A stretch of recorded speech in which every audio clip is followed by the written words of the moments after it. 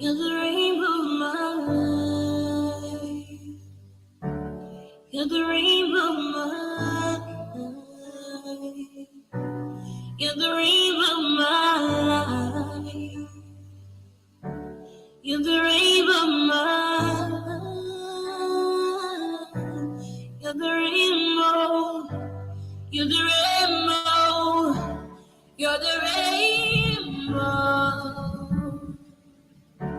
Like a rainbow after the rain, you appeared on the stormy horizons of my life, with a paintbrush to inflame my days with color. And now, like a movie series, every dawn comes with a lyric to announce a new season of love.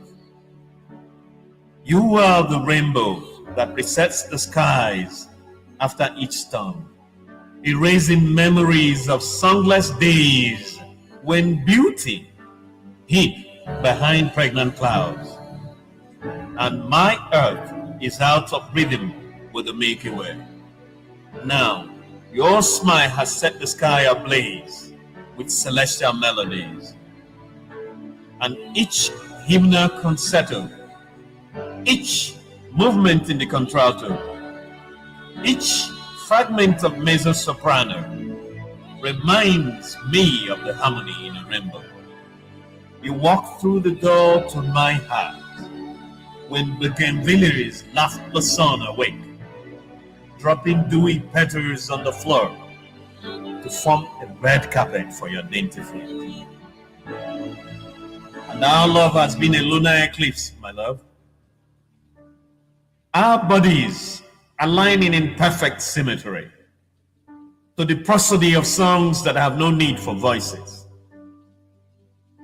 I am the moon in this silhouette of dreams, and you are the earth whose shadow must gather and fold me in her arms. Like radiant painters aflame in the palms of a goddess. Beloved, this love is celestial, and your penumbrous softness is my only chance to breathe. But when the earth locks lips with the moon, and the sun blushes in envy, our bodies tremble with the guilt of knowing.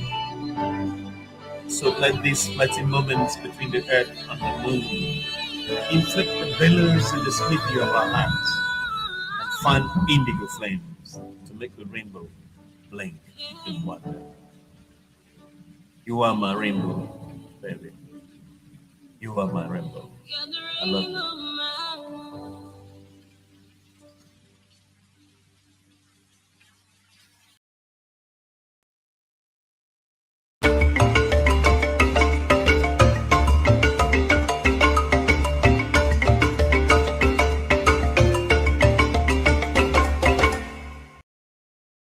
p.m. in Accra, Ghana, 6:30 p.m. in Lagos, Nigeria, 12:30 p.m. in New York City. Wherever in the world you're joining us, welcome to another episode of 90 Minutes Africa. My name is Rudolph Okonkwo. My co-host, Chido Onoma, is on assignment. Our guest today is Mr. James Eze. He started his career in journalism at This Day newspapers, and then later on moved on to the Sun newspapers in Lagos. He is the author of the 2020 poetry collection called Dispossessed, which won the Anna Poetry Prize and was longlisted for the Nigerian Prize for Literature in 2022. As the head of external communications at Fidelity Bank, James Eze coordinated the Fidelity Bank International Creative Writing Workshop Series, which Chimamanda Ngozi Adichie taught. For 8 years, James Eze served as the chief press secretary and speechwriter to the former governor of Anambra State, Chief Willie Obiano. He joins us to discuss Anambra State politics and life and answer questions like, is Governor Charles Soludo losing control of P2B and Willie Obiano's legacies? James, welcome to the show. Thank you, Rudolph. I'm delighted to be a part of this great movement, a part of this heritage, which you and Chido have, placed before us and the entire world. So I'm happy to be part of it today. Thanks for inviting me. Thank you so much. It's wonderful to have you. I didn't know a lot about you until a few hours ago. I didn't know your poetry. I mean, I'm amazed at what that video that we. Thank you. That's Thank you. thing. I like that. So Thank you. we're going to cover a lot of things on this program, this conversation today, but I want to start with the stories in the news. The first one was 2 days ago, Senator Ifeanyi Uba was buried in Nnewi. How was that burial in Anambra State? There were some people threatening that it would not happen. So there was tension around the state. So can you tell us a little bit about what happened? I think essentially Ifeanyi Uba led a momentous life, and he went out in a blaze. Even his burial was not without momentum, was not without controversy, was not without event. I mean, the entire Nigeria knew that a great personage had moved on to the celestial spheres and was laid to rest in Nnewi at the weekend. But I would like to recall that prior to the Ifeanyi Uba's burial, there were threats by, some groups, to disrupt the burial ceremonies. And it created a lot of panic, a lot of apprehension, and amongst the people, especially people who would have ordinarily turned out to bid Ifeanyi Uba farewell, because we are living in a situation where it's like walking on broken bottles. You are so careful about the way you step. So sometimes when you have threats, people get apprehensive, and not everyone who did not make private arrangements, security arrangement, was able to attend Ifeanyi Uba's burial. But on the whole, it turned out to be a very peaceful ceremony. I must recall that the incident, the shootout between the police and some members of the vigilante that had taken place a day to the burial, created a lot of apprehension and worsened, the feeling of concern by, well-meaning Ndi Anambra that would have honored Ifeanyi Uba on his final day on earth. But regardless, Ifeanyi was not given to half measures, even as in life, as he was even in death. So Ifeanyi's passing really such a bitter pill to swallow amongst all of us. I wept silently in my private moment when I learned that Ifeanyi Uba had passed, because no matter what anybody thinks, Ifeanyi Uba blazed a massive trail. It touched so many people. It touched me.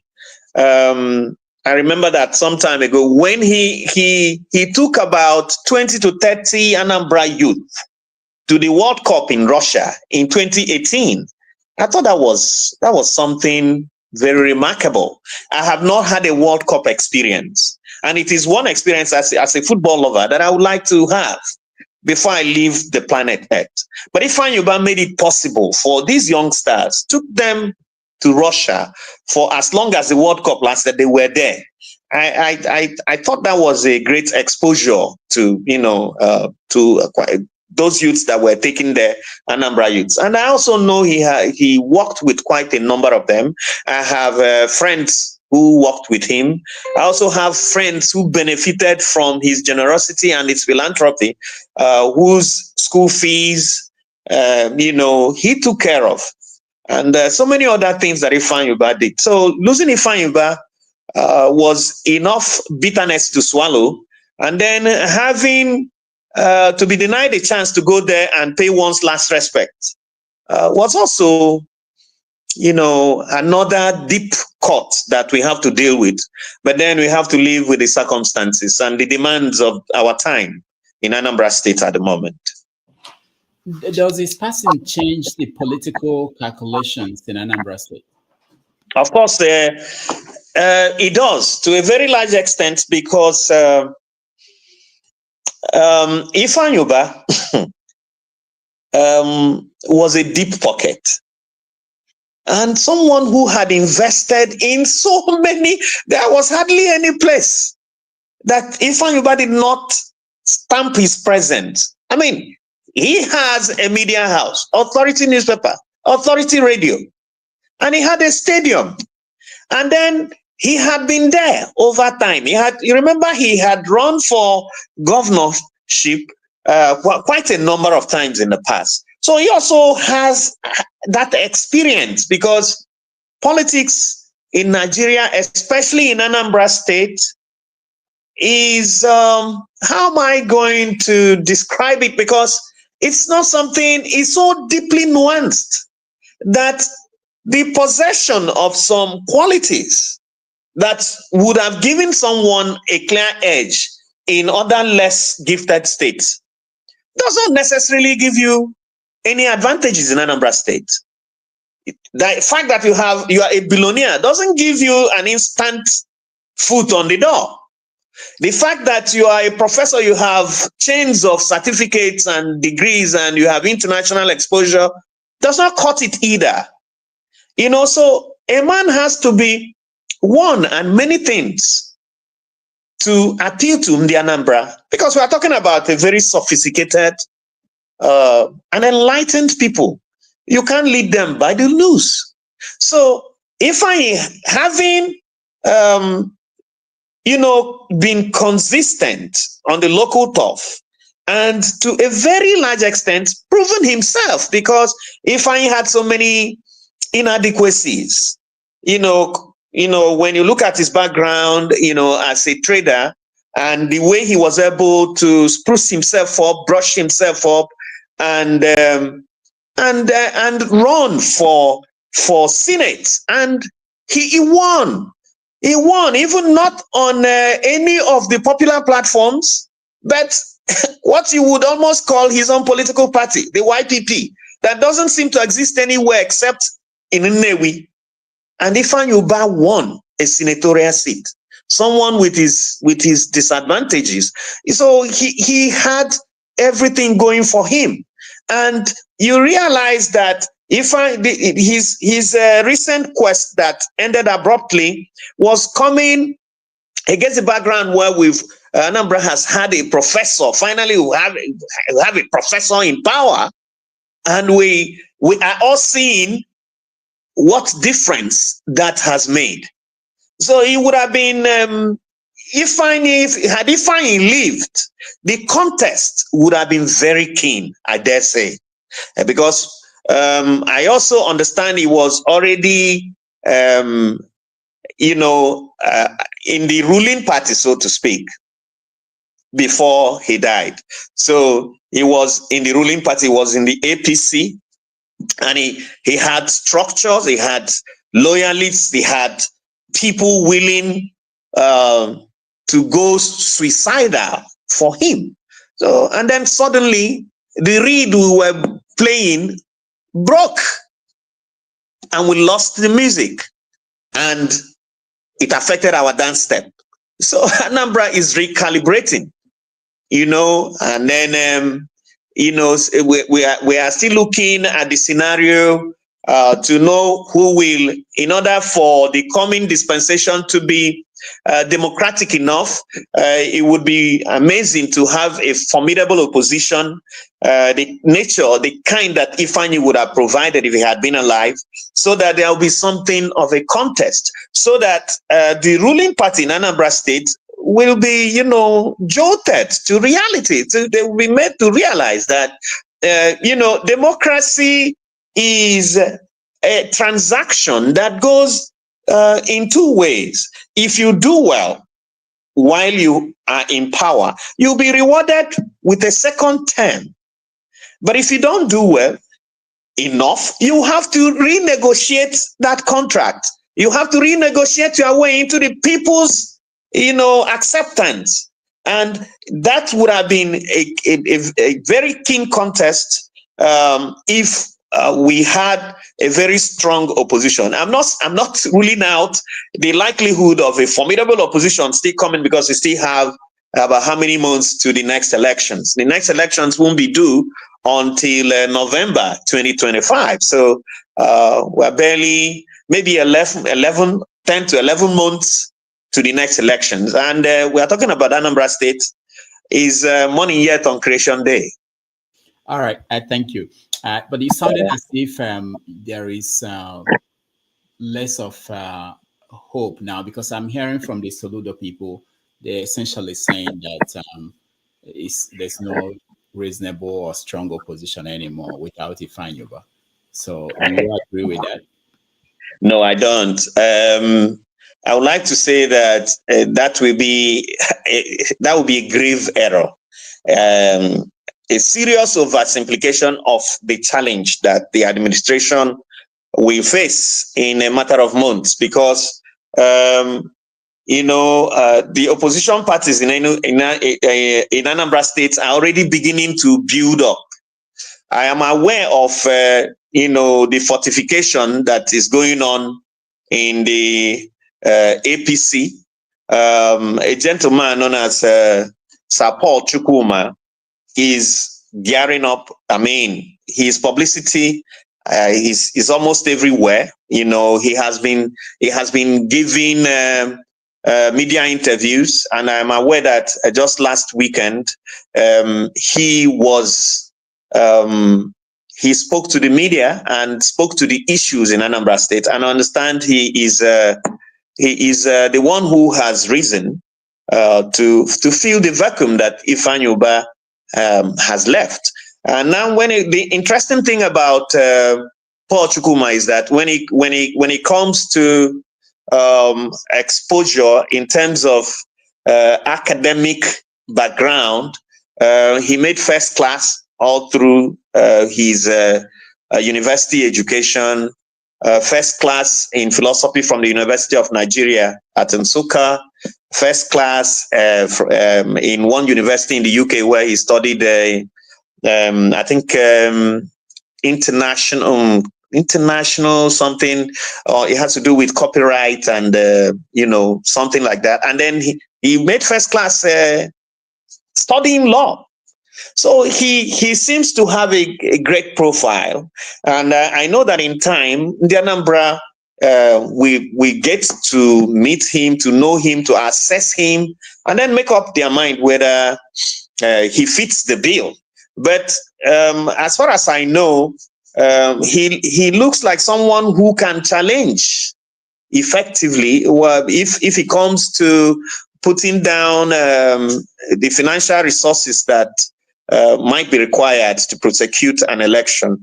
I understand he has a big war chest too. So, but then I know that there might be other things that a candidate, there are certainly other things that a candidate in Anambra State requires to garner the popular appeal that he needs to win an election. But the only thing, I think that the veneer of hope that lingers is what I consider to be a somewhat unconvincing performance of the party in power so far. We'll get into that in details about what's going on. But first, let me ask you about the news. How did you receive, or people in Anambra State receive the news that Simon Ekpa was arrested in Finland? How did you receive it, and what was the reaction of people there? I think people heaved a long sigh of relief. I personally felt a little bit relieved, because he had looked like an incubus hovering over us for so long. Make no mistakes about it. Let's not conflate issues at all. Simon Ekpa is not Nnamdi Kanu. Okay? Nnamdi Kanu is popular amongst almost the entire spectrum in Igbo land, apart from a few elite who feel that his strategy, his approach to the quest could have been better handled, because there are rough edges to Nnamdi's quest for self-determination, which is, guaranteed by the United Nations Charter on people and human rights. So there are people who feel he should have handled it better. But there are people who believe that if we could look away from the rough edges of Nnamdi Kanu's strategy, that he is actually pointing at a direction that should interest anybody from the southeast of Nigeria. Because if you look at what's happening in our federation at the moment, I'll give you an instance. Ruben Abati, my friend and TV host, made one unacceptable comment about Igbo not selling land to strangers and stuff. And then out of that comment, many rejoinders had come. Like some people had observed that maybe there was nothing attractive enough in Igbo land to bring strangers to come even asking for the land in question, because the federal government had not looked in our direction in any positive way, because we don't have investments in Igbo land that would attract the kind of population that you see in Lagos, that leads to the quest for land, the desire to buy and develop and build, and Lagos has benefited from that advantage so much. We don't have such advantages in the southeast. And then Nnamdi Kanu, in his own way, apart from saying, oh, we want an outright republic of our own, some of us see it as, okay, he is actually drawing attention to some of these obvious inadequacies, this lack in our society, the need for the federal government to, maybe take a second look at the way we have been treated. Until recently, it was difficult to travel from Awka to Enugu, and from Awka to Onitsha. The road is just deplorable. But for the intervention of MTN that struck a partnership with the federal government, I'm sure if MTN had not moved in, it would have been almost impossible to travel between two cities that are in a location that used to be one state only some years ago.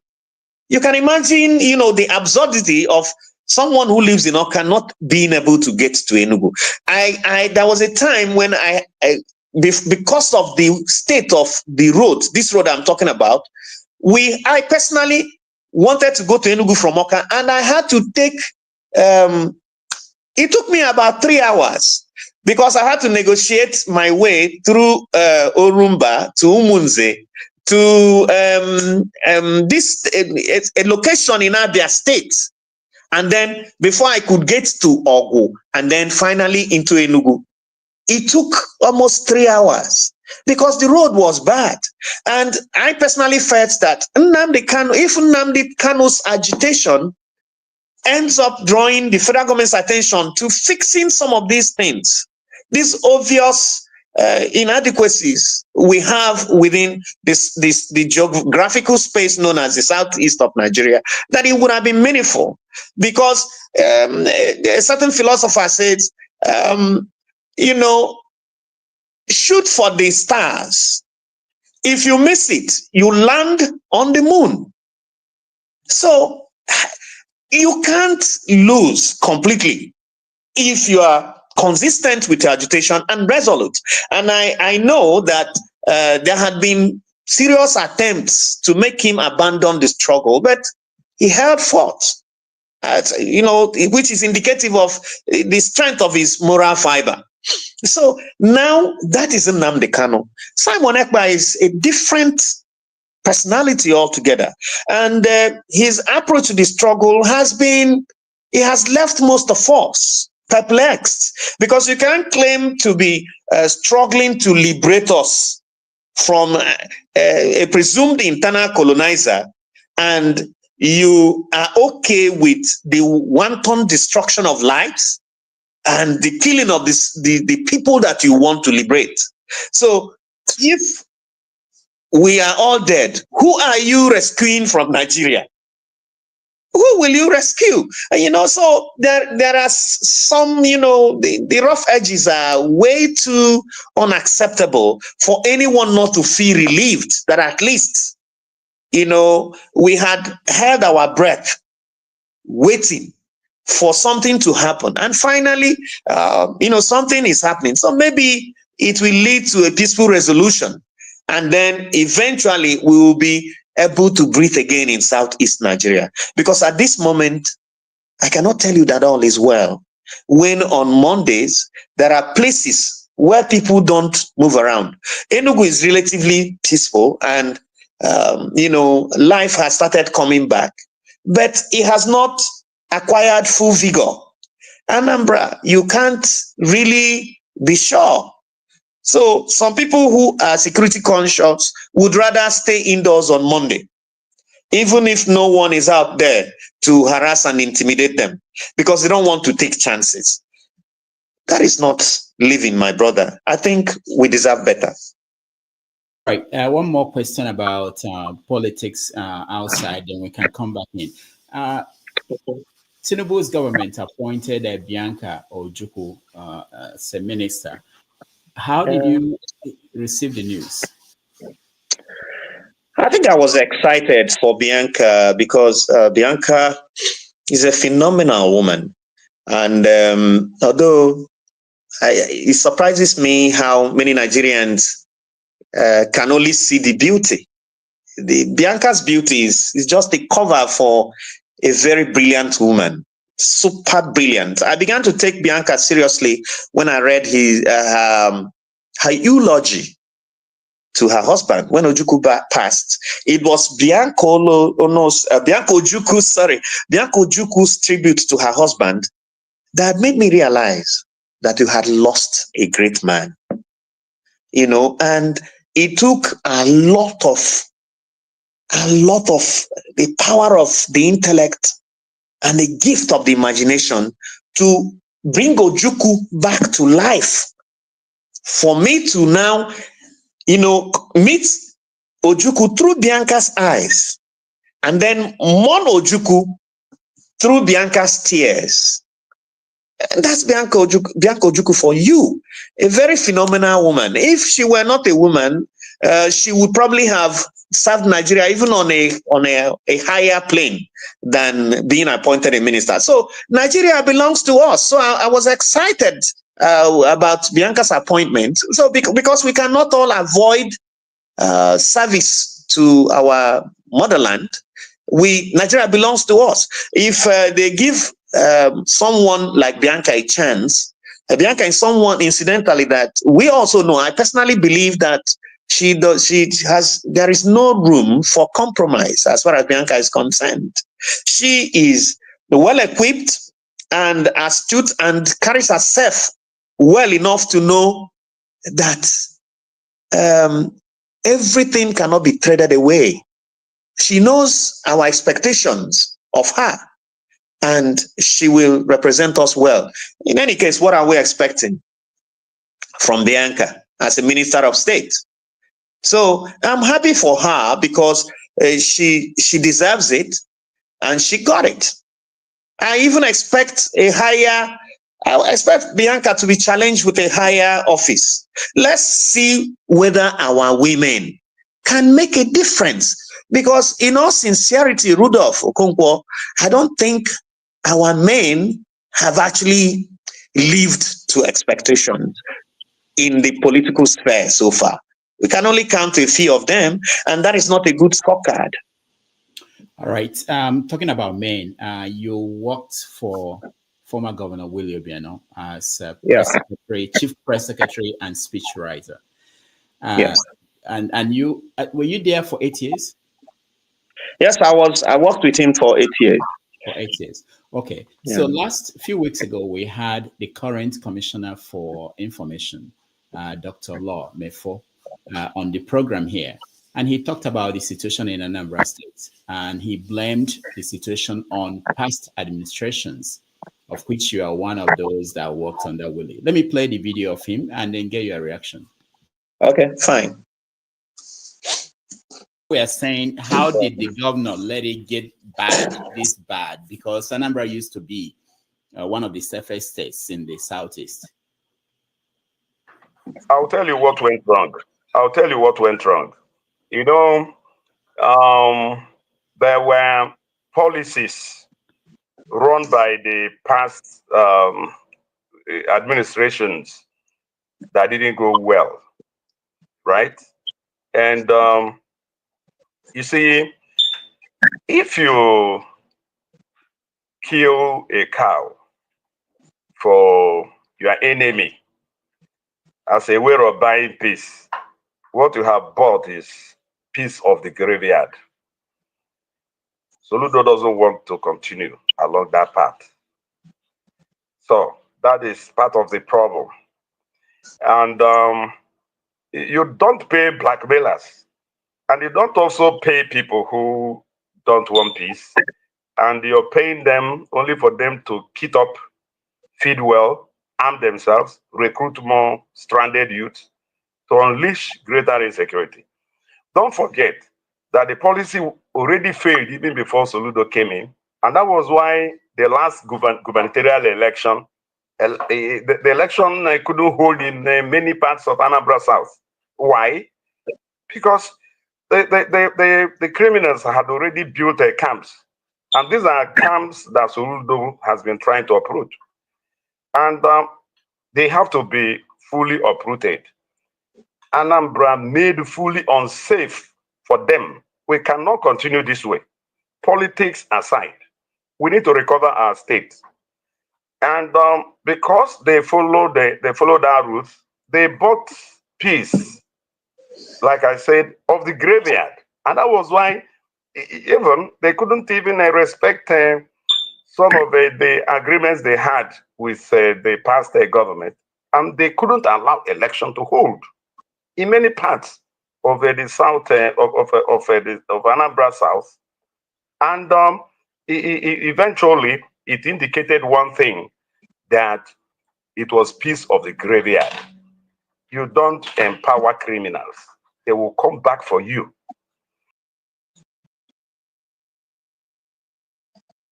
So did Willie Obiano empower criminals?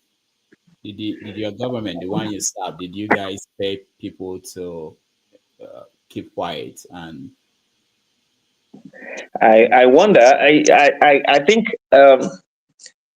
Rudy, you probably should have asked him to name the criminals that were empowered, because my understanding of a criminal is that he's an outlaw. He lives on his own terms and by his own rules. It's a criminal is an enemy of the state and not a friend of the state. So now the idea of empowering criminals is perplexing and to me. And for a commissioner for information to open his mouth and instead of trying to explain the difficulties, the challenges that they are obviously having, begins to pass buck and begin to blame the previous administrations, not even one, but Obiano and P2B, where he indicted both of them and said, I would like to take him on this, maybe on a live debate someday, because I have the record of Obiano's achievements as governor of Anambra State in the area of security. I'm not out to defend Obiano because it doesn't make any difference anymore. He has served Anambra, and there are aspects where he excelled and some places where he naturally would have done better. But unfortunately, or rather fortunately, security is one of the areas that one of the aspects of Obiano's administration that he came out sparkling from. you know, because I was there. Obiano happened to be the first governor in Nigeria to convene an international summit on security, and flew an Israeli security expert known as Moshe Koinen to Oka in Anambra State. It was Moshe Koinen that drafted what turned out to be Obiano's security architecture. And in less than a month of Obiano being in office, Anambra experienced a crime-free Easter for the first time. I was there. And what did Obiano do to guarantee that? He set up security tents. We don't have security tents anywhere today in Anambra State. And you need to ask yourself why. Why you have to change a winning formula. There were security tents in all the flash points. Anyone in Anambra, including people in, in the underworld, they know areas where there are flash points. These areas, there are strategic locations across the state. What Obiano did was to set up security tents there and put policemen, fully armed policemen there for 24 hours. They were on 24 hours there, and set up a command and control center that made it possible for, the police structures across the state to reach each other. No particular segment of that security structure was cut off from the mains. So it worked like magic. Need I talk about the occasional helicopter patrol? I flew a number of such missions. I have an area, if I were the black guy from the UK, who painted New York City after flying over New York in a matter of hours. I've forgotten his name, but I know you remember him. If I had his kind of gift of the imagination, I could give you a printout of Anambra State from the skies. From those patrols that the police did, especially when it was close to Christmas like now, what Obiano would have done if he were still in power, he would have launched area surveillance. Police helicopters will be flying all over Anambra, combing all the forests, all the bushes, all the outliers where outlaws would naturally hide to unleash havoc on the population. So, unfortunately, MEFOR should tell us why that is no longer the case. Because I understand that I don't want to go too far, but this was something they had. I also remember, Rudolph, you remember, there was a time Obiano came to Boston, Massachusetts.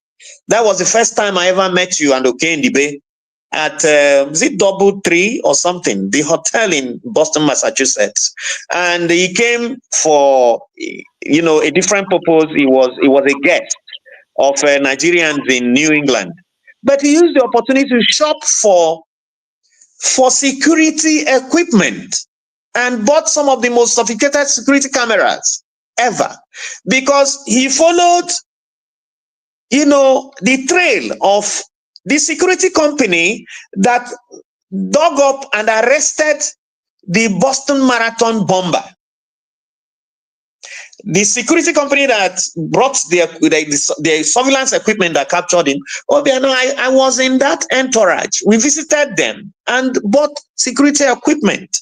And they were shipped to Anambra State and formally presented to the Nigerian police and mounted in some strategic locations. That is how you show seriousness about combating security. It's not about sitting in one place and saying you are not buying over criminals. And the idea of coming to the open, a commissioner of information coming to the open to say that, a former administration of your state was busy buying, criminals over.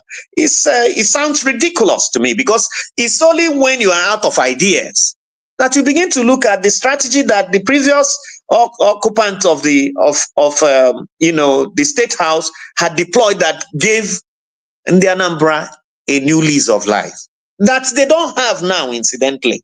So I am also aware that Obiano did not just stop at buying security cameras. He also brought the 5 southeastern states, the governors, to a regional conference, 5 southeastern states and Delta, because of boundary criminals. Because, you know, the contiguous nature of the 5 southeastern states and the Delta, a criminal can easily strike in Onitsha and escape into Owerri. So he did that, and it also worked. These are verifiable facts. So at least you could see consistent efforts to make it a difference. And then in the Obiano days, every Christmas, there was a specific security operation by the police. I remember Operation Udoka.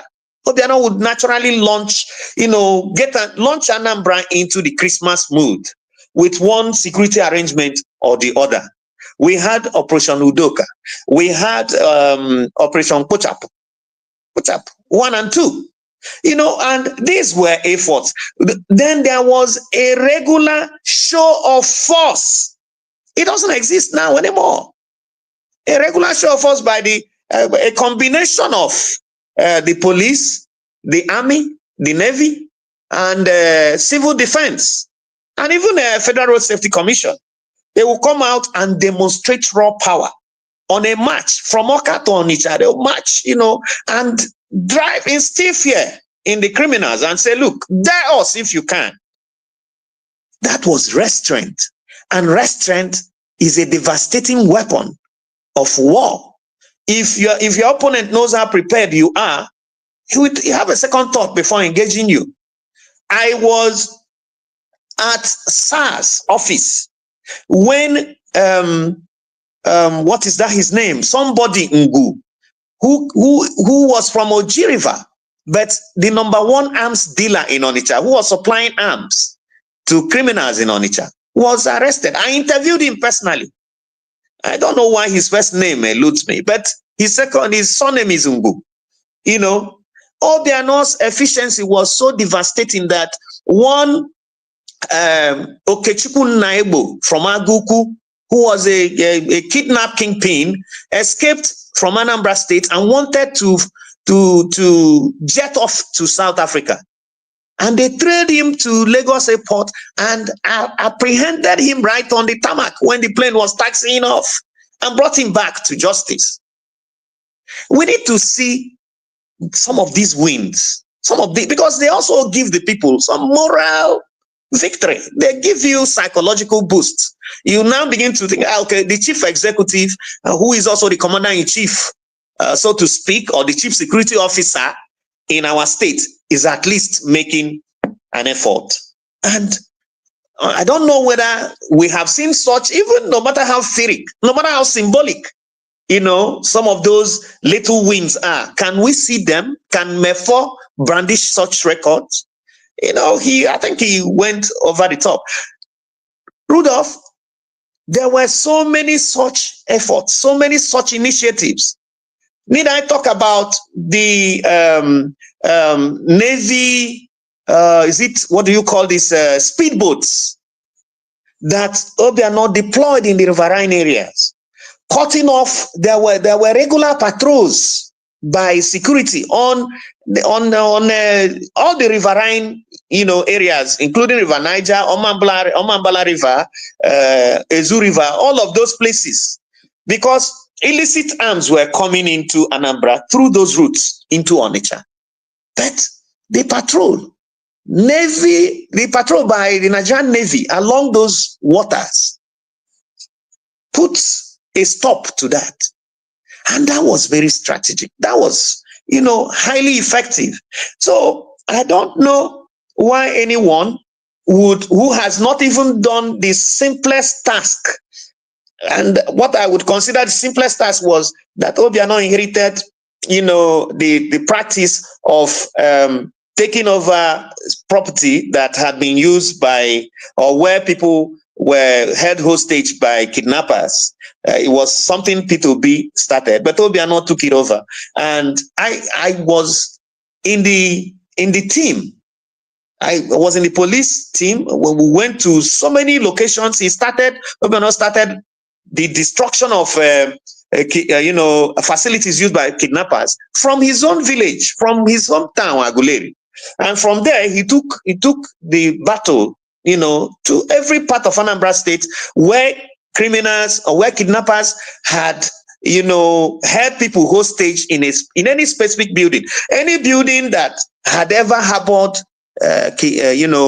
victims of kidnapping was pulled down, because that also needed to let people know that criminals were not ghosts. They were people who lived among the populace, and many residents knew who these guys are. So if you are a landlord and you allow your house to be used for such purposes, you risked getting it destroyed by the authorities. Now that practice has stopped. So what are we really talking about? Is it that someone does not want to accept responsibility and is just looking behind his back to say, if this person had not wrong-footed me, I would have been doing better? I mean, that's begging the issue. So does it mean that your former principal, Obiano, is not talking to Soludo, that they don't communicate, and they are in the same party? Are they not? Yeah, they are supposedly in the same party, but I am not very familiar with what is going on between them. They are my bosses. I have also met Soludo in the past, and he's a man I hold in high esteem. I campaigned for him. I wrote some of my finest essays on Soludo and the reason the Anambra should vote for Soludo. So I still hold him in high esteem, because I wouldn't say Soludo has failed, because he still has some years left. People who were there, who witnessed P2B's time in office, recall that he didn't hit the ground running. So some people might have delayed a reaction to a challenge. And I think I would like to believe that that's probably what is happening now. I understand he's doing well in the aspect of road construction, and people point at so many areas where he has excelled, especially in the south. Roads, the most iconic being the Ekulobia flyover, and the one that is currently constructing to link Amobia to Newi, dualizing that road. That's a very important road, and I pray he completes it. I think on the whole, I would advise that we take it easy with Professor Soludo. I know he will, and I pray that he will justify our collective confidence in him and restore hope in academics who aspire to provide political leadership to their people, because there's so much at stake. Rudolph, you and I, who are known as Ndi Ogonogo Ibo, we belong to that constituency. So if he doesn't, do well, it will affect us. So we should all pray and hope that he begins to really live up to the promises he made. And I think where the issue lies is the promise of Dubai, Taiwan, which may have been metaphorical, but you don't speak in metaphors to, because metaphor is poetry, and poetry is not an everyday language. So you don't expect everyday people to understand poetry. So I think that's probably where the problem came, because I think most people, he had planted a mental picture in their head. Okay, if you give me 2 years, 3 years, we'll probably begin to see high-rise buildings all over Anambra, and things that will remind us of Dubai. I don't know if that is the case, but I'm just hazarding a guess. Did you follow his reaction to that? What you are just talking about, he reacted to that, the expectations of people, and why people didn't get it. Did you follow his reaction? I followed his reaction, and I think he didn't handle it well, because he would have, if he had asked me, perhaps I would have suggested a little more diplomatic approach, because Ojukwu Okonkwo, you know that there is a language that leadership deploys. Leadership does not speak like you and I. Leadership does not show emotion or contempt or immediate disapproval. There's a video of the French president, I think his visit, was it to Canada or where people were hurling insults at him. And he stood there firmly unruffled, because the leader is the best amongst us, the very best. So he should not show emotion. He should not show impatience. And that's probably what I would have expected a Professor Soludo to do in a circumstance where he felt heckled by people who built castles in the air based on his promise, not impatience and outright, disapproval. You have to rise above the crest. The language of leadership.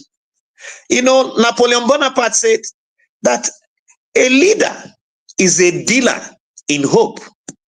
When a leader speaks, people should find a reason to look forward to another day, not go to bed disheveled and dissatisfied. Get to the issue of Labour Party in Anambra State. Are they still there? Yeah, I think Labour Party is there. I think Labour Party is mutating, and I think Labour Party is trying to answer the question of whether Labour Party is the obedient movement or a party that rode on the crest of the popularity of the obedient movement, and as soon as the election ended, has started looking for the woods for its trees, so to speak. If you are a chief with no Indians, there is a problem there. If you run a popular campaign and like a whirlwind is swept everywhere, and there are no strong beams supporting the building, then you have to come back and set up those pillars, because Nigerian politics is not sustained by emotions, and Nigerians are fickle. Just one little thing and they switch loyalties. So there has to be a support base. Like we had spoken about Ifeanyi Ubah earlier, and what he was able to do, and how he had been consistent, and how he had set up a structure that kept his ambition going. I expect Labour Party to, follow the same trajectory. Now we have enough notice, enough time to 2027. You don't need to leave the people in doubt at the moment.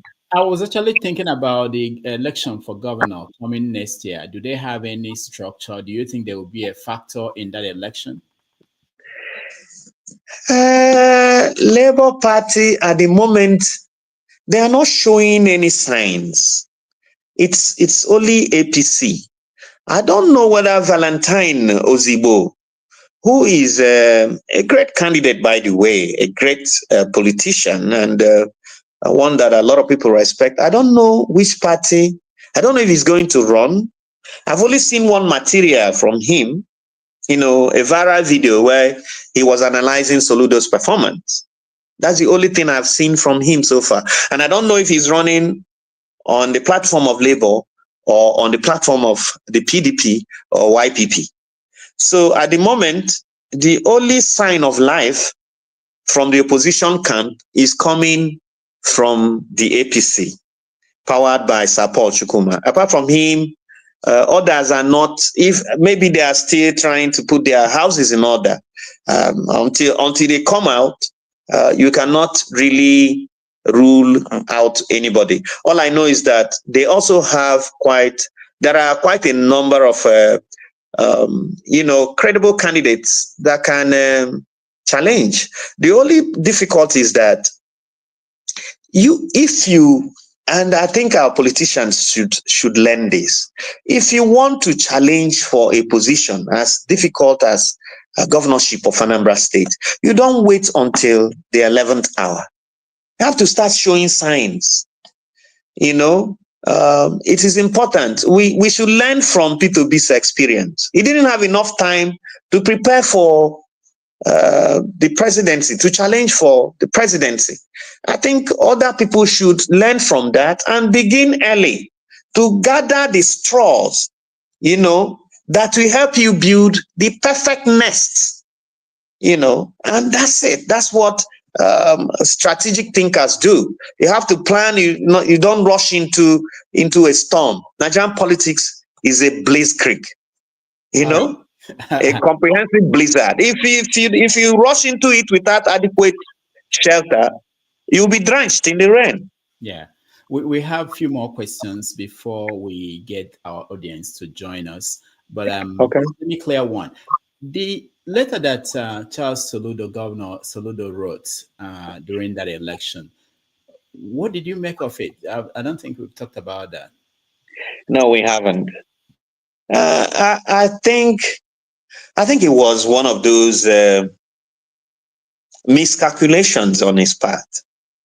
Whatever informed his decision to come out with such an insidious letter at that time, whoever advised him did not advise him well.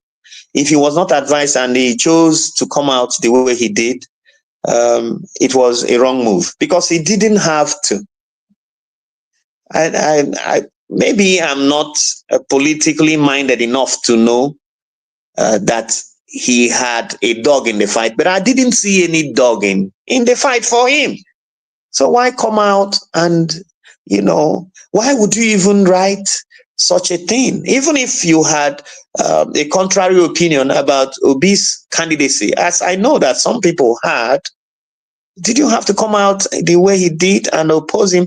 And, the tragedy is that we're all familiar with Soludo's letters. Soludo's letters are devastating, and I'm sure Goodluck Jonathan can testify to it, because he wrote a 2-part letter when Goodluck was president, and before everybody knew or anybody knew what was going on, the carpet had been swept from under Goodluck Jonathan's feet.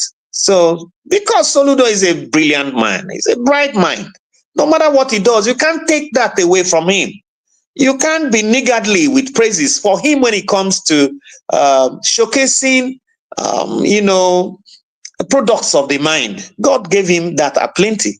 But the only thing is, the wisdom of deploying it, there might be a need to take a second look at it, because writing that letter, at the time he released the letter, I'm not sure he weighed the consequences, because at that moment in time, anybody, any politician, any leader that stood in the way of P2B in Igbo land was practically committing suicide. It was social suicide at its best.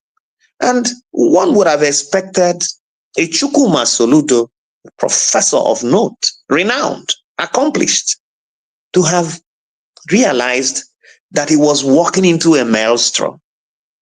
And that's what happened. And I think his rating began to decline afterwards. The public affection for him began to decline. People began to be more critical in their appraisal of his performance. Because, Obi's classic response, I'm a trader. What do I know? You are the professor. Shebi, you don't enter. Okay, show us how professors do this thing. That's it. And that was a clever way of setting him up. He drew people's attention to Soludo's performance. Okay, now let's be watching Mr. Professor, prove himself a far superior administrator than the trader. And that's where we are, Ojukwu. Thank you so much. One last thing about your time with the government. During the Okay. last, I believe it's the last days of that administration, the wife of the Yeah. governor, Ebele Chukwu Obiano, the wife of Obiano, had Yeah. this altercation with Bianca Ojukwu. Were you there Yeah. when it happened? No, I was not, because we had left the administration a day or two earlier, and I didn't see, there was no need for me to go there, and so I wasn't there. I just watched it, like everybody else, you know, and it was unfortunate, but that is behind us now. Were you surprised by any of the people Yes, that participated? yes, I was surprised because I didn't think I didn't think there was any need for that. I mean, um, maybe I should just say I was heartbroken because I had looked forward to my former boss exiting in a blaze of glory. Whatever his inadequacies, whatever his accomplishments were, whatever people's expectations were, his tenure had ended. 2 terms in office. It takes the special grace of God Almighty for any singular individual to rise in a state as loaded and incredibly gifted as Anambra to lead in the Anambra for 8 years. That in itself is an achievement. And this man had led Anambra for 8 years and left monuments. He left some visible signs, things by which the society would remember him. I don't want to go into all of that because I should assume that people know. Because it wasn't until Obiano came to power that the landscape of Oka changed with the 3 flyovers that stand out as a very strong tribute to the genus of Ndi Anambra, as it were. And then the Chinua Achebe Airport. Until Obiano, built an airport, there was really nothing worth putting Achebe's name on in Anambra State. Achebe is a renowned philosopher worldwide. I regard Chinua Achebe as my literary father. I adore him. I just on the 16th, I actually recited one of my tribute poems to Chinua Achebe. And almost every year I celebrate Achebe privately because if it wasn't for Chinua Achebe, I would not have discovered literature and I would not have been the man I am today. So, but until the airport was built, it was nothing in Anambra could actually, carry that name. Now, an airport, Obiano designed it to be an international airport. If it had become an international airport and, became a busy international airport, wouldn't it have been just the perfect ending for, any foreigner that touches foot on Anambra soil and he sees Chinua Achebe International Airport, he would know that he has stepped into the land of greatness. And that's the symbolism. Advanced societies look at our time on earth in terms of the symbolisms, the monuments, the icons, iconographies, things that remind people, the people that will come tomorrow, about our existence. Those are the things that people take away. And Obiano gifted Anambra something that if successive leaders were to improve upon, to work on, would become, a symbol that reminds people that this man who wrote a book at the age of 28 that has been adjudged, amongst the 50 greatest books ever written, actually came from this neck of the wood. And that's what it means. So for everything to end up the way it ended, and at the end of Obiano's tenure, what everybody was given to take away from the venue where power transited was a squabble between two women. People we expected much higher standards from. It didn't leave a good taste in the mouth, and it's still regretted today because most of us left feeling bad. We couldn't really, we weren't proud of what happened, so to speak. All right, 2 more questions and then we take a break. During your time in the government house, you had some events recognizing some old musicians from Anambra State, or from, I think, more than Anambra State. There were things about the art writers and artists, and is something like that still going on in Anambra State, or did it end with the administration of Obiano? I regret to say that it ended because Obiano's time in office witnessed some level of renaissance, and to the grace of God, I was.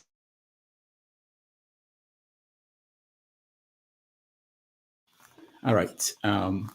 For our guest, part of the movement. Okay, go ahead. You were sorry. Myself and my good friend Odili Ujubong. Right. We lost our guest. I think the internet is a problem. We are going to take a break. When we come back, we will continue the conversation, and we are going to involve you guys watching. Thank you so much for staying with us. It's actually almost right for Casey to begin to really stand up to Flavor when it comes to representing Igbo culture. Flavor has appropriated the title rightly of Ijele to himself. Yeah. When Ijele comes out, every other masquerade pays into the background. Could that be the problem? Could that Ijele title be the problem? Yeah. Because I'm not quite sure there's any other masquerade that towers above the Ijele. None. I mean, you could have some other masquerades that look deadlier, that act deadlier.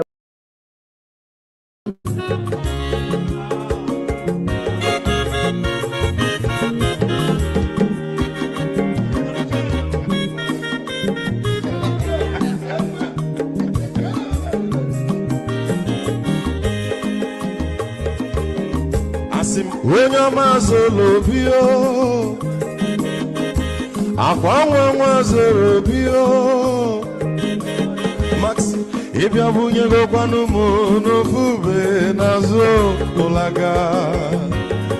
olaga ni piazugo, ulaga do ni piazugo, akwa wilo chiyo biko rapuzo, kona bazia. Onyo mazoro biko abamba wazoro dosari ibya unyane bana mo ulaga dori biazigo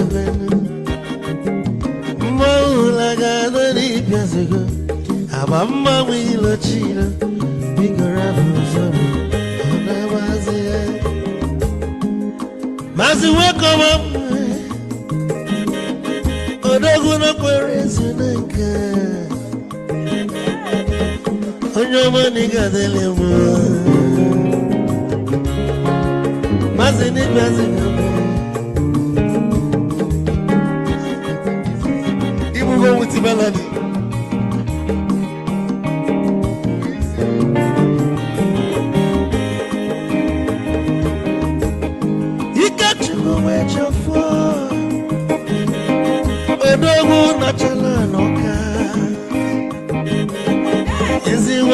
Nigga de lemo Olagado ni pesigo Olagado ni pesigo Amama wilo chilo Bigora muzo Anabaze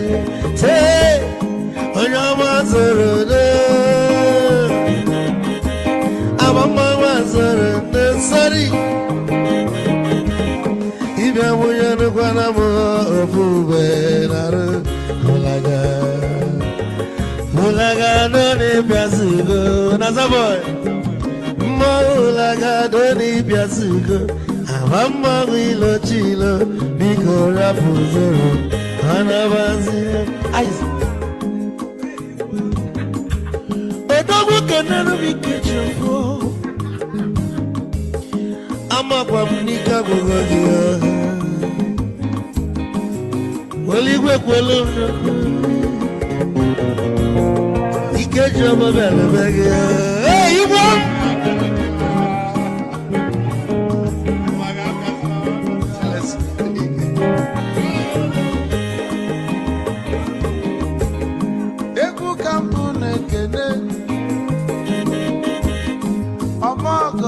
So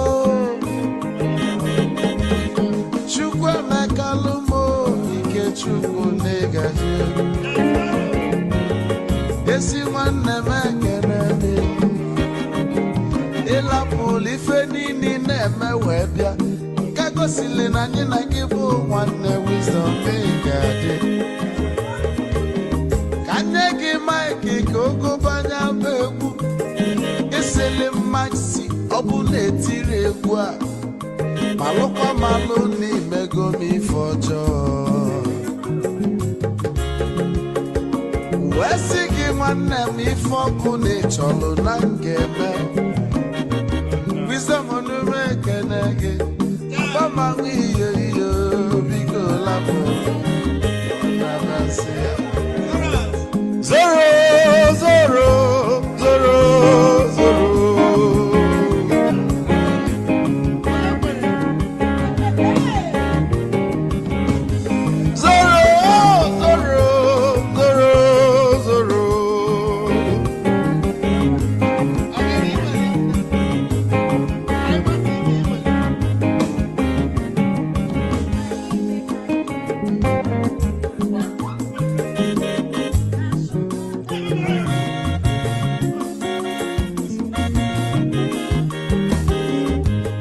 Deduru joy na bugwa Hausa Sokoto Ujembe mwilo Anu solo mwe manofia nara Onye nwuro zurike.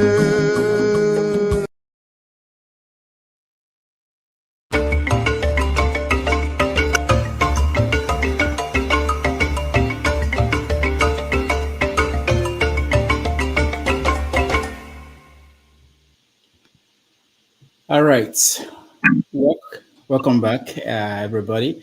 Thank you for joining us. We're having a conversation with Mr. James as a poet, former chief press secretary to the former governor of Anambra State, Mr. Obiano. So when you left off, you were talking about the state of, creative industry and the government support for that industry in the present administration. Go ahead. Yes, I was actually trying to say that there was a renaissance of sorts, an attempt to recreate the cultural space, a literary landscape, and a partnership between my friend and I, Tony Odili Ujubonwo, who is a novelist, led to the initiation of a project that eventually turned out to be a poetry festival in honor of Christopher Kibo, who died in the Biafran War, whose poetry has been widely adjudged as some of the finest modernist poems out of Africa in the tradition of T.S. Eliot and other modernist poets. So we began to, we hosted the first festival, which attracted some of the finest poets. Nduko Tiono came all the way from Canada. Chijoka Munade, Tade Padola, amazing poets, and we had a feast in Ojoto, right in the Okibo compound itself. So, and then my dear friend and mentor, Chief Willie Nwokoye, came up with a night of nostalgia, which attempted to honor all the artists and musicians, whose gift of creativity supported our people's survival, aided our survival and healing from the Biafran War. You know, artists of the late 60s and 70s, and there were many of them. So we called it a night of nostalgia.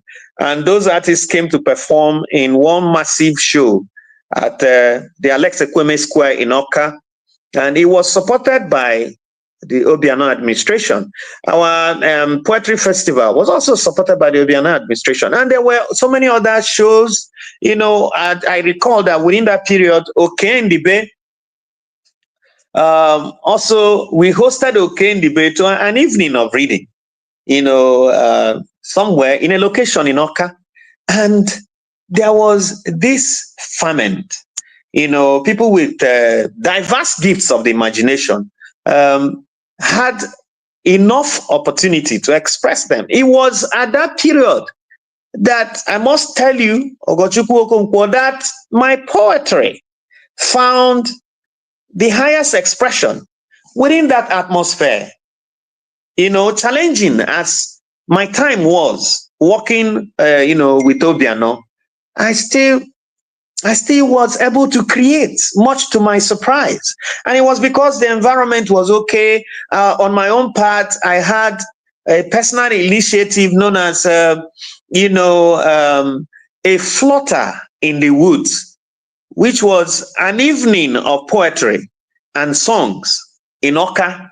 And almost every Valentine Eve, we would come together, and under the blaze of the setting sun, we would have a feast of poetry and songs. People, artists, singers, poets, young aspiring poets, everybody gathered. I did it for a number of years in Oka.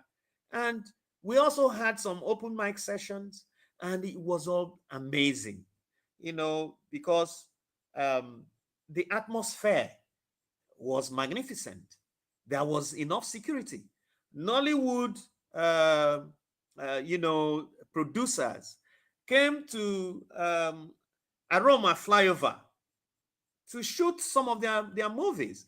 There was a specific night I was going home, and that was around 2 a.m. I was surprised to point and see, television crew with cameras and, cast.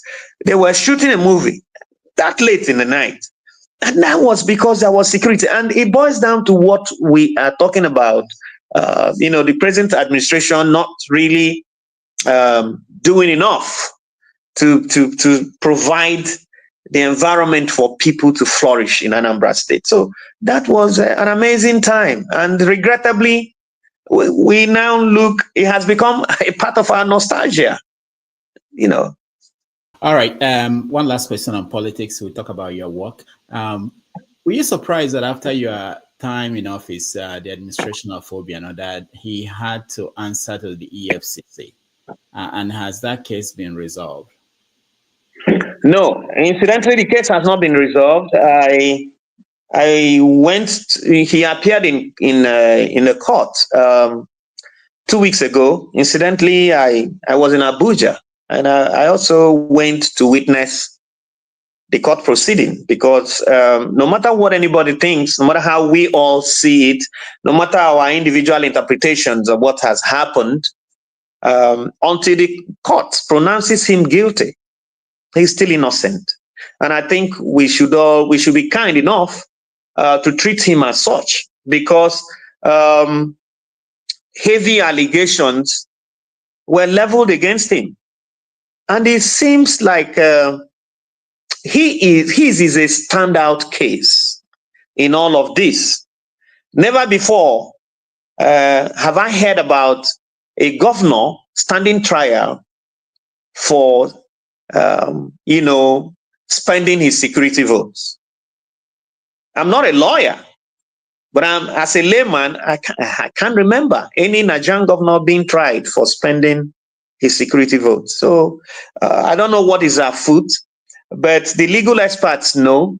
And incidentally, Obiano has a very strong legal team led by Onyechi Ekpa's son. SAN, so to speak, so SAN, and some other very competent lawyers in his team. They will be able to put up,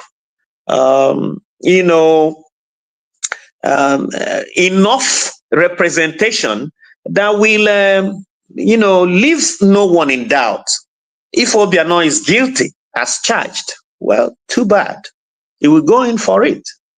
But if it is a trumped-up charge, or if it is an attempt to give a dog a bad name to hang it, then the court will determine as the court pleases. I don't know if you know this answer to this question. Do you know how much security votes he was getting every month? No. I never really looked at that. The only thing, we were all excited that Anambra was a better place and was highly rated when Obiano was in power.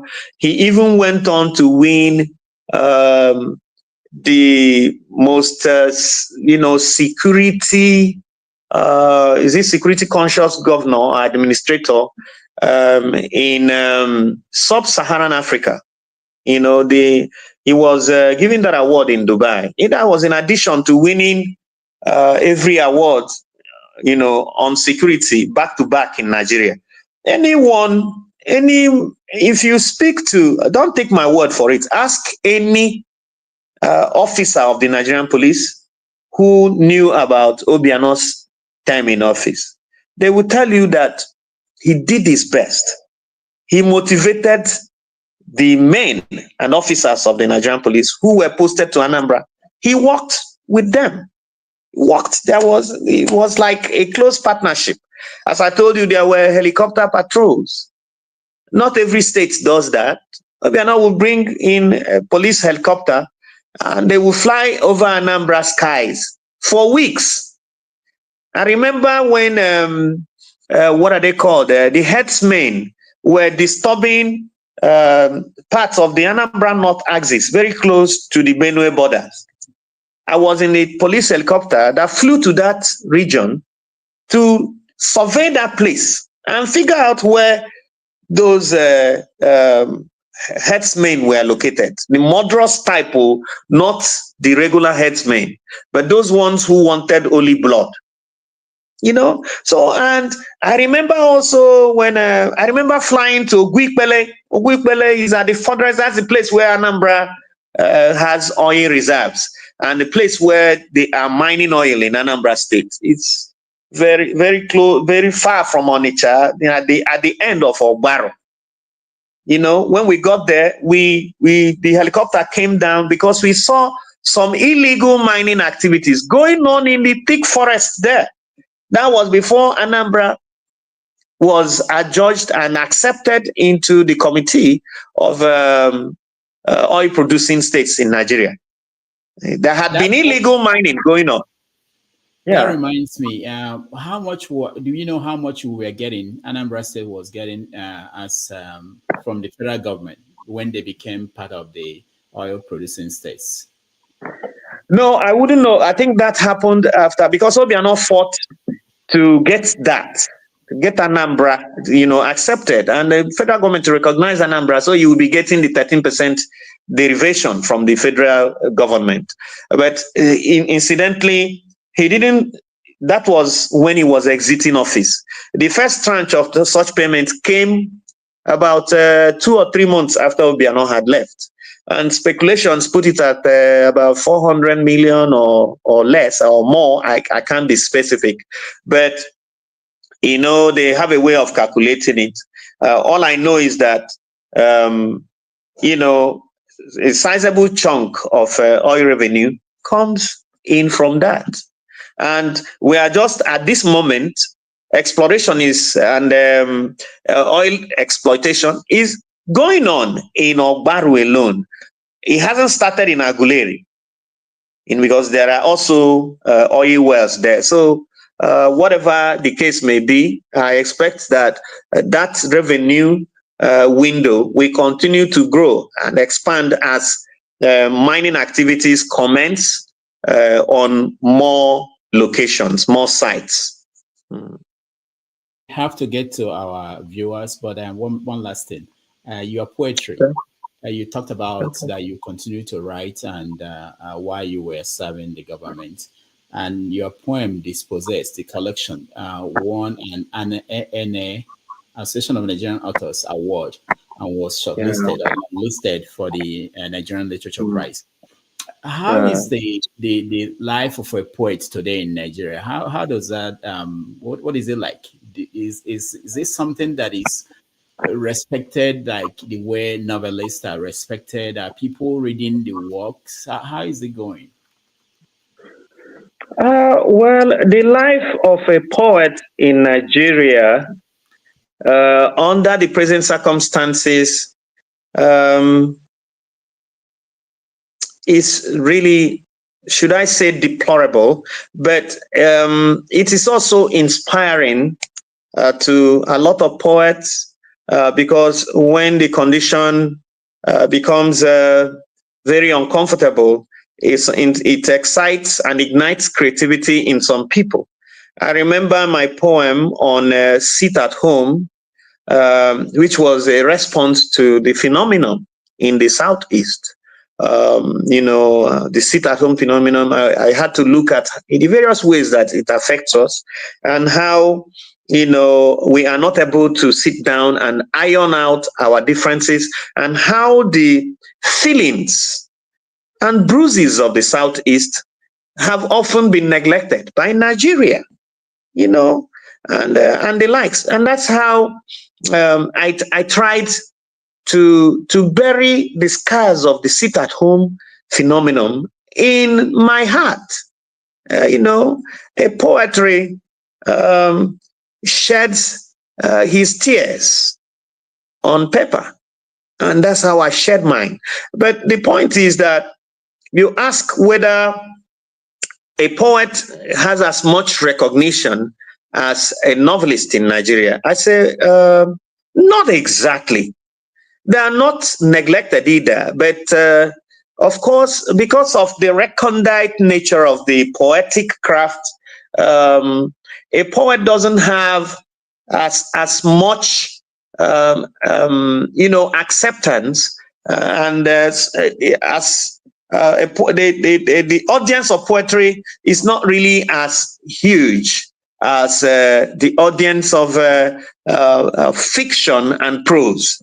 But we are not complaining.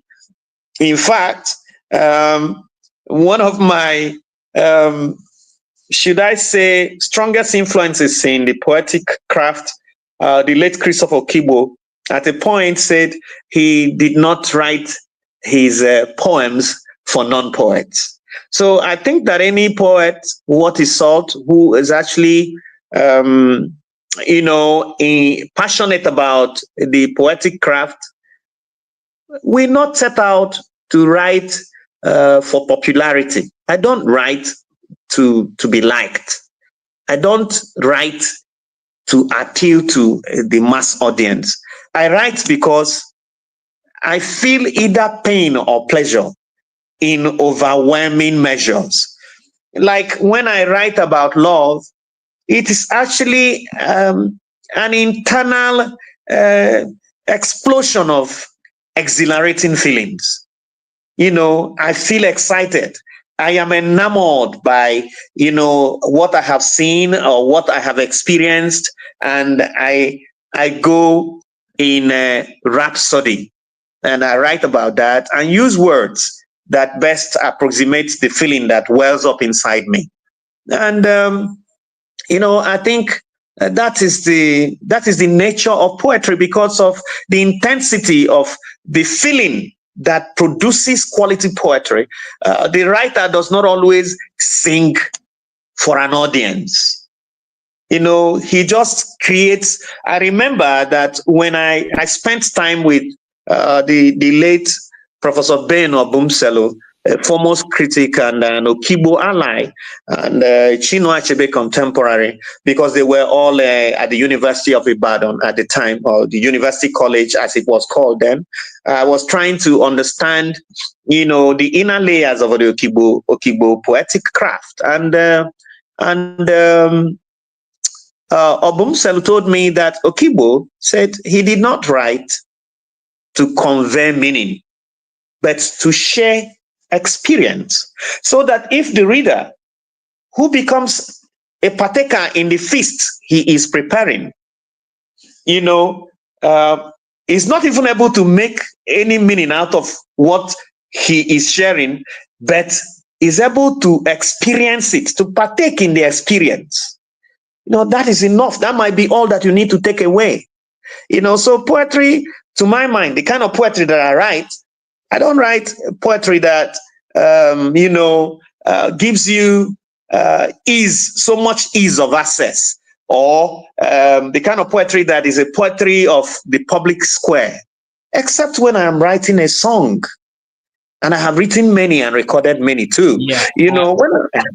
We are going to listen to one of those songs as we invite our audience to join us. So I will listen to that song. I will bring in the audience who will ask. Okay.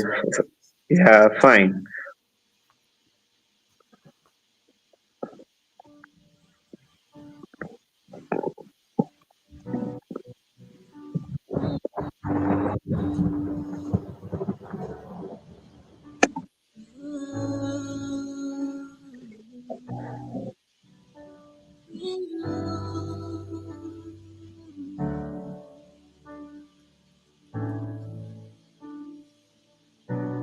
You're the rainbow of my life. You're the rainbow of my life.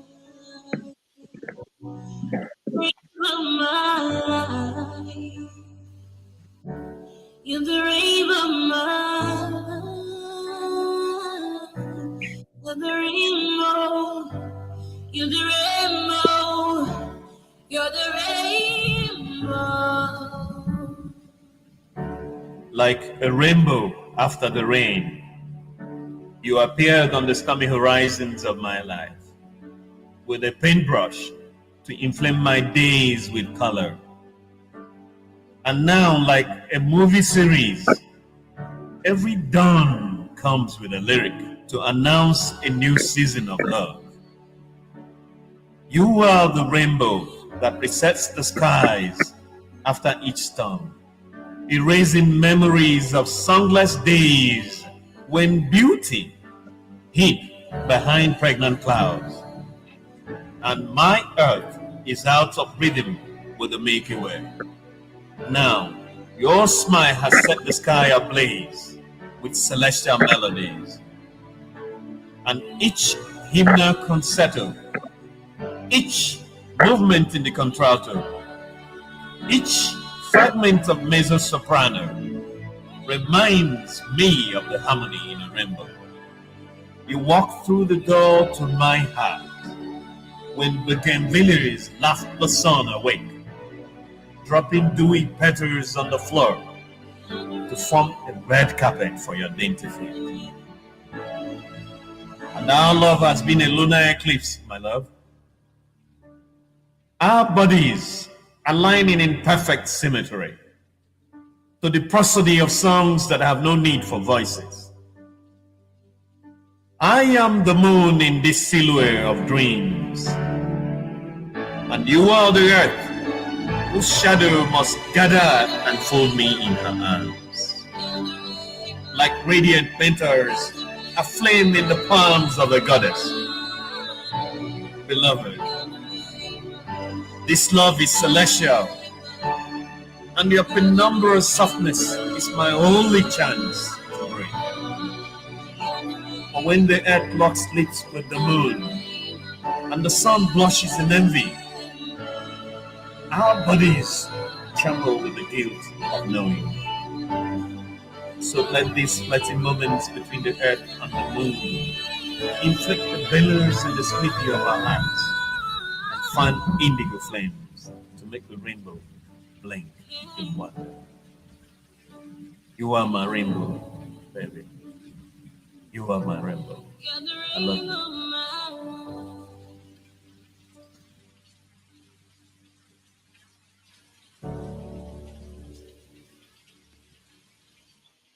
All right. That was beautiful. So we're having a conversation with James as a poet, writer, former chief press secretary to the former governor of Anambra State, Mr. Willie Obiano.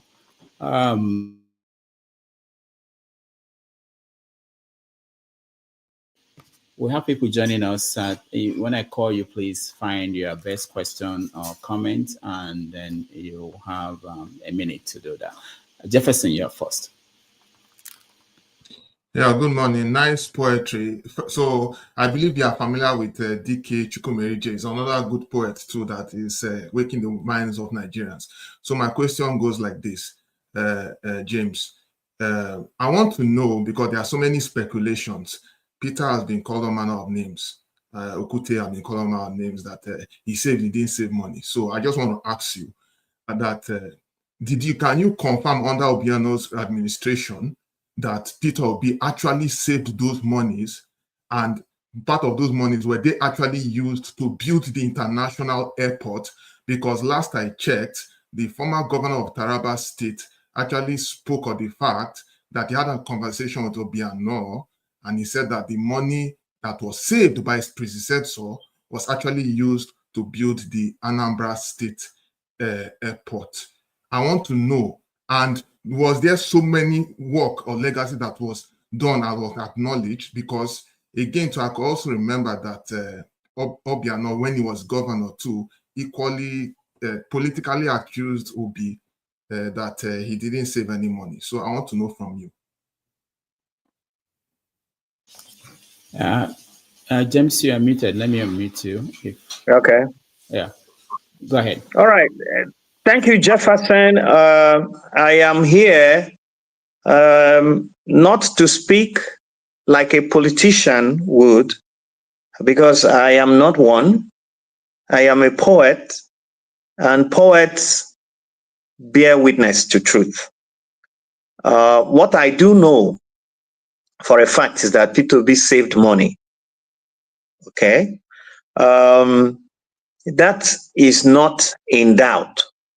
Now, as for whether that money was specifically spent on building the Anambra Airport, I can only say maybe a part of it, because I believe that the Anambra Airport, a lot of funds went into the construction of the airport.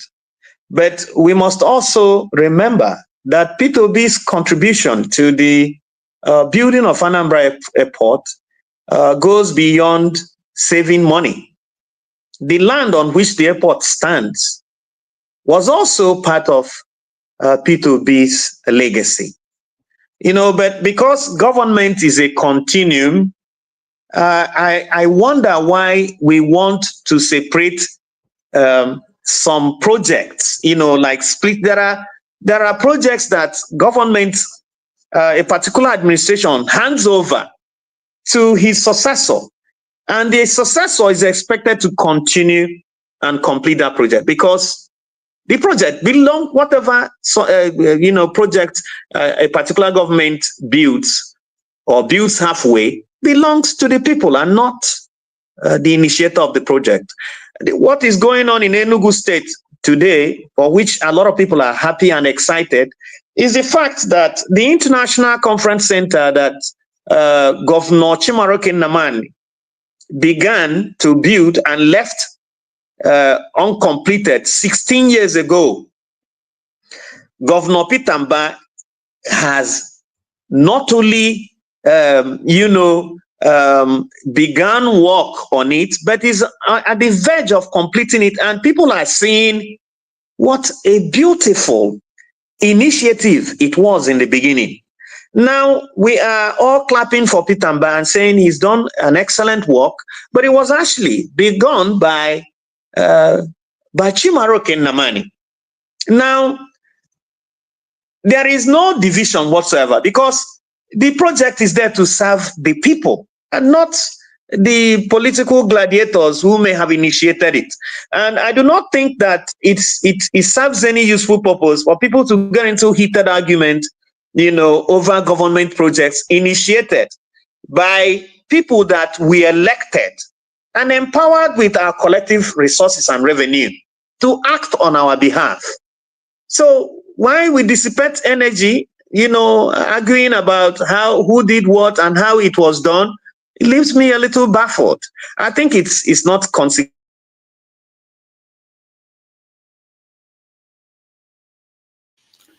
All right. And James, sorry, Rudolph. Yes, James, I'm back. I'm back. Okay. Sorry, I'm happy that you acknowledged that at least there was a consensus, because I'm not against the fact that there is continuum. I mean, I'm equally happy that Obiano actually did the airport. It was a good one. It's already for Anambra people, and government is obviously a continuum. But what I don't really like in general is the fact that, once a new governor, a new administration comes in, sometimes they don't acknowledge succession plan, which you actually stated, because there's always back and forth. There's always back and forth on who does what, who doesn't do what. And so, and these kind of things actually breeds confusion amongst the commoners, that are not in government coffers, they are not running in political offices. So once people are informed of this, it is good for us to know. And there are, because there have been so many lies, so many things. Even one that they said that even Obi went and before he left, he opened a beer company for himself and all that. People spread all manner of lies, and it is good we actually look into all these things and say them as they are. So I want to appreciate you on this. Let me stop there because other people are in the house. Thank you very much. Thank you, Jefferson. If I might add a little more, Obiano run on the continuity mantra. He said he would continue. I think he had the 4 C's. Continue, commence, continue, complete, and commission obese projects. And part of what Obiano inherited that he completed is the Golden Tulip Hotel in Agolo, formerly known as Agulu Lake. Is easily the best hotel in Anambra State today. Obiano inherited that structure as a carcass. I was there on the first day that he went to inspect that hotel, and he completed it. Soludo was the board, the chairman of the board, before he became governor. There was also the Onitsha, the ShopRite in Onitsha. It was Peter Obi that began it, and Obiano completed it. There were so many other things, even some aspects of the Bianca Ojukwu University. There were so many courses that were not accredited when Peter Obi left, but Obiano fought, especially medical students in that university were there for 10 years before accreditation came under Obiano. Now, this is how government should work, and we should see it as our collective success, and not, we are a developing society, and we can actually do with less bitterness in the way we approach some of these things, because as the Holy Bible says, was it Apollos planted and which other Peter watered? It is all for the furtherance of the scripture and the kingdom of God. So there is no star performer, so to speak. Every performer in a football field is essential, for the success of the team. As we continue our quest for growth and for a repositioning of Southeast Nigeria, and to actually prove to ourselves first, before we begin to prove to our neighbors, that we are direct heirs to our ancestors, the people who fought the Biafran War, the people who gifted Black Africa its first weapon of mass destruction, the genius of Biafra, the Ogbunigwe, and all the great inventions of our fathers and great forefathers. We have not lived up to that billing, apart from the signs of resurrection that I see in Innocent Chukwuma's factory at Nnewi in the auto industry. We have nothing else that stands our generation out as true heirs to our fathers. I think we should ask ourselves those questions. Because we cannot go on like this. I live in Nigeria and I know what it means to come from the southeast of Nigeria. And we cannot, a people with our different creative gifts and diversity of talent, we cannot go on waiting for a federation that has since moved on. So we need to challenge ourselves and come out with our best game ever. I don't know. You look at our people in the diaspora. Which society are we not playing to the fullness of our strengths? Which advanced society is an Igbo man not making his mark? Gabo Keye won his second term in the House of Representatives the other time when the American elections took place. If he wasn't good enough, America is a society that is driven by merit, essentially. He was good enough, and that's why he won a second term. So why is it that we have remained a people that best typifies the metaphor of a tree with roots in the skies? Why is Igbo's success only manifest overseas? Why can't we bring our success stories home? Can I answer that question? Can I answer that question? I can. Yeah, please go ahead. Mr. James. Thank you. Ndị Igbo perform excellently well outside the shores of Nigeria because merit counts. In Nigeria, there's a ceiling, there's a stunted growth for us. That's just a simple thing. If you take the worst Igbo man in Nigeria and put him in America, he becomes excellent. If you bring Gabe Okoye from Atlanta, Georgia, to come and contest in his village, if he's not of APC, he will be rigged out. I mean, we know this thing. If you bring hold on, please, excuse me, I don't want to look at people. Please excuse me, just behave yourself. If you bring a country while from what state of discussion to be in Nigeria and then to contest with other Nigerians, she will be rigged out. They will tell you that are Igbo. No, let them bring another person to go and represent. That was why when the likes of Daddy Onyama, we are representing Nigeria at the World Court in those days of merit. They have to bring one Yeye Salami to go and represent, and the World Court threw him back. That is Nigeria for you. So we know all these things. All right, thank you, CM.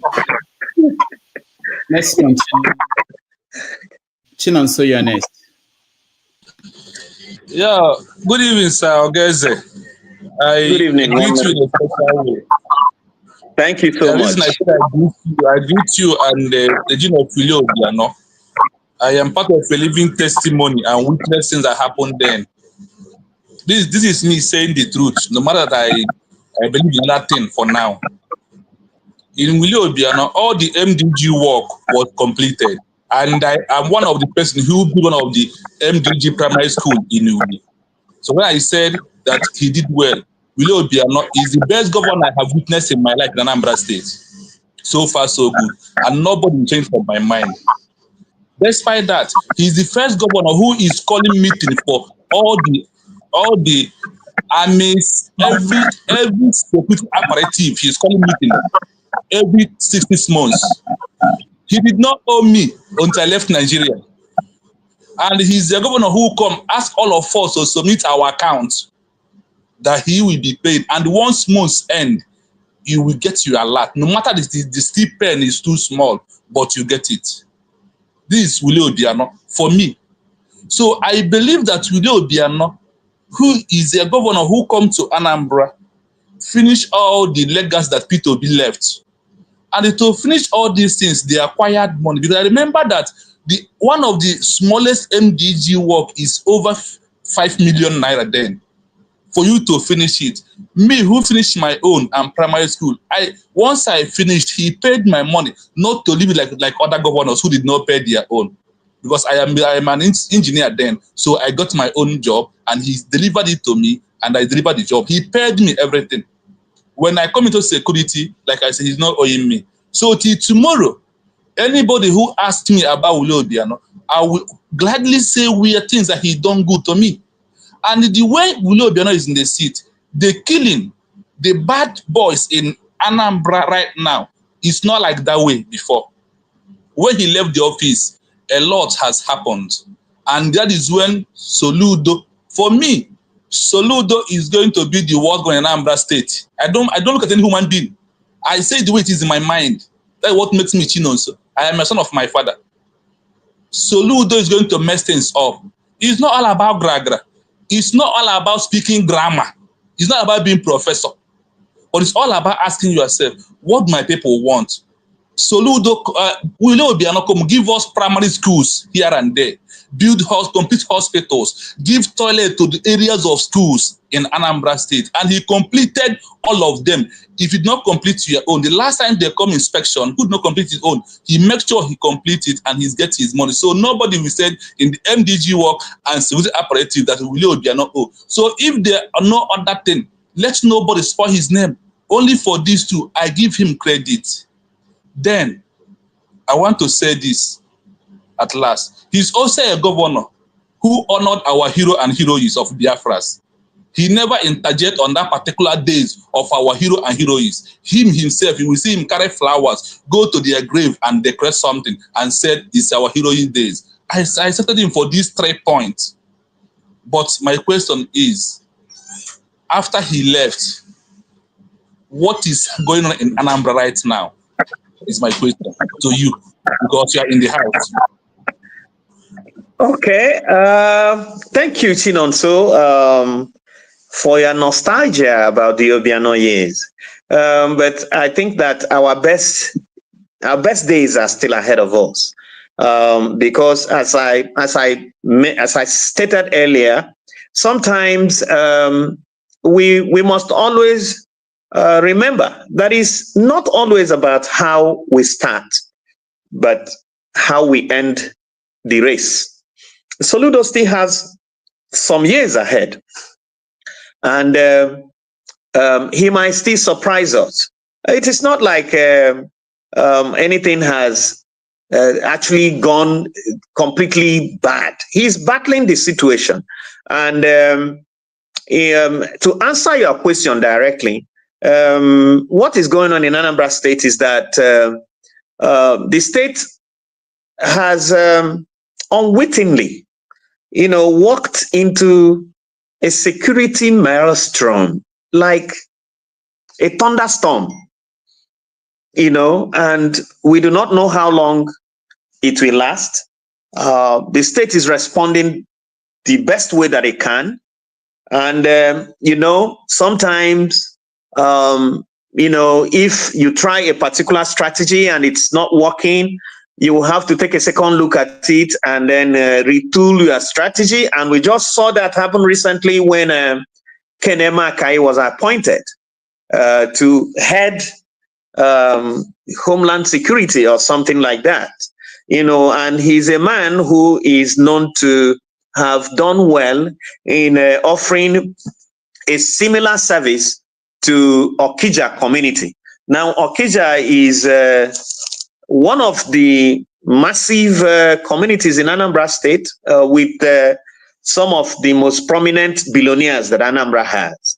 So expectedly, Okija should be very attractive to criminals.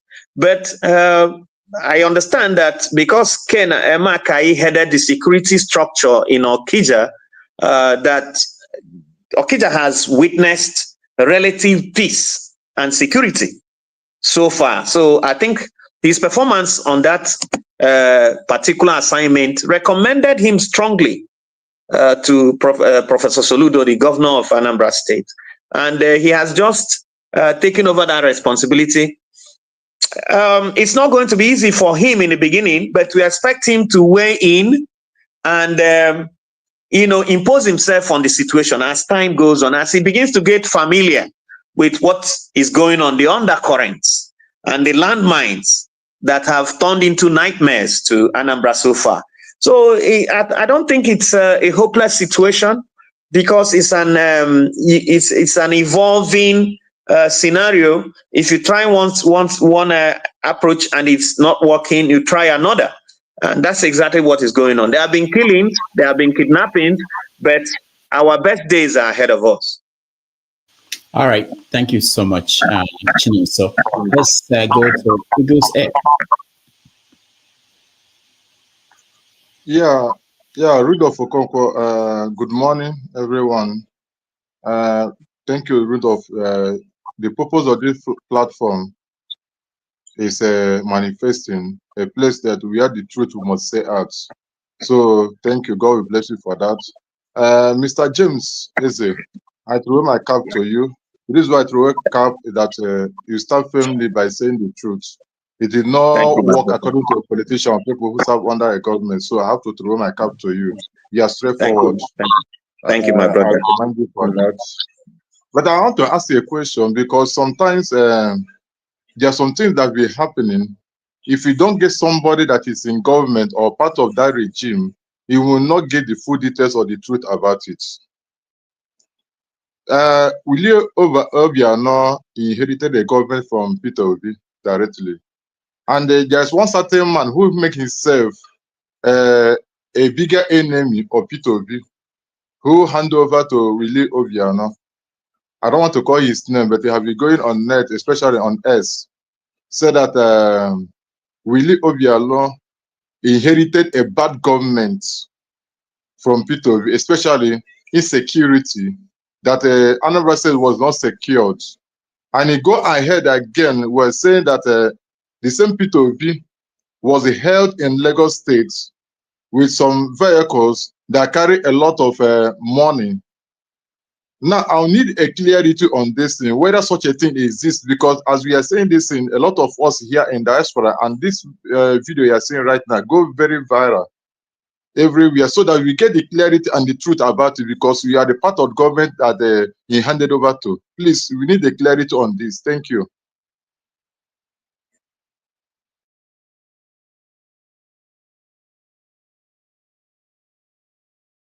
Hold on, James. I muted you because of a feed, audio feed we are getting from your end. So you can go ahead now. Okay. All right. Thank you very much. Your question is well taken. I think we should be able to know when politicians are talking, because politicians are in the habit of creating confusion, of engaging, one another in senseless brinkmanship, which I don't think we need, especially in the Southeast, because our situation is peculiar. The South, we people in the Southeast, we need to understand the peculiarity of our position in Nigeria and play less politics, especially of the bitter type. And you see one another as partners in progress, even if we don't see one another as brothers. Because we either have to think and work together as wise men, or perish together as fools. So all this pulling apart, Peter Obi did this, Peter Obi did that, for someone who had served the state creditably. It was Peter Obi, as I referenced earlier, that began the practice of confiscating property used in holding people as holding facilities by kidnappers. He went to the House of Assembly and got a law that mandates government to seize property, any building whatsoever that has been used in holding people, while the ransom seekers moved around looking for money. Once they detect such a property, they mark it like this and they pull it down. It was started by Peter Obi. Nobody can take that away from him. It was Peter Obi also who threw away the decadent system of Bakassi boys, taking charge of security in Anambra State, and the open barbarism of, public execution by the mob that had taken firm roots in Onitsha. And Peter said no. He deployed Nigerian police to do their jobs, and they did it well under him. The much that he could, because no government can guarantee 100% security. It doesn't even exist in America. There are crimes in America, gun crimes. So no matter how good a particular administration might be, there will still be elements, there will still be pockets of criminality going on. The question is, how has the leader responded to it? Now, the problem we have had in Anambra State is that for the most part of the Soludo administration, the government has not responded to incidents of crime and criminality, killings, no broadcasts. The government has not addressed some of the killings, and people are angry. I wrote most of Obiano's speeches, and I know how many broadcasts I wrote for Obiano. I know that when COVID-19 was going on, we were briefing in Anambra on a weekly basis, and on a weekly basis, I had to write a new situation so that people will know how the state government was reacting to the pandemic. That's how a state works. You don't leave people in the dark, because once you leave too much doubt, too much, gap in communication, then, speculations will take over. And that's why the situation in Anambra seems exaggerated, seems blown out of proportion, because the government is not communicating, it's not telling the people what's going on. A television crew that was headed to Uyo in Akwa Ibom State to cover the Nigerian Super Eagles game was waylaid somewhere between Anambra and Imo State, but the news report claimed that it happened on the Anambra side of the boundary, and there was no official statement. There was no address for a crime of that magnitude involving people who were not even Nigerians, because the Super Sports crew, actually, these are South Africans. Super Sports is a South African broadcast station. So, and they were going to Uyo to cover an international match. That sort of crime, you ought to speak out and say what happened, and then tell the people what the government is doing. The killing at, there have been so many such incidents that they failed to address. And that is what the issue is. Carry the people along, let them know what efforts you are making, let them know how you are responding to challenges that are thrown to you. Because when you accepted the mandates that people bestowed on you to think for us, to work for us, to stay awake so that we will sleep peacefully, you should have known that you owe us speech, not silence, at the crucial moments. And that's why we have these challenges. So I am surprised that anyone would say that P2B left Obiano with a security nightmare. I'm not aware of that. Then, as for what is the second part of your question now? That he was held in Lagos with a convoy. There is no such incident, to the best of my knowledge, involving P2B as an individual. Now, I wouldn't know if any of his aides may have been involved in anything of that nature. It's not for me to say. But as far as P2B as an individual is concerned, he was never heard, and I have not even heard anywhere that a sitting governor can be heard by any security apparatchik. It's not. Governors are given immunity. No one can arrest or apprehend a governor until he exits office in Nigeria. That's standard. So for people to even begin to speculate, things like that, it shows that they don't really understand how the system works. I would advise you to disregard such claims, because there is no truth to them. All right. Thank you, James. Thank you, Eagles. CM, next. Okay. Well, sorry for let me say, though I've intervened earlier. So Mr. James says, thank you very much for being our guest today. I've read your poems and everything. You are quite artistic, no doubt. Through my teacher, Ozo Maxim Ozato, who taught me history in school. So he's a friend and a teacher from Umuchu. So I know your activity with him. See, I won't be drawn into this let me say, maybe to feel good factor to start to compare a sitting governor with previous one. Obiano did 8 years. Peter Obi did 8 years. God help Soludo, let him do 8 years. After that, we compare. It's good you compare people on equal pegging. That's mean of merit. That's why they say sit for exam, the same exam condition, so that who comes first will not be the who comes first. If you are playing a match, the same condition, when you finish, then we now consider. That is the way to do it. But that is by the way. So you served Obiano's government as the chief press secretary. You know, I want to know, you are quite an honest person. When Obiano came in, there was this video making the round. Peter Obi, the inconsistency of man. You know what it, if you know about it, you know what it contains.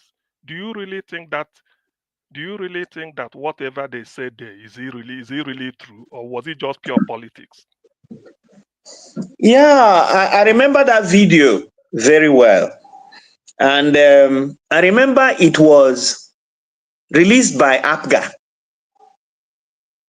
It wasn't really any video released by the Obiano administration directly must have come from me. Blame me for it. I wrote lots of documentary scripts trying to create awareness about what Obiano was doing. I can't remember writing any script that sought to chronicle Peter Obi's inconsistency. But I remember that when Peter Obi left APGA, he made a comment that didn't go down well with the leadership of APGA. He said he wanted to go to the center, and that APGA was not the kind of vehicle that would take him to the center. In a sense, he was actually alluding to what finally transpired last year when he ran for president on a bigger platform than APGA. We must know that APGA is essentially a party with a stronger appeal in Anambra and not anywhere else. So if you look at Peter Obi's political aspiration, he wanted to lead Nigeria. And he said APGA would not serve that purpose. It was not a purpose-built vehicle for the realization of that dream. And he said he was quitting APGA. And then the people, APGA, the leadership of APGA, and APGA has so many passionate members. Peter had been the arrowhead of APGA in Anambra for a long time. He received the totem of APGA leadership from Bianca Ojukwu himself. And I recall that, you know, in some viral video clips that circulated that time, there were instances where Peter had sworn that he would never leave APGA. So what happened was that I suspect that some of these characters latched onto those existing materials where he had sworn never to leave APGA, and in a blind anger put them together and said inconsistency or something like that. I'm giving you a candid view of what may have transpired. So such a video, of course, it exists, but it was the party fighting back because members of APGA felt that APGA was the party that made Peter Obi, that gave him the platform to begin his political dream in the first place. I remember that when Obiano was in power, there were also endless waves of speculation that Obiano was about to leave APGA.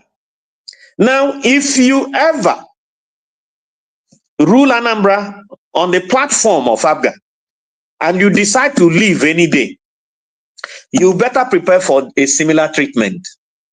Because I don't know how much time you have spent in Anambra as an adult, but if you live in Anambra and you witness APGA, APGA is not a political party, it's a movement. People are passionate about it.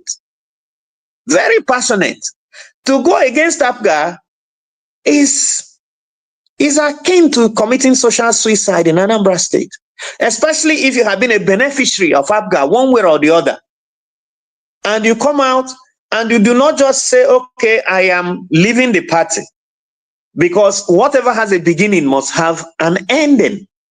But you sit back and in public you deride the party that gave you a chance at leadership. People didn't take kindly to it. And I think that was what happened to Peter. And what I'm telling you now, if you do a search on these things that I'm telling you, see all these things that I'm telling you. Peter's remarks that may have triggered the reaction from APGA members. Now, to also remind you that it is politics and all is fair in love and war, is it not still the same people who felt aggrieved about Peter's decamping from APGA that stood firmly behind him when he ran for president on the Labour Party platform? So, in politics, there are no permanent enemies. All right. Thank you, CM. Let's go to Local P.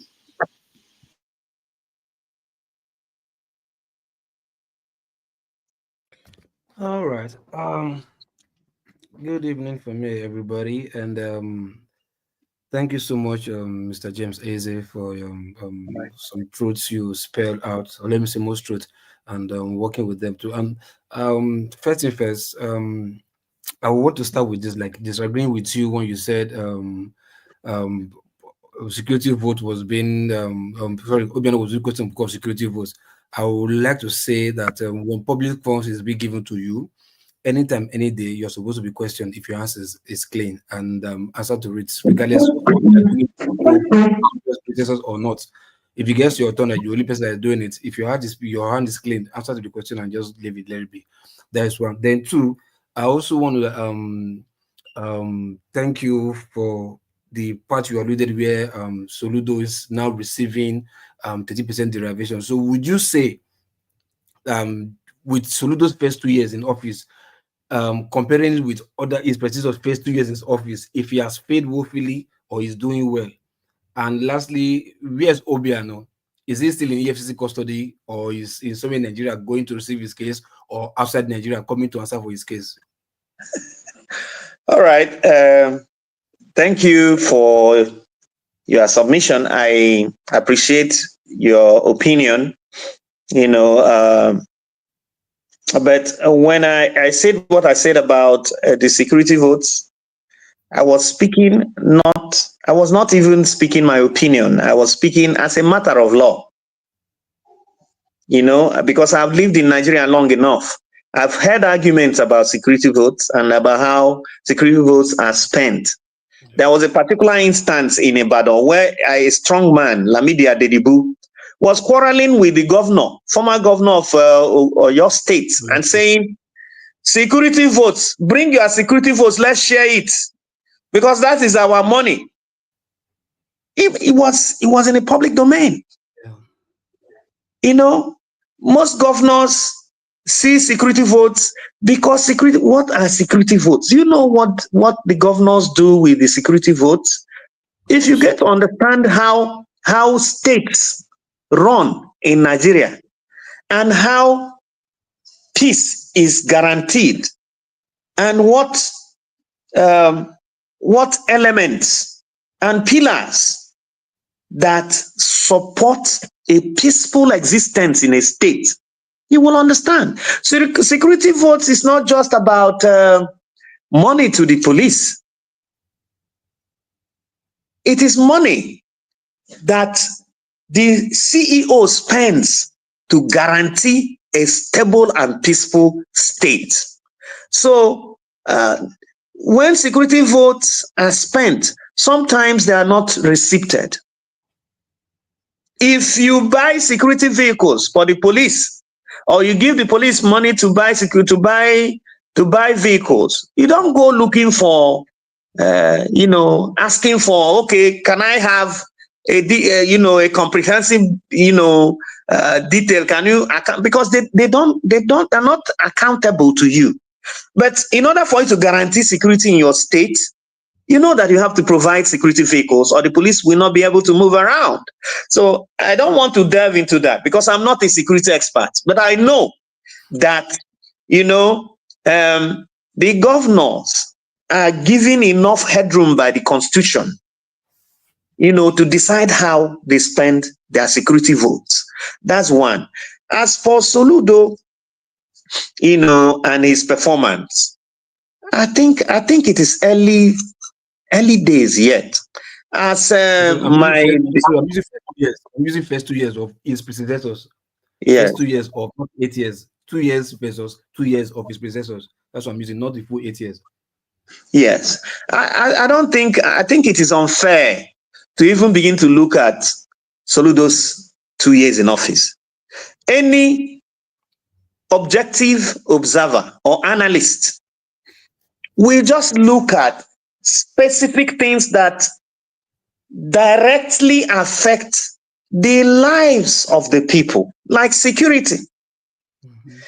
If Soludo had held security down, I don't think anyone will be grumbling about whether he is not building a skyscraper or he has not built a monument in Oka or anything of that. Anambra is a state that doesn't even need much because the entrepreneurs are there. All they are clamoring for is provide the enabling environment, and we build things ourselves. I witnessed such miracles when I worked with Obiano. When we arrived Anambra in 2013, 2014, the most popular spot in Anambra today, known as Club Road or Abakaliki Street, was a place that once it was 5 o'clock, you dared not walk or even drive or, pass through. One, there was a mortuary located on that street. And people who had fears of spirits and ghosts dreaded going there. Again, criminals were always there. You see, Chinonso is laughing because he probably remembered this.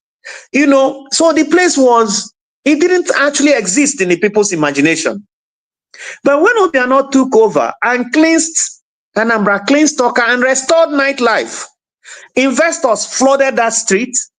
And if you go there, if you see the number of nightclubs that exist in that axis, and what Obiano did was to put a security point there, a security vehicle, put street lights there, have the whole place illuminated, so that people can come there. If you get to Abakaliki Street now, the whole place is bright. Soludo has taken it further by reconstructing the entire road and making the place look a little more urban. And that's continuity of vision, sustained vision. Somebody sees, there is growth coming in here.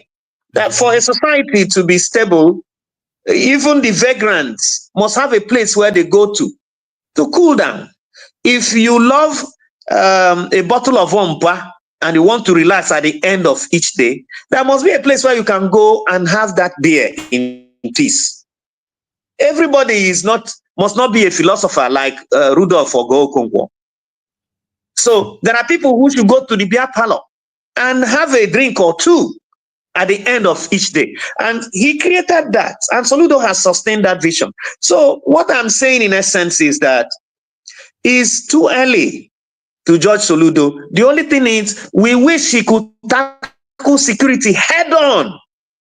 You see how I've heard people say that if only Soludo had tackled security with the same determination that he deploys in tackling the revenue drive, especially the type that has led to people getting their legs broken in Onitsha, that,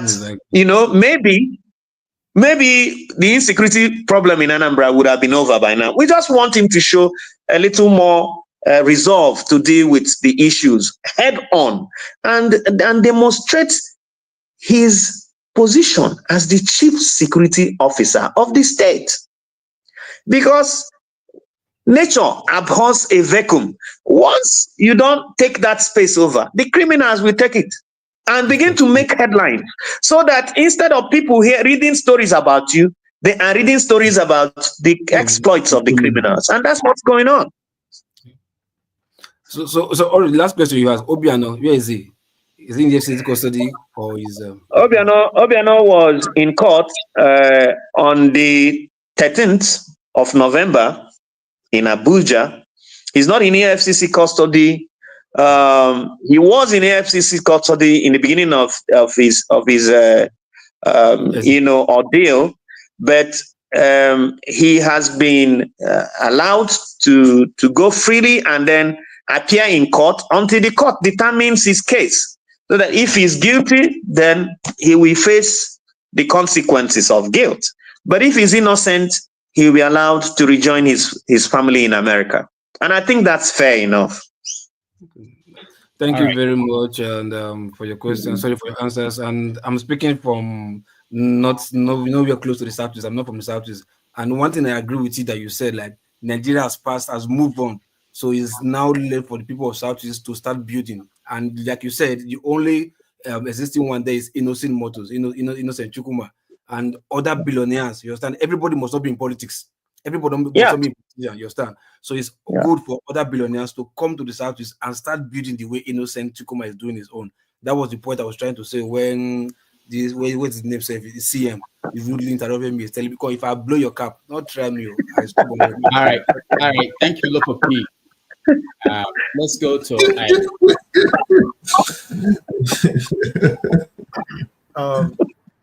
good afternoon, good evening, good morning, depending where you are. My name is Ekpa Lamefla. I'm from Imo State. I'm from Olu Senatorial Zone precisely. I want to thank you you already answered two of my, from Jefferson, from either Chinonso and the Ego's Eye. I think you did answer the questions why I really entered this platform by this time. And I want to thank you for your academic work and academic excellence. It's not only to talk about the government that you were part of it.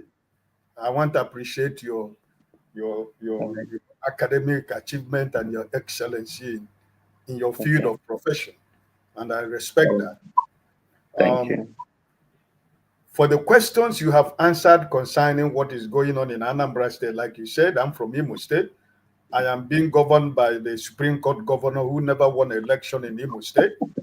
And the story in my state is a complete different, but I think from the perspective of what you have been saying since, I think Anambra is trying to turn to Imo State in terms of security. But I hope not that it doesn't go to that level. So my question to you, and I want to, because I've been following your conversation with Dr. Rudolph when both of you were having the interview, and I can see a neutral person in you.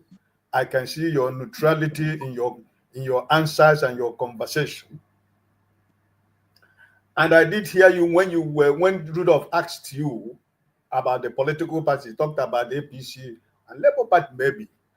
But I think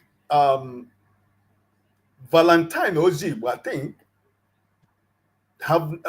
he's not hiding his ambition to go back to be governor of Anambra State.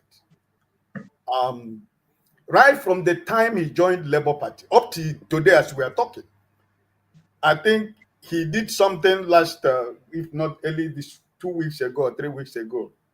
Anambra Chawap. That is his whatever. So,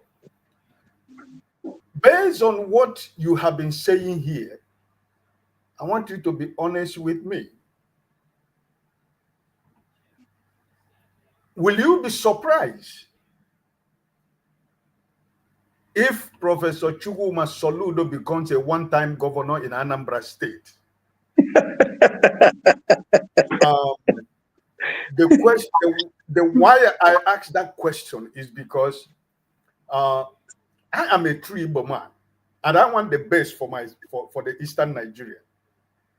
But I think when you were explaining the letter that Chukwuma Soludo wrote, and I came back to me to understand that nemesis will always catch up with people, but we don't know when and how, but it's true. So I think you made a statement we shouldn't compare Soludo for 2 years. But I personally have to do that because you know why? I am going to do that based on what Insecurity is doing in Anambra State. And based on what the governor of Enugu State is doing in Enugu State, even though he never won an election, because I have to be factual. He never won an election. He was a government. He was a court governor. NYC said he never. So it doesn't matter. And I cannot, for me, because I see you as an honest man, I can never condone falsehood, because these people, I am telling you now, they are even though they are doing something that is good, can never make me to accept them as governor of Anambra of Enugu State. So the point I'm saying now, based on this, I just said now, is it going to be shocking to people that are members of ABGA who, like as you said, is like a movement, like obedient movement, if their governor becomes one-time governor in Anambra State? I tell you, that's a very difficult question. It's difficult in the sense that I know that ABGA is a very strong political movement, but I also understand the nature of the Anambra man, which I have seen play out at repeated times. If you have read Things Fall Apart, you will recall some of the epic moments in Things Fall Apart. It reflects the Anambra man, the Anambra mind, you know, and how the Anambra human being reacts to situations around him. In Anambra State, no man, no matter how wealthy, no matter how gifted, no matter how brilliant you are, you cannot rise against the clan. You can't win judgment. No man can win judgment against the clan. That is the theme of Arrow of God by Chinua Achebe. Read that work again and you understand what I'm saying. So, no, I know that while I know that party is a strong political movement, ABGA, I also know that when the Anambra people resolve that they have had enough of you, no party will save you. I know the factors that contributed to Obiano winning a landslide victory for his second term, and he won 21 local governments out of 21 that exists. It was because Ndi Anambra said, enough. Nobody can impose anyone on us.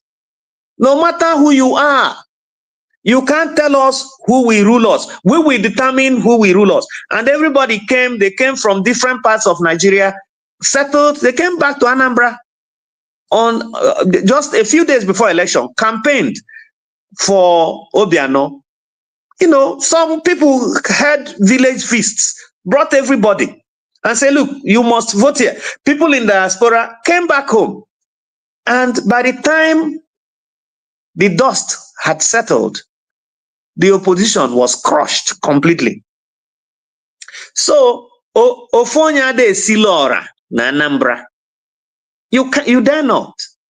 That's why I said it's a difficult question, because even when I recognize the supremacy of the party and what the party can do, I also know that if Ndi Anambra feels sufficiently disenchanted with Soludo's leadership, they know what to do. But I pray that they don't do it, because they are very sophisticated people, and I know that they understand the virtue of patience and second chance.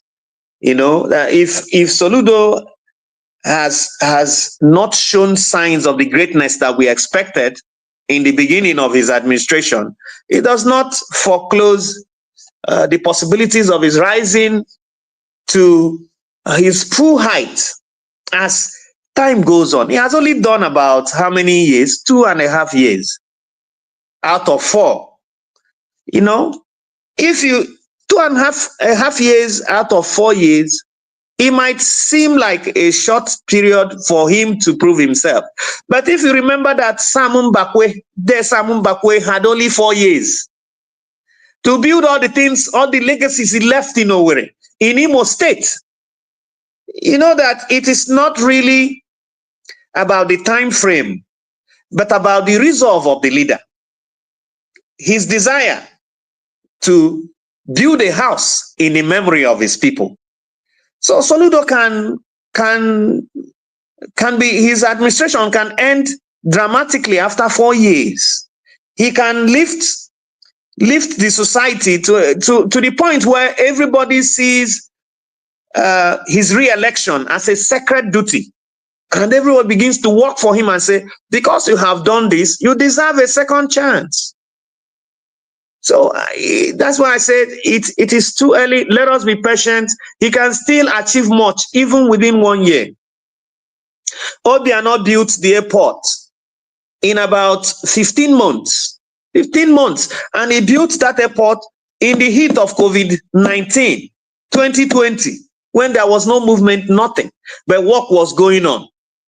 So a whole lot can still be done. I think we should still give him the benefit of the doubt, because he is a gifted individual, a brilliant economist. You know, if he decides, he can inspire all of us and rally people to war by showing in strong terms, you know, that he is capable to provide leadership for the entire Southeast. I tell you what, my brother Ike, when I was campaigning for Soludo specifically, it was because I thought that Soludo would catalyze development in the entire Southeast region. Why? Anambra has the human capital.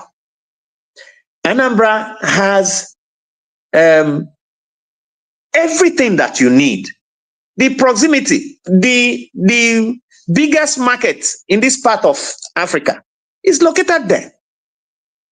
And now Anambra has an airport. Obiano intended it to be an international airport. So, and there are so many possibilities. So I was thinking, Soludo's exemplary leadership in Anambra would inspire other Southeast governors to do their best to develop the region. I also thought he would provide leadership as the professor of note that he is, an acclaim. I thought he would be such an inspiring leader that it would be easy for him to rally his brother governors together to a round table where great ideas that will uplift the Southeast region will be hatched. He had occupied such posts prior to becoming governor. When the Southeast met in Oka for a historic occasion known as the Alex Ekweme Declaration, when they took a stand on restructuring Nigeria, it was Soludo that was the chairman of the committee that was drafted to articulate the position of Ndigbo on restructuring in Nigeria. So he's always had that prominent position. He's always played major roles for the region. So I had envisaged that it would be very easy, now that he had executive powers, to actually animate some of those ideas that had lain dormant for years, most of which came from him in the first instance. Now you see why some of us are expecting so much from him. And we are hoping that in time he will realize that even those who criticize him out of love, and not because they don't like him. It is because we want to rouse his spirit, the Igbo spirit, the can-do spirit that is resident in all of us. Because we know that if Anambra becomes better, the rest of the Igbo brothers of the Igbo states will wake up. In an encounter with Donald Duke, the former governor of Cross River State, when I was working with Obiano, Duke had come to visit Obiano, and when he was leaving the governor's lodge, I met him because I had always admired him from a distance. After I had visited Calabar, Tinapa, and Obutukato Ranch and all those places, and I had seen his legacy. So I walked up to him and told him, rather, fiendishly, because picture me telling Donald Duke, look, you have to be a madman to come up with the ideas that I saw in Cross River. And he looked at me and laughed. I said, look, I am so fiercely proud of you, because what you did in Cross River was exactly what the Emirates in Dubai. That's what they did. They conjured an imaginary kingdom into existence. And you did just that. Tinapa, if you've been to Tinapa, and the time that I visited Calabar under Duke, I came out in the night. I was seeing a friend of. I was taking shot, and I couldn't empty my bladder on the road as we do in Nigeria, because the whole place was pristine clean. I felt I'll be doing a disservice to the environment. You can imagine when a leader leads you to a point where you have internal checks on your actions, on your natural impulse. That's great leadership. And I told him, what you did in Calabar is unforgettable. And his response, he told me, I'll tell you, young man, do you know what I discussed with your boss? I say, what? He said, I told your boss that he had a role to play.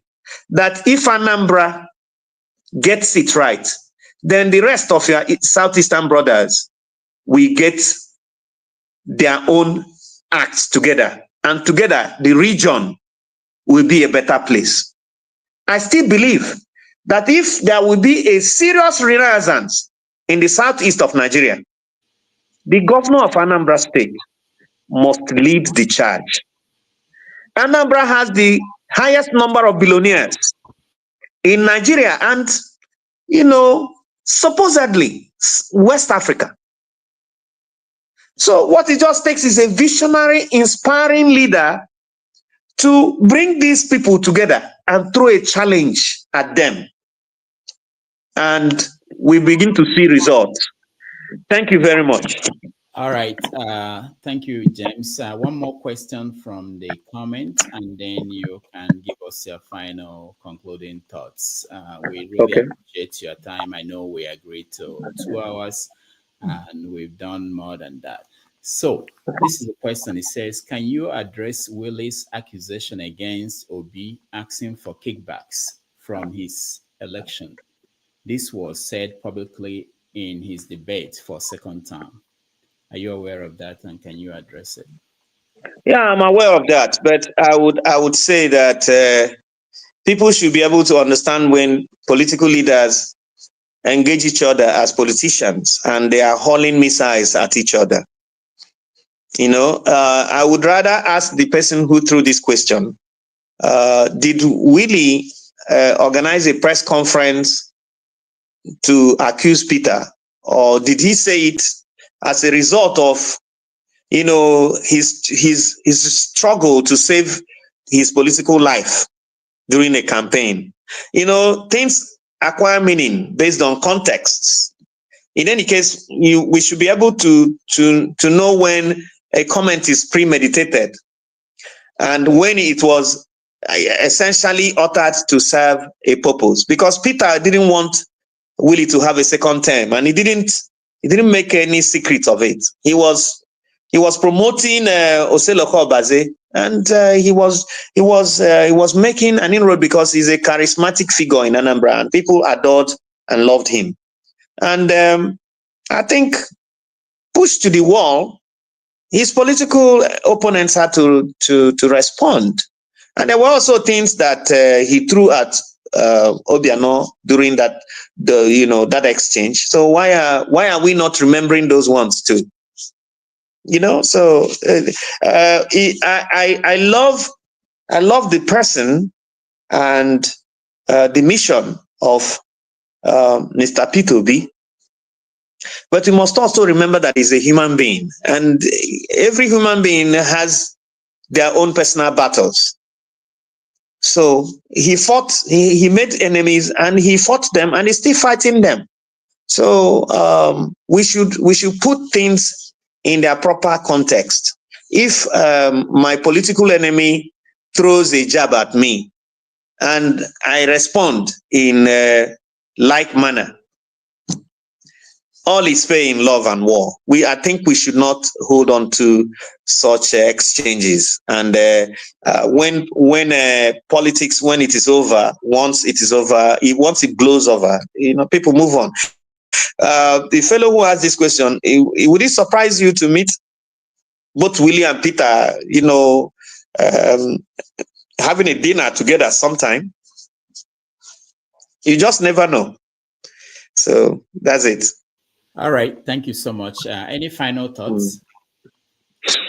Well, I think my final thought on Anambra's political future is that it's early days yet, and we all have a responsibility to build a prosperous state.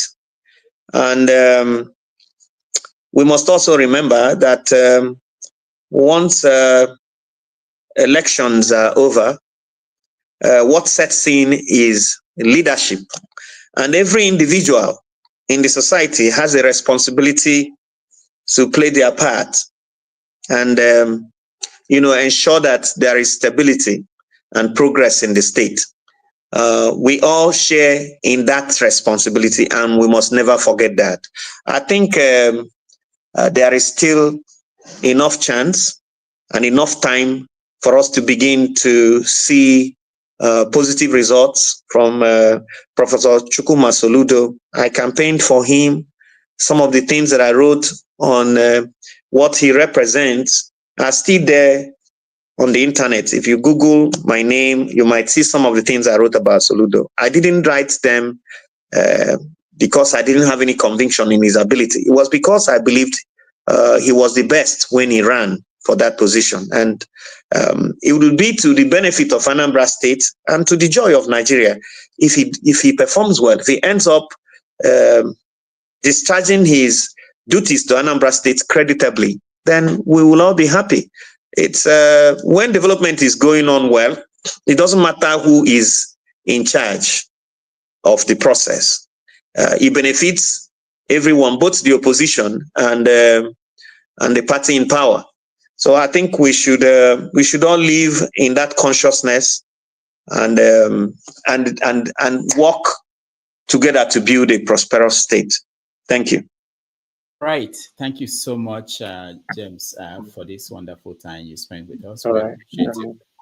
Yeah, my pleasure. All right. Next time, maybe we'll have a debate between you and Dr. Law Mefo. That would be interesting. I will arrange. Okay. That would be wonderful. Yeah. All right. Thanks so much. We take a break, and when we come back, we do feedback. Yeah. Thank you, James. All right then. Thank you so much. Okay. Thank you. All right. Bye.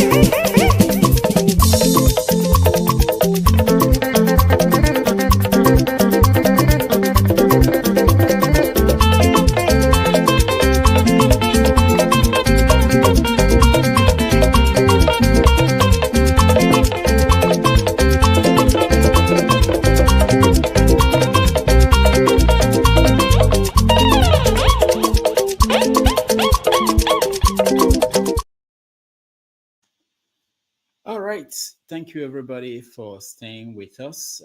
That was conversation with James as a poet, writer, former chief press secretary to Governor Willie Obiano for Anambra State.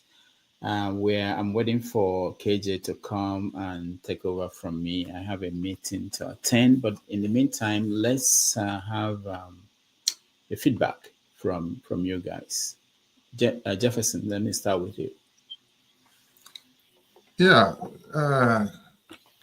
I will say that James actually did his best to actually give us, at least to give an interview and to give the audience more of an insight on governance and to encourage us to revive the spirit of the Igbo nation, for us to keep on being resilient and to rebuild our society far beyond what it is today, despite all the setbacks and modalities that we are currently facing. And I'm also happy for the fact that he acknowledged that most of the things that will be said regarding what he did as a governor and the money that he saved, it's actually there in the works. You know, it's one thing for someone to actually say something, it's another thing for someone to make a count to be an accuser, and it's another thing for those information to be verified.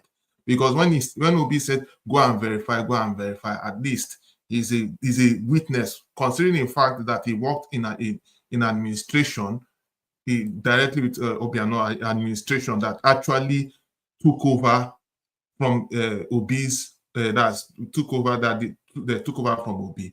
Yeah, so I would have wished, another thing I could have done was I would have wished and asked, though he may not be in position, to have asked him, why is it that Soludo currently cannot at least take a cue from Abia State governance? Alex Oti might not be 100% perfect in his approach, but at least there's something to learn. You know, we don't, and if there's anything I could learn currently from Alex Oti's current administration, is not to give anything to chance. Anything that needs to be resolve it within the least possible time. And one of the mantra of Alex Oti is, there is no time. There is no time to waste. Let us keep up the pace and make sure that we achieve every stone that is undone. So that is it. I wish to also ask him if he knew Chukwu Merije Dike, because he's another poet that if we have been listening to him, I've actually gone to one of his poetic shows where he's actually how will I put it? He's there's a word for it. He's actually sensitizing Nigerians, politicians, and everyday Nigerians to actually see ourselves beyond tribe. It's something that we have to, it's something that we need to learn. It's something that we need to correct, because as whether we like it or not, we have not really learned anything. You know, the poet actually, yeah, so sorry, I'm soon finished. So we have not really learned anything, and I know he's a poet, I know he's into politics and all that, but I would have wished to ask him if he's familiar with his works. So, I mean, let me just conclude with that. So thank you very much. All right. Thank you, Jefferson. Chukwu Merije is on our list of guests that we are working on getting on this show. So hopefully very soon we will have him. All right. On that note, I have to run. I have a meeting that is already on. I will hand it over to KJ to round up with the feedback and any other conversation. I will see you guys in 2 weeks' time. Next week is holiday here in America. So I wouldn't be here, but the show will be on. We are working on people that will run the show. But thank you all, and I will see you. KJ. All right. Remember, I greet you. But Bro Rudolph, please, we are asking you to mind people you need to leave this platform to their hand, because there are those who come to spoil it. Though. Except Oga KJ, I observe him very well. He's a very intelligent and well-organized man. I give him kudos. But for the other people who bear the big name, they are messing up. All right, thank you. Thank you, guys. I will see you. The lab. I beg to disagree. I beg to disagree. No, me head of the boss. I beg to disagree. All right. Thank you so much, Dr. Rodolph. Gentlemen, you are welcome. And I want to say that I've been following right from behind. So I've listened to all the contributions, especially the wonderful question that the man took towards the end by Oga Ike. And even the contribution of Loco everybody's contribution is greatly appreciated. You guys made the show very, very interesting. And the guest was a very sound man. So he was able to bring a lot of wealth of wisdom into what his answers. Chukwu Mereje, we used to be in the same university, so I know him very well. Soon he will be on this platform. And then you can equally ask that question. Very, very, very intelligent poet. Okay, so yes, who is the next person to speak? I guess it's Chinonso, right? Chinonso, yeah. Yeah, Chinonso, please go ahead. Oga KJ, you're welcome. Thank you, sir. And you are one of the person that always, if I look at your face, I would like to be in this program. Thank you so much. You are one of them. So you're welcome. Thank you, sir. The issue na Igbo people say one adage na na-eji ụtụtụ ama njọ afịa.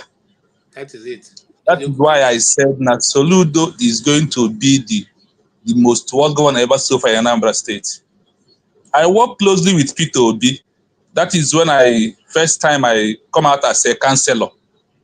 I put my pictures everywhere and do my campaign.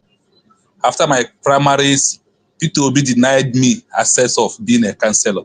And he told me that the person that affects me, he want to give him the councillor after all my expenses, and he did not balance me one night. I take it like that, and I leave it there.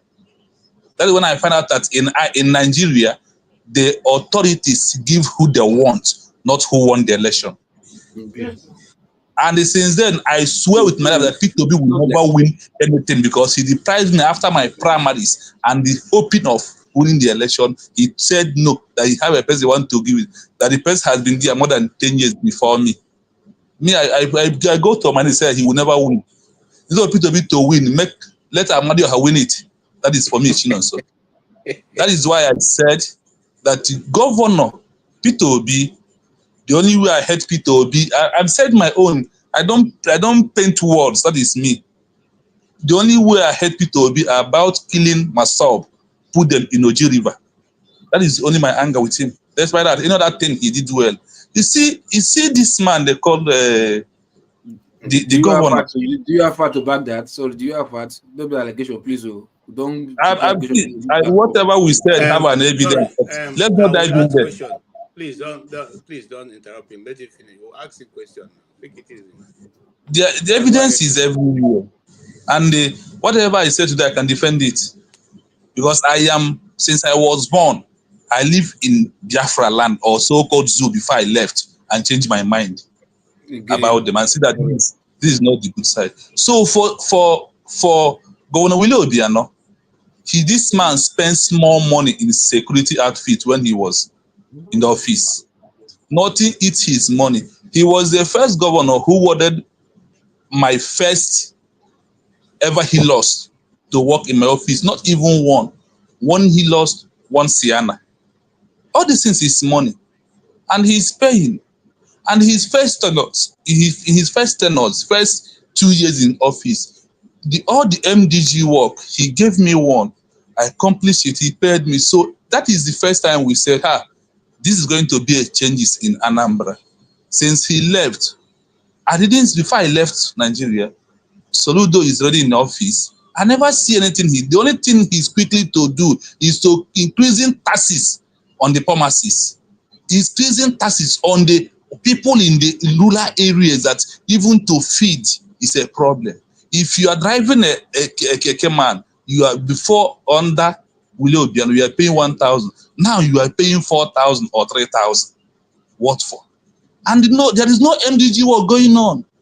We have more allocation in Anambra more than any other state. There is no good road he's building. He's just doing propaganda. That is why I said for me, it's not all about the grammar. It's not all about the big name. It's what you have upstairs. What can you offer to your people? Do you understand your people? Do you know what they need? In time of Peter Obi, the good side of him was in my state, in Anambra, we have 24 hours light. Do you see how I prove my evidence to you? Fact and figures. I don't beat around the bush. That time there is light in Anambra, and that is the only one thing I would take, mark him, give him 50%. Every other thing he did on his own time, he tried. But Willie is my best governor since I know what is called politics. That is who I really appreciate so much. So, my people. All right. I think there's a question, a follow-up question I want to clarify, just for purpose that do you have any evidence that Peter Obi during his time was able to remove some people from earth and put them in the river? Yes. If you give me your WhatsApp number, one of these days, I will forward you the video clip. Okay. All right. That goes the locals answer. All right. Ego say. Who tells you the answer be that one? That's the answer. Okay. And you said if you wanted evidence, you say he has video evidence. And anybody, if you care to, he'll forward it to you. So let's go ahead. All right. KJ, welcome once again. Thank you, sir. Thank you for making that the comment or contribution will move a normal way supposed to move, not like forefather that somebody will jump from nowhere and begin to comment. Yes, exactly. So we have to look into it. I give you applause for that. But what I want to say concerning our brother Chino, so I said that I have to start from he said that Peter Obi will never win any election again in Nigeria because he denied him what he thought that was his own right or what he had fight for to get. And he raised hand for Willie Obiano for what he did. In this life, I think it was selfish of him, him, No, you guys leave him. If we need to ask question, we'll ask. Take it easy now. In this life, what I'm trying to say in this life that I must not please everybody. There must be people that I will hurt. And any place you see a good leadership or a good king, there are some people that step on their toes to give the quality leadership that you need to give. That's the truth about it. He will face somebody and then he will be good to some people. Like in this platform, there are some people that will come to here and say KJ is the worst the person that he has here. And some people say that it's so good of him. So that's one thing in life. So I will not say because of somebody offended me, I say that he will never achieve his career or his dream in life. No. The time has come and passed, they have to face another way of life. I have to face, or I have to move on. You have already moved on, you have moved on. That's all. So another thing I want to talk about is say that Peter Obi chop people's head and put them in Ojo River. I want to say the truth. I want us to have a clarity over it because this thing we're saying here now, a lot of people are watching it back home. A lot of people are just in comment section listening to this thing. Peter Obi is the governor of Anambra State. It's not the head of the. It's not the one. It's not the inspector general or what they call it, chief security or what they call it, security form that is carry on the duty. His own duty is to make sure that he give order. Let this order carry on to make sure that the peace and the tranquility in the society or in the state. He did not come out and carry knife or carry gun and need to cut people's head. You have to let's say the facts. So by calling Peter Obi is the one that this such a certain, I feel that it's not fair for saying such a thing. For instance, KJ may decide now that my time is 2 minutes. I cut 1 minute over from it. Doesn't mean that the Rudolph of Konko, who hand over to him to champion this platform, is the one that cut my time. No. So let's say the fact in a way it should be. The Peter Obi will give order. The people that give order, like Willie Obiano, who give you order, give you healers and all the rest of them, to assign you to a duty for you to carry a duty. Your own duty to make sure that he did the right thing to make sure they come back with a good report. That's all. It's not Willie Obiano that will carry your hand and begin to do your own job. You have assigned you for hand and you have to do your own. Finally, the man that we have here, Mr. James Eze, I learned something from his hand. What is that thing I learned from his hand? Despite he had worked in a government or he had worked with a governor, he did not live a life as a politician, or he did not drum his comment as a politician. Anyone that you have to give you the honest truth, he will tell you the honest truth and go his way. He did not stand to say, because this person did not work under me, this person, I did not work under this person, I will condemn that person. No. He will tell you the truth, that this is the area that he knows, this is what he knows about this, and that is final about it. That's why when we are talking about Soludo, you're trying to make it understand. Now you cannot judge him based on the 2 years and the year he can make a change tomorrow. Which I came here and told him that, okay, let's check within what's his name? Alex Oti and Soludo. Now he's trying to make the truth straight. Okay. I'm sure that I didn't want to stop you so I don't cut off one of your minutes. And so, but I'm giving you 2 more extra minutes, so you have finished that 2 extra minutes also. I just want to say this. This is how I know. I lived in the north. I didn't know anything about the Eastern politics, but from my researches. In the north, for instance, what Chinonso is trying to say is this.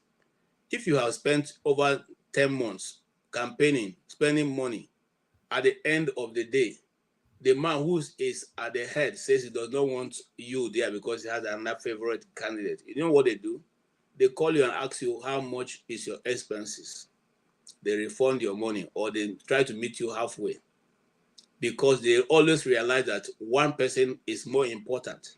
So the person that people who are in non-source cycle will not go against your own interests later in future. That's how they're able to manage their people. It's not that anybody, people who have been in positions are people who have actually merited it, but they find a way to accommodate those who have spent their time and their treasure in trying to get that position, so that everybody can go halfway. They meet you halfway, and you can go happily. Okay, it's not so. KJ, sorry, KJ, I understand what you're saying. What I deduce by what he's saying is that you cannot, tell a man that you have spent this. Okay, you have won. I say now you don't want him. A friend of mine from the north, the same thing happened to her. Okay, she won election. She was more favorable than by her people. But the person, the powers to be, said, "Look, we don't want you to go to the house. We want somebody else." Okay, and they sort themselves out. Now, can we do that in the south so that we also be able to encourage our people to be in one? Is that possible? Is it something that is doable? And I'll ask Nonso that question. Nonso, do you think that's something that can be Please, done? let me finish this before Nonso continue. Hold on, don't be in a hurry. We're there here. Nonso, do you think if that was done for you, you will be happier? Please, can you come again? If Obi had called you and sorted your expenses throughout the time you were campaigning, would you have been happy with that? Or if he giving you a position without the while you are campaigning, will you have been happy also? Which of them will that make you happy? I could have been happy if he even called me and said, so I know you won your primaries and probably you won your normal election. Please, we want you to pardon for me. Later, I will give you one office that you could not be campaigned to. I don't need money. I want to see how to make the money. I could appreciate that within my heart. That is who I am. Okay, thank you. Yes, go ahead. Okay. What I want to say is, I heard him clearly. It's not only him that have that kind of experience. I understand here. I in this platform. I have once again, I have been in politics in Nigeria. There's a party called NDP, National Democratic Party. That party was championed and developed by IBB. I was a youth leader in Anambra State as a whole. I I organized for the party, fight for everything, finish. At the end of the day, they are looking for a candidate that will go from the ward level, councillor, and all the rest of them, both local government chairman. Now, I use my own power that I campaign everything, do everything within myself. Do you know what happened to me? At the end of the day, I pick a form for councillorship. Even IBB, I once have a meeting with IBB in a hall. Do you know what happened? At that minute, I will pay for my form or do everything. That minute, they take away the form from me and give it to another person to run. I did not fight anybody. I just see that the politics, that's the way the people out top there decide to run for it and do it. I move on with my life. So everybody may have their own experience in the politics. But in that the way is an it injustice goes. now. That is how corruption started. This is an injustice. When it happens like that. In other countries, it happen like that? Is the question. Thank you. Well, I think we have extensively dealt with that. Everybody has a way of reacting to a situation. And so sometimes it may not be what you think or what you like, the way the other person will react. But I think in the long run, all I'm trying to say is that if justice is done to all, everybody will be happy. Loco, what would you have to say? Yeah. Concerning what the man, our panelists, yeah, exactly. because I wanted, yeah, exactly. I wanted to start with there first, then before I address it, so I don't want So's issue to take the shine of what we started with. You understand? Nice, conversation. Nice interview from Mr. James Eze, and also appreciating for spilling out some truth. Especially the part where he said Nigeria have moved past the civil war, and they need people from the southeast to start, internal development, just like Innocent Chukwuma. You understand? And I said this yesterday, and I think I was having some unreasonable argument from some panelists. I don't want to mention anybody's name, so they will not be offended. Not this panelist, but in the previous show. You understand? And that's for that, and I appreciate his coming. I hope we'll see him next time. Then for So's own, I want to ask, sorry, under Peter Obi's administration, what position were you contesting for, or were you campaigning for? Under what office? Is it local government chairman or councillor or what chairman? He's councillor. I said he's a councillor. And I'll tell you this to your face. I think you are lying. No governor ever. We have time. Instead of him to be dealing with local government chairman, will not be dwelling there or meddling the affairs of councillor. No governor. You get my point? If anybody wants to mess you up or want to punish you or maybe cheat you, whatever, is the party chairman or the ward chairman that will even do that when it comes to councillorship. Not governor is too big to have anything to do with councillor. Is the best he can deal with. He can wants to go to so low is the local government chairman, because he knows that's where his what's called roots grassroots politics is. The chairman, not councillor. So I'm saying Peter Obi did this to use my brother, in case you've been misinformed. Let me not say you are lying, but you've been misinformed. That they just use his name to lie to you, so you just chill. The person that fucked you up. I am not misinformed. I am not misinformed. Okay, so hold on, let him speak. You have trust me. Look, sometimes I don't like politics, but I've been in the game of politics way back. No governor has time to do it, to meddle into councillors' affair. You understand? It's only local government chairman that does that, or party chairman, or even ward chairman. You understand? No governor will stoop so low. The lowest he can go to is local government chairman's affair, not councillor. So saying Peter Obi did say this to you, this and that, my brother, that's a lie. He didn't. But people can tell you, we have message from Peter Obi that you should not do this, you should not do that. They can lie to you about that, and that will come from party chairman or ward chairman. But the governor, my brother, that's a big lie. Trust me. That's just my comment on that. All right, Chinonso, what do you have to say? Hold on, Mr. Ike. We're coming. Let's clear this. Well, the issue is that for me, let me not go dwell into it anymore. I think I have moved on with that. But this is my grievances, if you ask me. And no one should attack me on my grievances or tell me how to say my grievances. In Nigeria, what I know they do is that way Hope Uzodimma was in the fourth place and they put him in the first place. This is how Nigeria. I am in a room with a big person. When they called me and said, he called a big man like him and said, tell Chinonso to stop, that I have somebody who have already been there before him. This is a phone call one-on-one with the big man, which I will not mention his name, who is working close with him. So whatever I'm saying, because I know that the war, I might say something, I said, look for Chinos. So if I don't have evidence, I won't say it. That is who I am. And for me, who has left Nigeria politics and moved for Biafra struggle, no, it's over for me. This is me. Thank you so much. I like the way, and but I want to say this for the little I know. If the governors are not interested in who becomes councillors, I don't think they'll be able to win the local government election there you are talking about. So maybe you also need to rephrase that, because most of the, like Benue that I know, the governors work with councillors. You line up, you meet with the governors, because they want to know the strong people who are able to take the local grassroots politics. They want to go down to there because that's where the power is. Sorry, that is when they have won their office, not when they are vying for the position. Okay, whatever which way it is. Thank you. Let's move on. All right, Mr. Ike, your turn. What's the striking thing that you heard from our guest today, and was he able to make a lot of sense for you? Yeah, he made a lot of sense for me.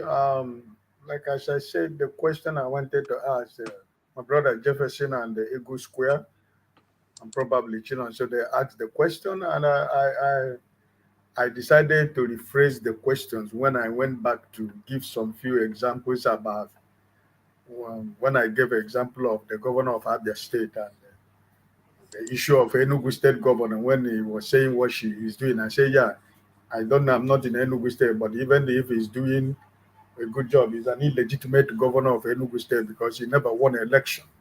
And I do not give any credence to illegality anywhere, right? So, and the question that I asked him, I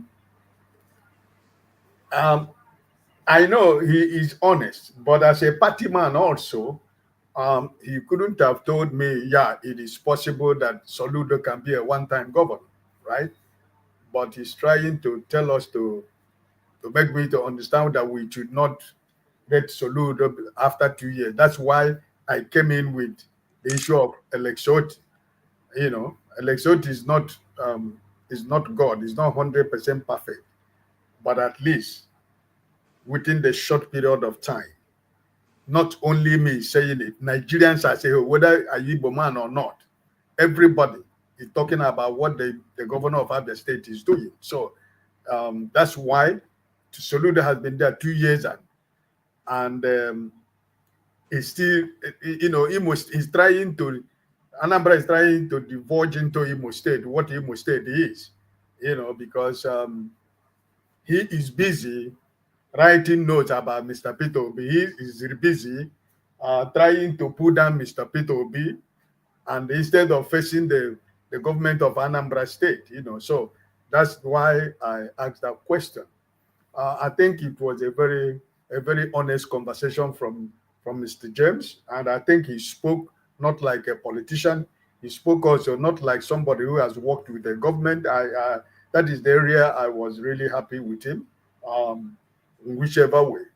So, but finally, before I give another person the opportunity, my brother Chino, so I want to advise you, or I want to encourage you to know that when you continue to keep this kind of hurt in your heart, I want to tell you that it will always be a stumbling block to what you want to do in life. Mr. Peter Obi you're talking about right now, probably if you ask him who Mr. Chinonso is, never in his entire life, probably he will tell you he doesn't know who Mr. Chinonso is. And you are here being offended because of what happened. He doesn't know. And sometimes there is power in our tongue when we speak word. And when you are speaking a word, you should also put yourself. You first of all think about yourself. Have you ever in your own life offended somebody? Because when you say because Mr. Peter Obi denied you not being a councillor, and because of that, he's never going to win any election in Nigeria. The question that we should be able to ask ourselves when we are trying to speak a word that has consequences is, Have I ever done something wrong to somebody that I realize and recognize that I did that? And even when I realize and recognize that I did that, did I ever ask for forgiveness? And if you say no, that's why they say that the hand that is pointing to somebody is also pointing at you. So please, I want you to, when you're in a public space, when we want to say certain things like that, you should be able to construct your word so that it doesn't have, there is power in our tongue, right? And I think somebody also advised about the issue of the people that was taken out and put in the ocean or river or whatever. Please, we're in a public space. We have a political figure like Mr. Peter Obi, who everybody wants to see anything they can do to bring him down. That was why I came into this platform today. And I thank God that my brother Jefferson was the first thing he asked Mr. James was why I came in. Because there are so many news. And he confirmed it here, even as a member of OPGA, that this thing is not existing. So please, we should be able to, think about what we project. You say you have video. We are in internet. People manufacture people manufacture so many videos online that you cannot prove. So please, let us be mindful and be sure for what we are saying for the good of everybody, because I'm not saying it that I am not perfect, but also I make choice of the words that I always speak anyway, because I am a leader, and as a leader, you have to watch what you say in public, because it will come back to you tomorrow, right? So that's my own candid and honest advice as a brother. God bless you. Thank you, Mr. Ike. And again, to prove the point or to talk about it, we try as much as possible not to carry any news that we do not have any proof of. And even at that, we still say allegedly. So whatever he said is allegedly. And so I will not, put this channel under that is allegedly to be what he felt or what he saw. And based on that, we'll move ahead. You see, the thing I want you guys to understand before I come to Mr. Righteous Man is this. Sometimes, one of the things I've noticed is being an Igbo man who has lived in the north. When I take a position against the Igbos, the northerners help me. When I take a position against the north, the northerners now remember that I'm Igbo. So those things, it doesn't worry me anymore. I've grown up right from my primary school. I've grown up facing those things, so it doesn't bother me. Okay, you cannot you cannot love me only when I deny the reality that is on ground in my community, because you want me to please you. But you see, when I bring about the reality that is supposed to be, and then you find fault with me, it's okay by me. You can criticize me, you can say whatever you want to say. It doesn't really bother me. Okay, so having said that, I'm only trying to say that so position is well understood, and Eagles Air and Mr. Ike's position is also well understood. However, let's pay more attention to the guy who came today, because he discussed very maturely and spoke eloquently about what he knows. It may not be the position of all of us, but at least we know that that is his position. So based on that, Righteous Man, did you listen to him? And if you did, what is your takeaway? My brother KJ, good evening from here and other panelists. I did not listen to him. I'm just coming over to hear what you guys are discussing. But from what I could pick up from our brother Chinonso and the other guys that have spoken,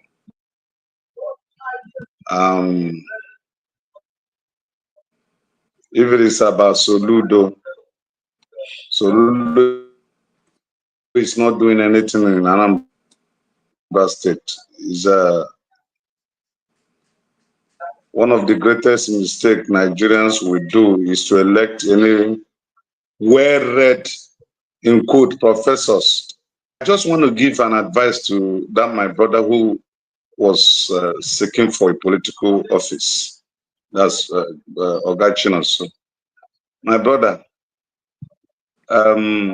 one thing I always be mindful of in my anger.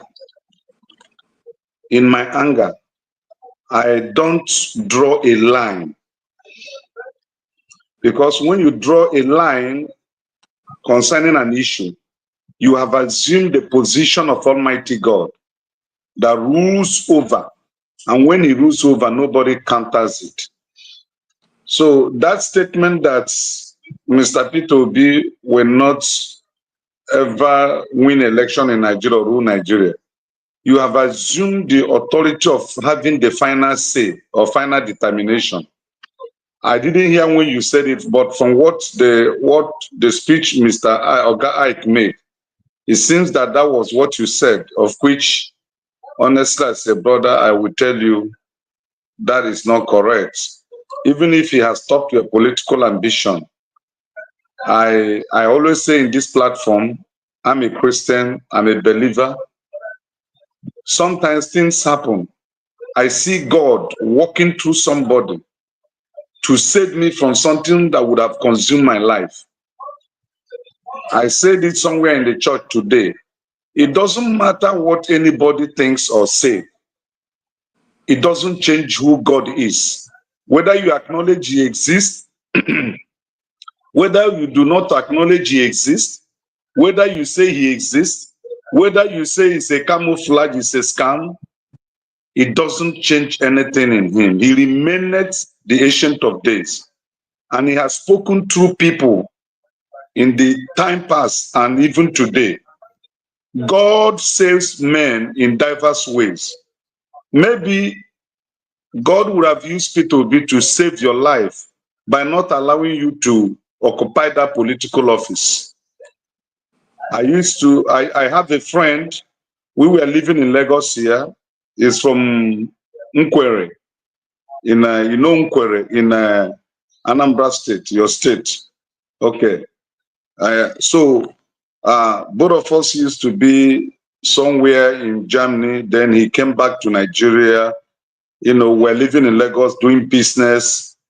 And 1999, 2003, he returned back to Anambra State, got himself into politics, became somebody very big. I won't mention the administration. If I mention, you will know him since you were into politics in Anambra State. Last time I spoke with him, I called him. He was in Switzerland. So he came back a month later. My very good friend from his constituency called me and said, "Have I heard?" I said, "What is it?" He said, "Your friend is dead." Before he died, he was a personal advisor to one of the governors of Anambra State. I was shocked. When I got to Anambra State, I called his security officer to verify before I could go to his house. He told me, he said, "Yes, your friend is in the mortuary right now." Okay, so there are diverse, what I'm trying to say, there are diverse ways God can use. That's why I don't want you to think that Peter Obi was the stumbling block. It could be a way God wants to save your life. Maybe if you had gained that office, you may not be in the land of the living today to live among the living. So count it joy. Count it joy when something of that nature happens, and put it by the wayside and move forward in your life. That's just what I want to say. All right, thank you. I agree also. Please, JJ, please let me just in a short word. Wait. No, hold on. Just a short word, one word, please. Say the one word. I understand and I thank everybody who advised me. Thank you so much. I appreciate it. All right. Thank you. Mazi Prince, you've been behind. You say I didn't let you in. I'm not seeing you. Of course you did not. Don't even start with me. Don't start with me, please, KJ. Good afternoon, house. Good afternoon, house. Or whatever. Good evening, wherever anybody is. First and foremost, I am calm. Calm down. Listen to me. when somebody is moderating, not every time people come to the backstage that you see them. And if I can't be concentrating on the backstage and also concentrating on what the people are saying so I can ask good questions. So when you come that way, you're coming hoping that somebody is trying to stop you. Nobody's trying to stop you. Am I going to be the only one talking? So please calm down and make your point. There's nothing personal. I hold nothing against you. Thank you. Okay, and KJ, I noted it. I did not shout at you. I did not abuse you. I only said, ain't you gonna let me in? It might sound different, to you, the way I wrote it. That's fine. I understand. I totally understand it. First, I didn't even want to come in now, but based on what Mr. Chinonso said, Mr. Chinonso, with all due respect, I'm not here to attack you. But first thing first, I stand on what Eagles Air said. I stand on what Mr. Ike said, and I stand on what Mr. Righteous Man said. But the thing I want you to know is this. This is social media. And you have just come to lay an allegation. Did you see Peter Obi do that thing that you just said? Because if they come after you, if you come to this level of this platform will be too hot. I said I have heard from those who said I don't want you to say it again. That is too kind of one thing. Okay, Chinonso, that you heard it from people. I have things please do not interrupt me. Do not interrupt me. I only ask you a question. Okay. Remove my name from your mouth. KJ, can you take the floor, please? No. Remove my name from your mouth, please. Hold on. No. This is remove my name from your mouth. KJ, are you gonna mute him or is he gonna interrupt me all through? Now, if you keep shouting, if you continue, I can leave the platform for you. Now you can vomit whatever you want to vomit there. You can leave. Get the F off. Everybody calm down. Look at your accent now. You are an Igbo man. Okay. It's okay. Now listen, I want to address him. Let him speak. And even at that, I don't want us to go back and forth. If you have any reservation on what he's saying, I will give you opportunity to rebut whatever he's saying. If we keep shouting, how then we attract people to want to listen to us? Yesterday, some panelists and other people who I had lined to come to this program because of comment from the comment section are saying they don't want to come here and anybody to insult them. These are people who are accomplished in their lives. Please, let's calm down. This is not a place where if you want to insult people, go and start your own channel and be using that place and insult whoever you want to insult. Let's calm down. Nobody is here. Nobody is being paid. You in the panel are not being paid. You coming here are not being paid. Why do we have to break our head? Make your point simply and that's it. Please. Go ahead. So KJ, you took me out. I did not say anything. He's the one asking me to get out. And now you took me off. Calm down. Lower your voice. I am calm. No, Jefferson, I'm calm. I'm not, I'm just pointing out things. I'm not. Jefferson, can I talk, please? Let him speak. I am calm. Calm down. You are still, your Jesus Christ. Let him speak. Don't worry. Leave him. Let him speak. You see, this is what we talk about all the time. Everybody's moderating. I am talking. I am calm. The only thing I'm trying to let him know, if you didn't see something, don't say it. It's not fair. You cannot, it's not only when you shoot somebody that you kill somebody. And now, the next thing he's going to say, if I'm an Igbo man, are you more Igbo than me? Are you more Igbo than me? Sometimes can we say some reasonable things? I am the way I am. I am not angry, but the only thing I just have to say, please do not disturb people for anything. And for you saying that Peter Obi will never, if Peter Obi becomes president today, it doesn't take anything from anybody. If he doesn't become a president, he's already rich. He's already funded for his family. But we cannot come online and destroy people just for political reasons. I also have my cousin, Emeka Achike. He's my cousin, he's my maternal cousin from Odekwe. And I know how all these things went through. It's not even him. Do you imagine how many people meet him as a governor and tell him things? You didn't even go from your ward chairman. You didn't even talk about your local government chairman. But, and then other party people. Mazi Prince, you are taking us. This is not the topic we are discussing. We are looking at. Okay, I'm just addressing something. Can I finish up what I'm addressing now? Too long to address it. They've been addressed already. Oh, Jesus Christ! How many minutes have I spoken now?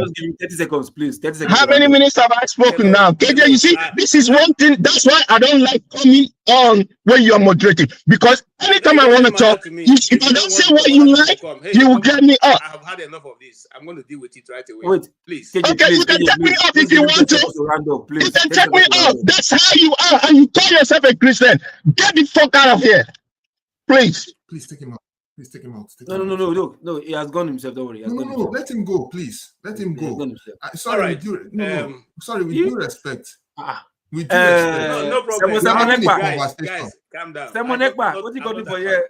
I have no problem. Why are you calling you Samuel? I have no problem. All I wanted to do was for us to stop dwelling on the things that we are not here to dwell on. We are here to dwell on what is the response to the guests that we have today. And that's all the work I have. And I can shut down the listen if we're not going anywhere with that. That's what we came to discuss. China also have made a statement. Jefferson have corrected. Egu have corrected. Mr. Ike can give him a correction. You come and you're shouting on everybody, and you don't even want to hear anybody's suggestion. What is the reason? Is that the major issue I'm supposed to be discussing?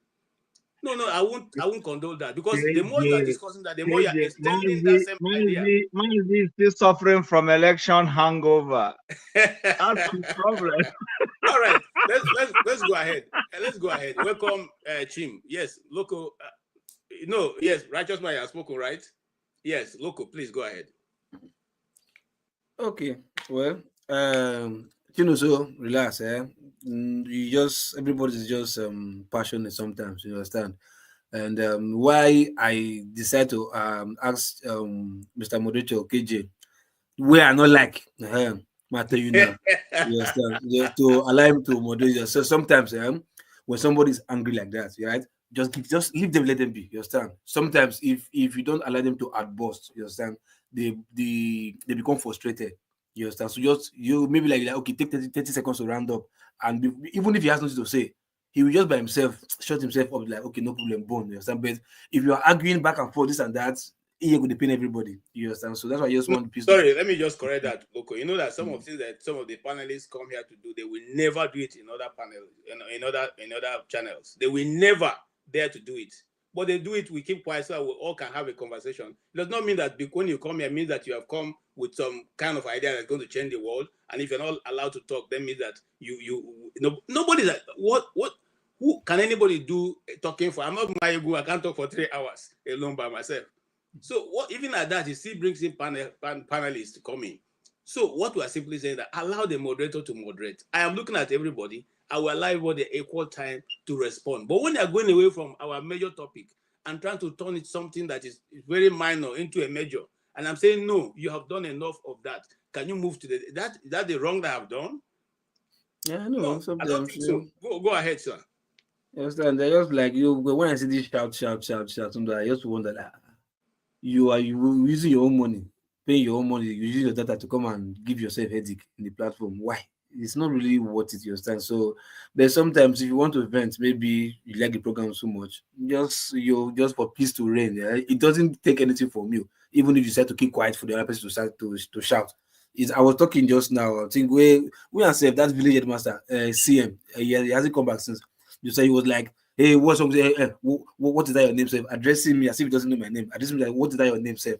I was shout for him back now, but there's no point. I don't have that energy for that because I can't be having anything go of him. So I just get quiet, allow him to, even the time you come and meet myself, make me verse the more. But just let it go. It will not take anything from me. You understand? If finish when it's time for me to respond, I respond. And that's it. So, but sometimes we all should just calm down. I know it's sometimes passion or whatever, but that being said, for the man, like I said, I've said what I said. I love what he said about the Southeast, developing themselves, all the rich men coming to develop themselves to copy what Simoto is doing, and that's that. So I think let me just over to Simon Ekpa. You see that I don't come up for jail. Okay, you don't come for jail. Okay, let me hand over to Simon Ekpa. Simon Ekpa, over to you. I mean, who's Simon Ekpa here? No worries. Is it cheap? No worries. Cheap, so yeah, Simon Ekpa. It's cool. Don't mind Rastaman.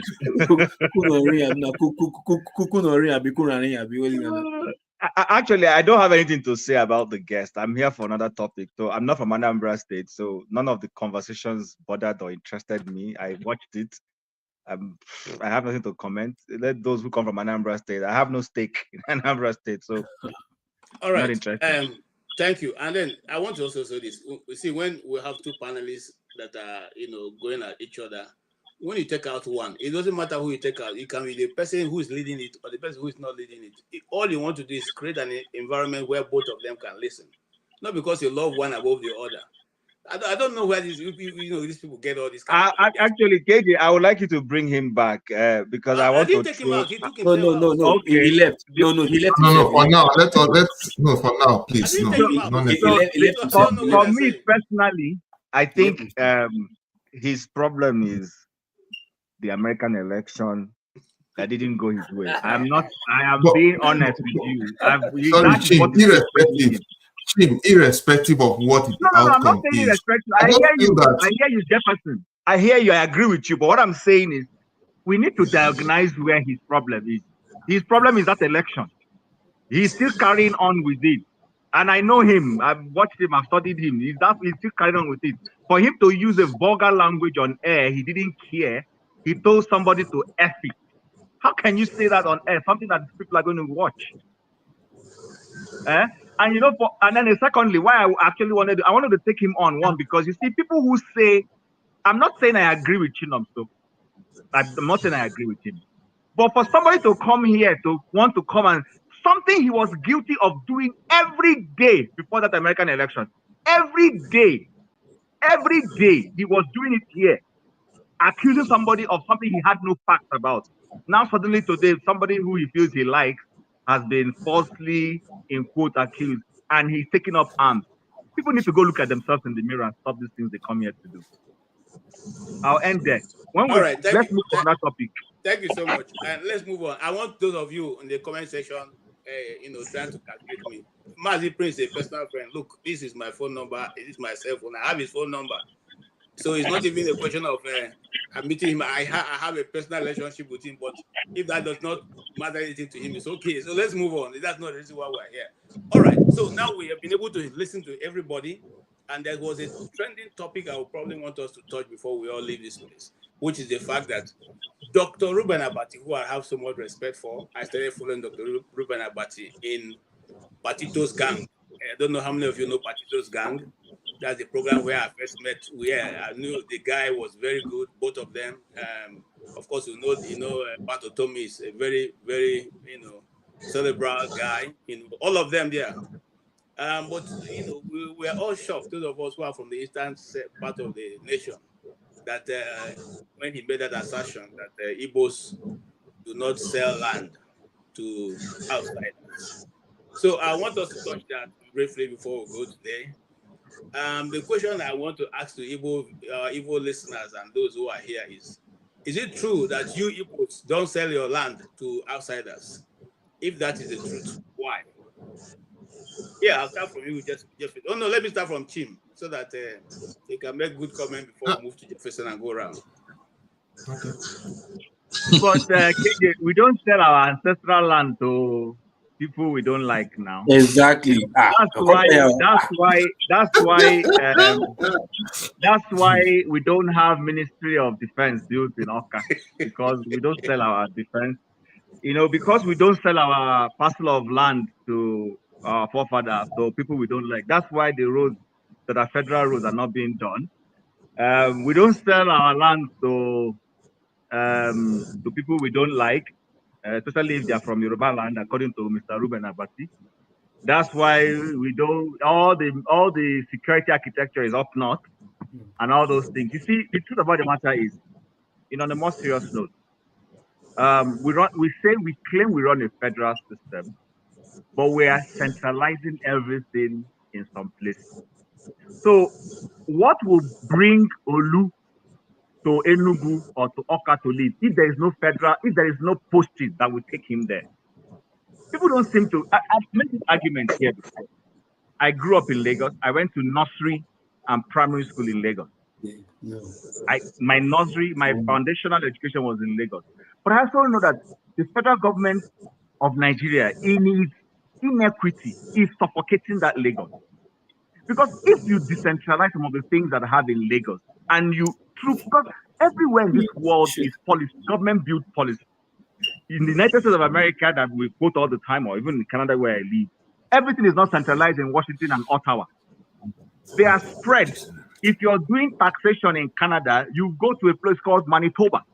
Anything that has to do with tax is Manitoba. Wherever you live, that's where you're going to be. In fact, you don't have to go physically anyway, because this is a technological age. You communicate with them. But assuming you had a need to go physically, you will move from there to where their office is, which is in a different region altogether. It's not in Ottawa.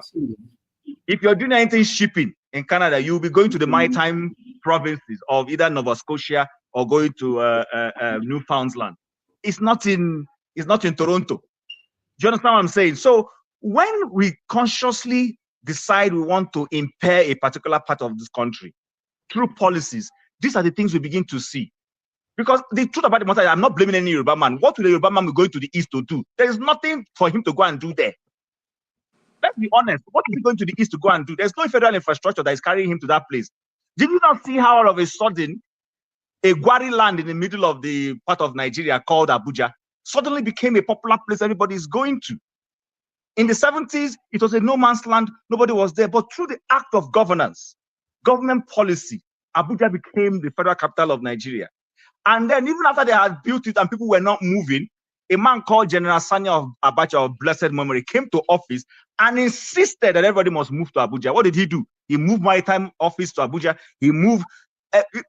Maritime has no business in Abuja, but he moved and he warned all civil servants. It's either you move to Abuja or you lose your job. So between 1993 November and 1998, when Abacha died and left office, he forcefully made Abuja to become active before the civilians came into office in 1999, and of course, it became a hub. I did my youth service in Abuja. It was a dead town. I used to walk miles before I find a bus. The era I saw that, there was nothing. Nobody was going there. But today, Abuja is a beehive of activity because of government decision. So I'm not even blaming any Nigerian. I'm not blaming anybody who does not go to the east to do anything, because there is nothing for them to go and do there. The people who come from the east themselves, because of their nature of business they do, they are busy looking for opportunities elsewhere. So when an ignorant man that we thought had an education in a prime environment and makes uninformed assertions, you need to cry for that man called Ruben Abati. Maybe what he's looking for now, he's looking for a way to get into the government of his this government that is clearly sectional. He's looking for a way to get into their good books, and he thinks the only way to do it is to do the FFK type of thing of propaganda. Well, good luck to him. These people tend to forget that everything that comes will go. There is always an end date to everything. That's what some of these people don't seem to realize. They think everything will continue the way it is. So maybe he's right. We don't sell land, but we don't sell land because there's no federal presence in Alibo. Thank you. Yes. CM, go ahead. Let's make sure we go around so I don't have to come back. Yes, KJ, I know I was here briefly before. Are we still on a review of what? No, do I go? Maybe let me take it from Chim's. Yes, I heard Chim mention about it. Yes, it's quite topical. You see, for those who do not know about it, it's better I refer you to the Guardian newspaper article of December 16th and December 23rd, a week up. I think they gathered on Sunday. The week they killed Bola Ige. There was an article about he wrote, Obasanjo, secession and secessionist. Yeah, Jesus Christ. In fact, when you read that and you start to wonder whether, I don't know what the Igbo did to Abati. All that he was writing about January 16, 1966 coup, from beginning to end, they're all false. He manufactures what he calls his own fact and then put it there and start to discuss it. I think a lot of Igbo journalists took him to the cleaners. It was that same type of mindset. I thought Abati has reformed. That same type of mindset that he brought because he's claimed T.O.S. Benson, who married from Imo State in a place called Mbieri. He married from the Obaji family. Obaji was a former minister for education, throwing that extended family, somebody Obaji. Now, look at the logic. According to Abati, T.O.S.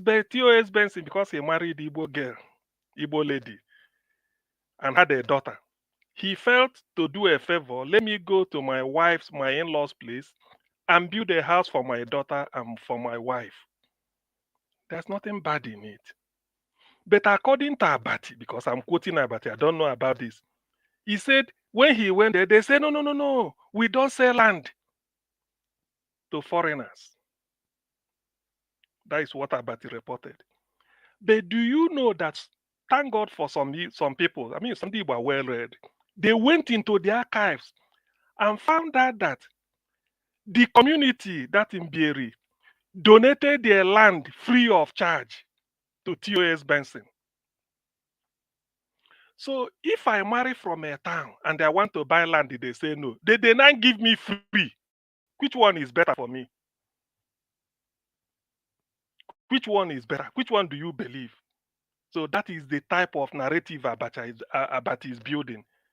Ndi Igbo know they sell land. Ndi Igbo know they sell land. These are all lies. I debunked it in one platform. There's a school called Lagos Business School, somewhere in Lagos. There's an equivalent called Onisha Business School in Onisha. A business school is not a plot of land.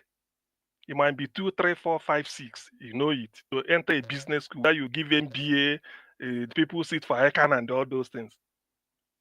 That Onisha Business School is 1,000,000% owned by Professor Dakpo Olusegun Shogbeso from Ago-Iwoye in Ogun State till today.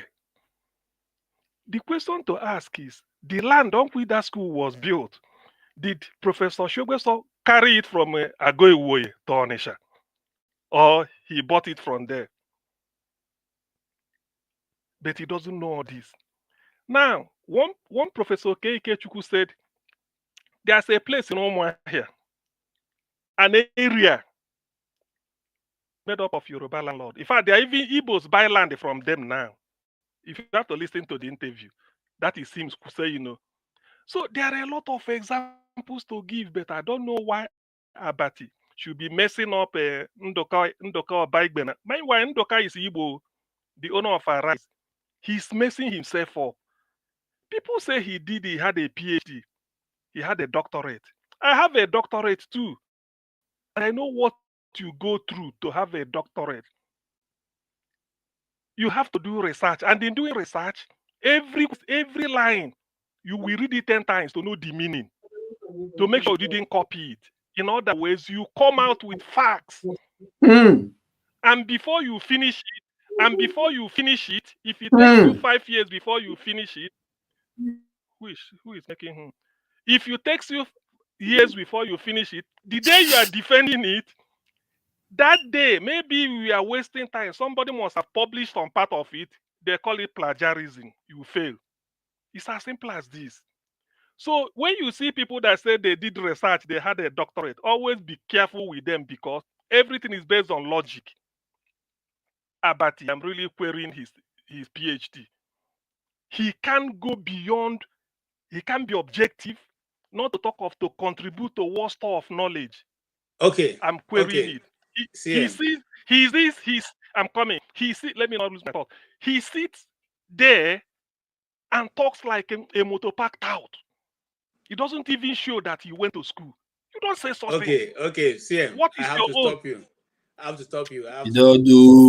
Okay. Thank you, CM, for your contribution. And I appreciate how far you have been able to dig into this conversation to bring out those facts. So we know the family, we know the situation in contents, we know the people, the land offered, and we know that the land was even finally given to the man free of charge. I don't believe him.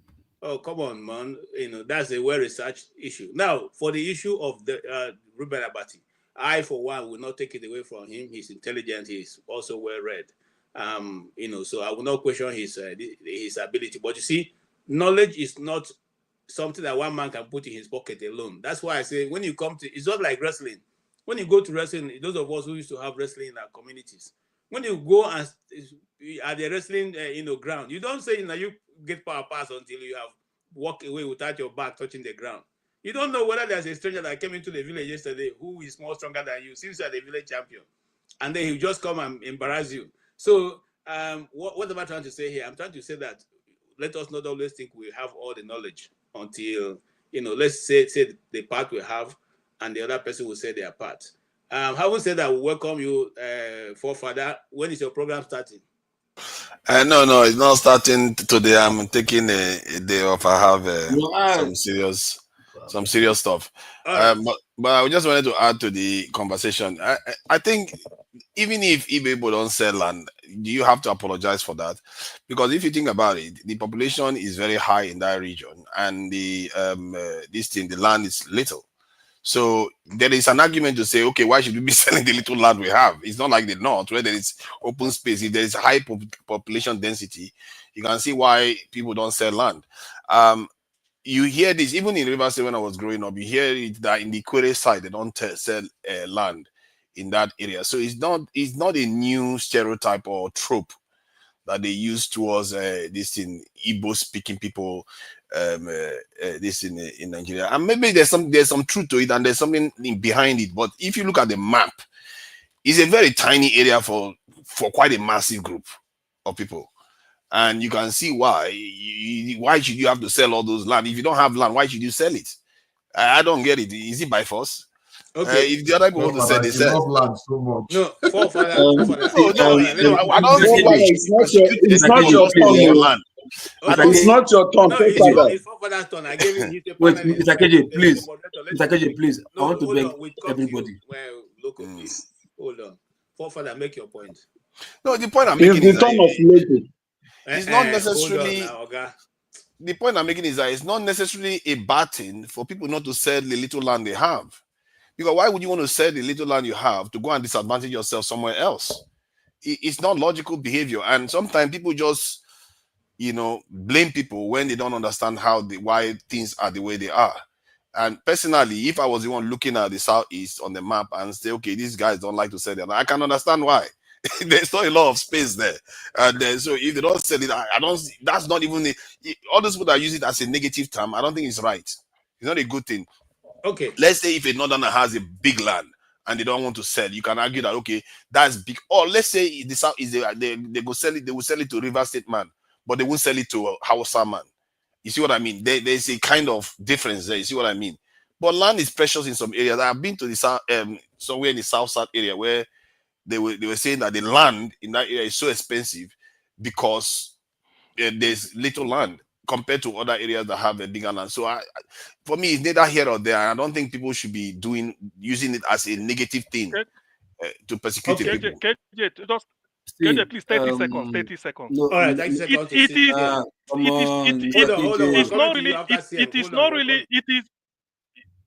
Go ahead. It is not 30 seconds, please. It is not really that people don't sell land is the issue. Is the intent. The intent behind that statement is the intent that matter. You go to some places in Lagos, they say, no, this land, they put signboard, this land is not for sale. It means they're not selling it. But is the intent. Igbos. When you say Igbos, we are talking about 60, 70 million people, home and abroad. You are not giving them an identity. They don't sell land. Can you imagine? And somebody with a PhD is a lie. Okay. Anyway, it's a Nigerian PhD. So, but even if they don't sell, why should you apologize for that? That's the question. Why if you don't sell land, why should you apologize for it? Forefather, hold on. Okay, before I come to you, Loco, I don't understand. Hold on, before I come to Loco. Loco, I want to explain this thing because I see people using the term Omona. Omona simply means a family. Yeah. Family simply means your all your clan. Your clan, for instance, the people who are related. If you go to Igbo land, there are land that is related to every one of you. All of you who are related have stake in it. And in my own place, we have a place called Umuna. It is palm trees. It's a almost like, I don't know, maybe like 1,000 or 2,000 hectares of palm trees. Now you can only go to that place and cut palm tree. You can't go and and now I can now meet local. I hope you mean Olona settlement. Is that what you mean? Olona settlement. Well, it's Umuna Allah. Okay, that is Umuna, the land for the family. Now, if I sell it to without consulting every other person, I would have done wrong. So, if for such a land, it's difficult to get it to be sold because your generation owns it. You understand what I'm saying? But the one that belongs to my father, which is what I've said the last time we were on this panel, that anybody who wants to buy it, I'm from Uzwakoli, you come, I will sell gladly to you. Okay? As long as you're not going to come and make it a ruga, I will sell gladly to you. Okay? And you can build. Keep your finger down, my friend. Now, I will buy. Okay. Having said that, please, Loco, go ahead. See, fine. Thank you for what you just said now, because I was even going there. Because look, sometimes context matters a lot. You understand? In as much as he was just repeating what somebody told him, it now depends on the context with which he received it from the professor TOS. You get my point? Because if at the long run, what he intended buying and they gave him as a gift, there would have been no point telling it to Dr. Abati, saying, I want buy land over this, they don't sell for me. They say they don't sell land to stranger. You understand? He's just repeating what the guy told him. You saying the intent which he says is different. Not that he is now saying Igbo people do not sell land. I think that is where he may be wrong, generalizing just one incident to the whole people. And even if he's wrong in that part, Igbos, Hausas, you may be judged how strong is that same thing. I will start from 1966 coup when they target Igbo coup. Just few Igbos that were there. They said the whole Igbo coup. You understand? Same thing. The Igbos are also guilty. Just the same marginalization they're having in Lagos. Just Tinubu and his family and his boys. They are targeting the whole Yoruba is against them. You understand? So Nigerians are guilty of this same thing. You understand? But that's why even if you say Abati is wrong, to some extent, the way you tell it, like the whole Igbo people don't sell land. I mean, you're just hearing the story from one person. You understand? And his experience.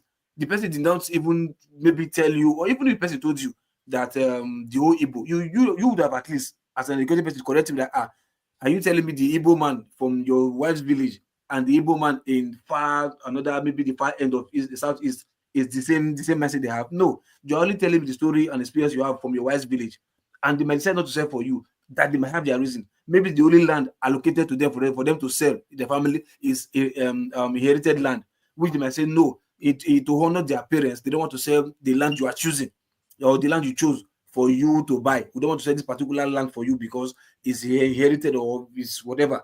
You understand? Maybe if you have gone to somewhere else in that same village, maybe somebody else would have sold for you, but you wanted to buy from that family, and the only free land they have, they might have allocated to sell it to anybody else. The one remaining is not for sale. You understand? The man must have misrepresented it, and don't forget, a story told is a story uttered.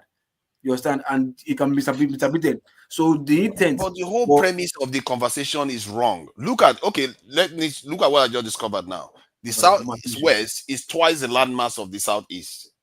And if you look at the population of the southwest, if not because of Lagos, they basically are the same size. So what do you expect to happen?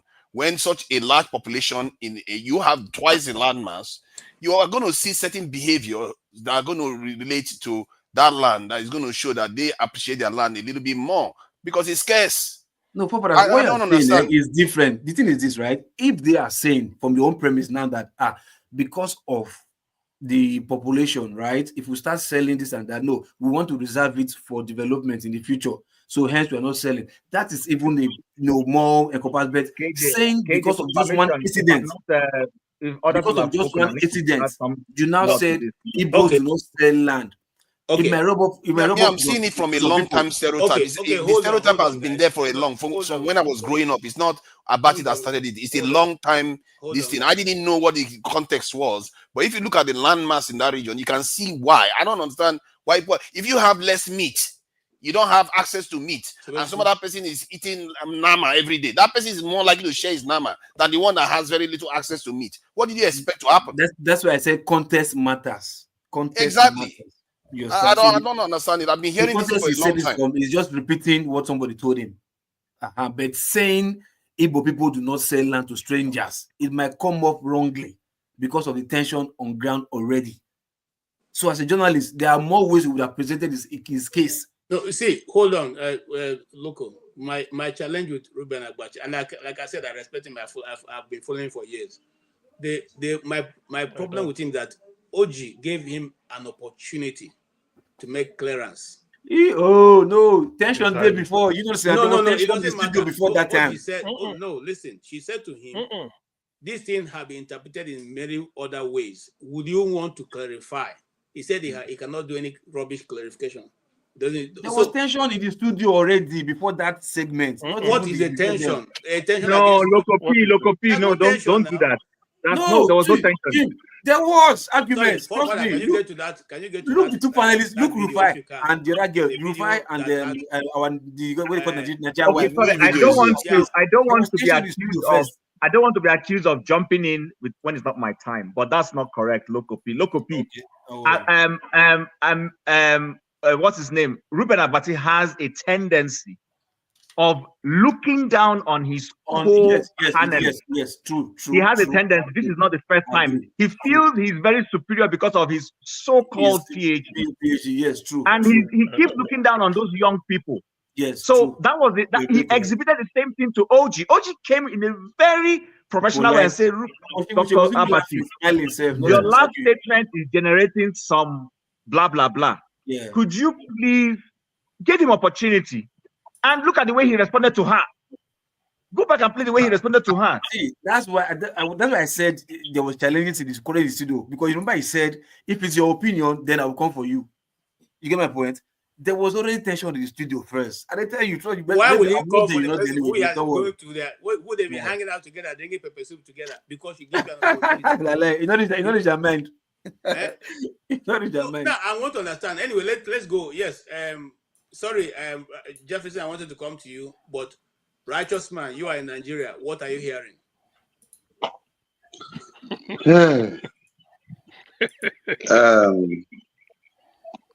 So what are you hearing? So father.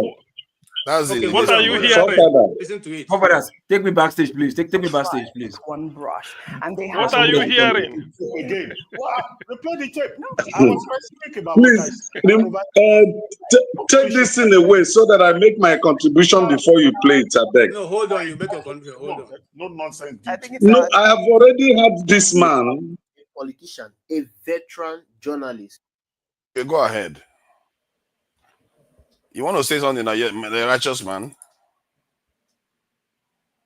Righteous man, you want to say something? I can't hear you. Can you hear me? I can hear you now. Okay. It seems I will know you better if you describe where you lived in Rivers State, because my mother is from there. I was born there before the war broke out. That's not the purpose of the conversation now. Can you hold on now? Hold on now. Now you change gear. We're talking about Abati. Now you want to know where I live in Rivers State. you change gear. We want to talk about Abati. Yeah. We are talking about Abati. Chin, please cool down. CM, cool down. You see, you can hate a people, but you can never stop them. My gross and my annoyance is the way this man called Abati responded to OG. It was so embarrassing. he intentionally shot that lady down as if that lady worth nothing. The lady herself was embarrassed. When I was watching that clip, I was almost shedding tears. I say, look at the people that call themselves elite class in Nigeria. Look at a little thing that you can humble yourself and explain. In fact, Abati was ready to trash that lady, not minding that his last wife, Oji, is older than his last wife. At least he should accord that lady that respect.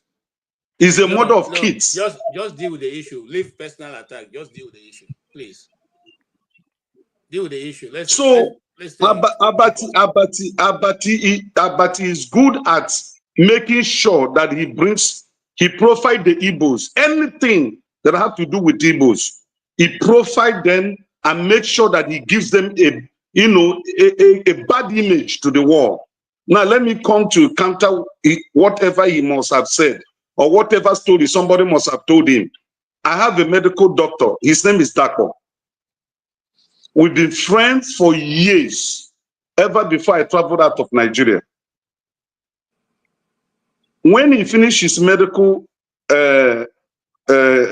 course, he served in Enugu State. After he finished serving, he started working in a hospital there.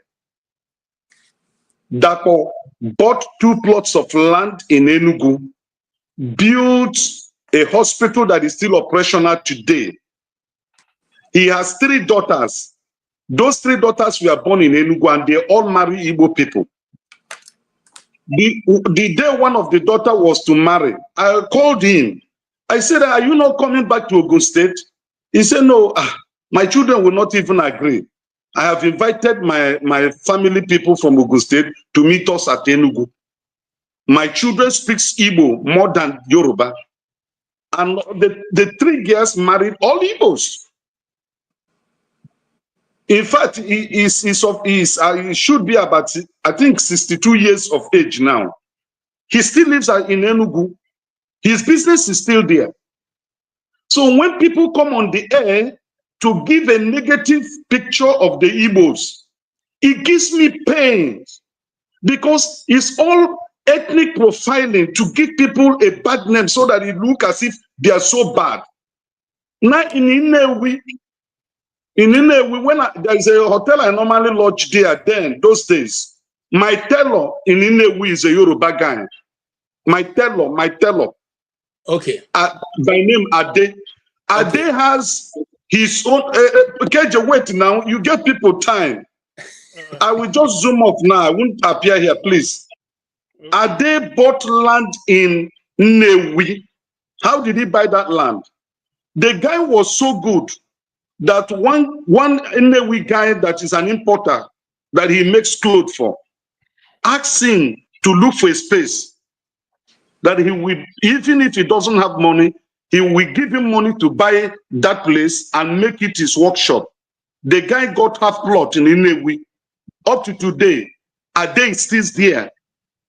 So when people who doesn't travel, who have not mixed with other Nigerians, comes to the public to profile a particular race or particular ethnic group to be evil, it pains me. And we are talking of building Nigeria to make it a one nation. And you are discriminating without facts and figures. Thank you. You see why Abati should do more than that. Can you hear me? Why I didn't want you to mention those individual cases would be the same thing that they said about Abati. That is a single individual case is mentioning. So I wanted us to discuss on a general term. Do Igbos sell land?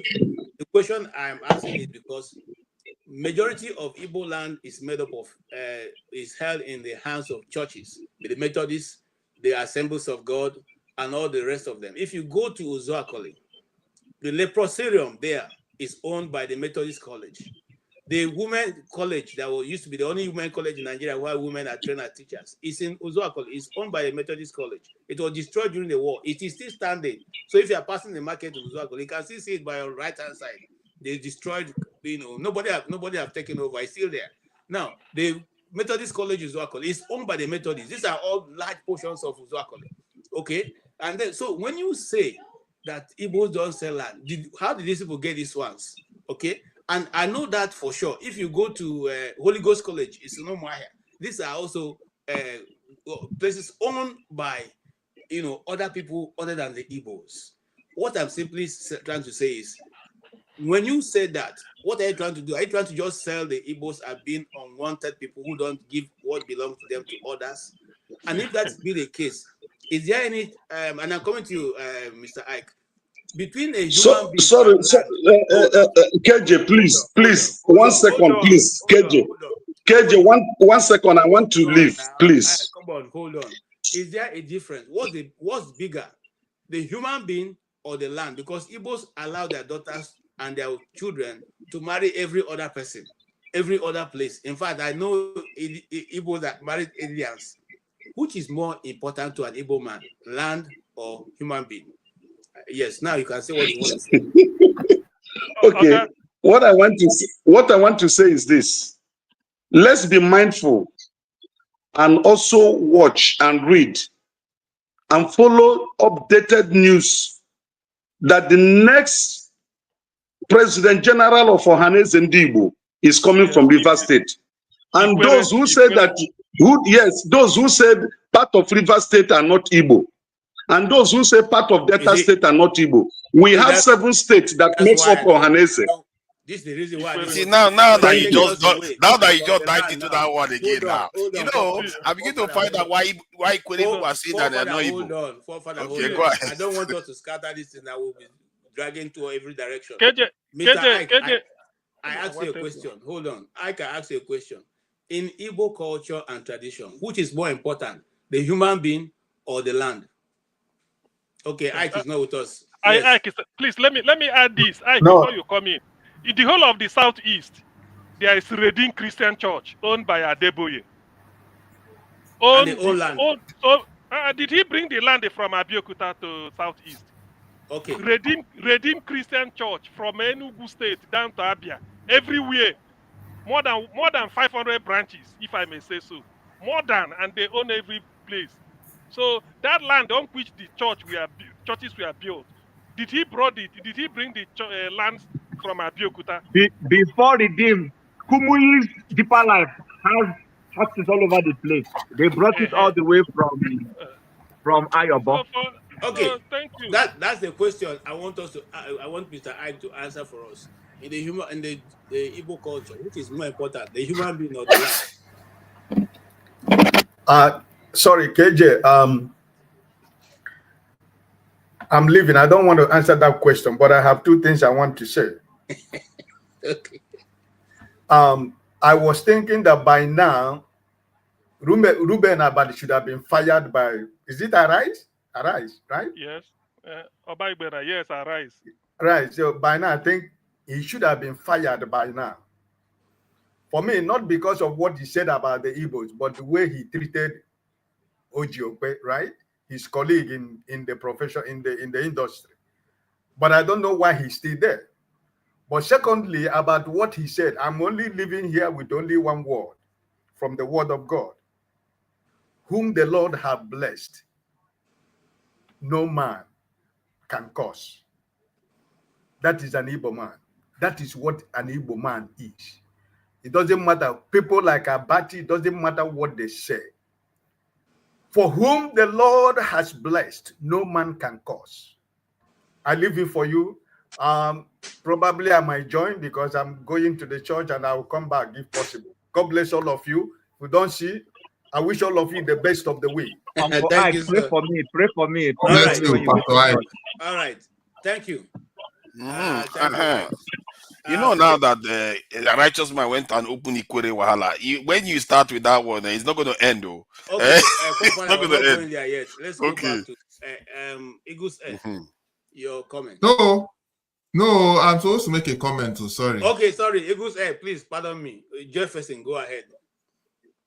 Okay, sorry, I had to stop you, Eagles. So, that's a very, very sensitive topic. About Igbos not giving land. In fact, it's an extensive topic. Chim has said something that makes a lot of points.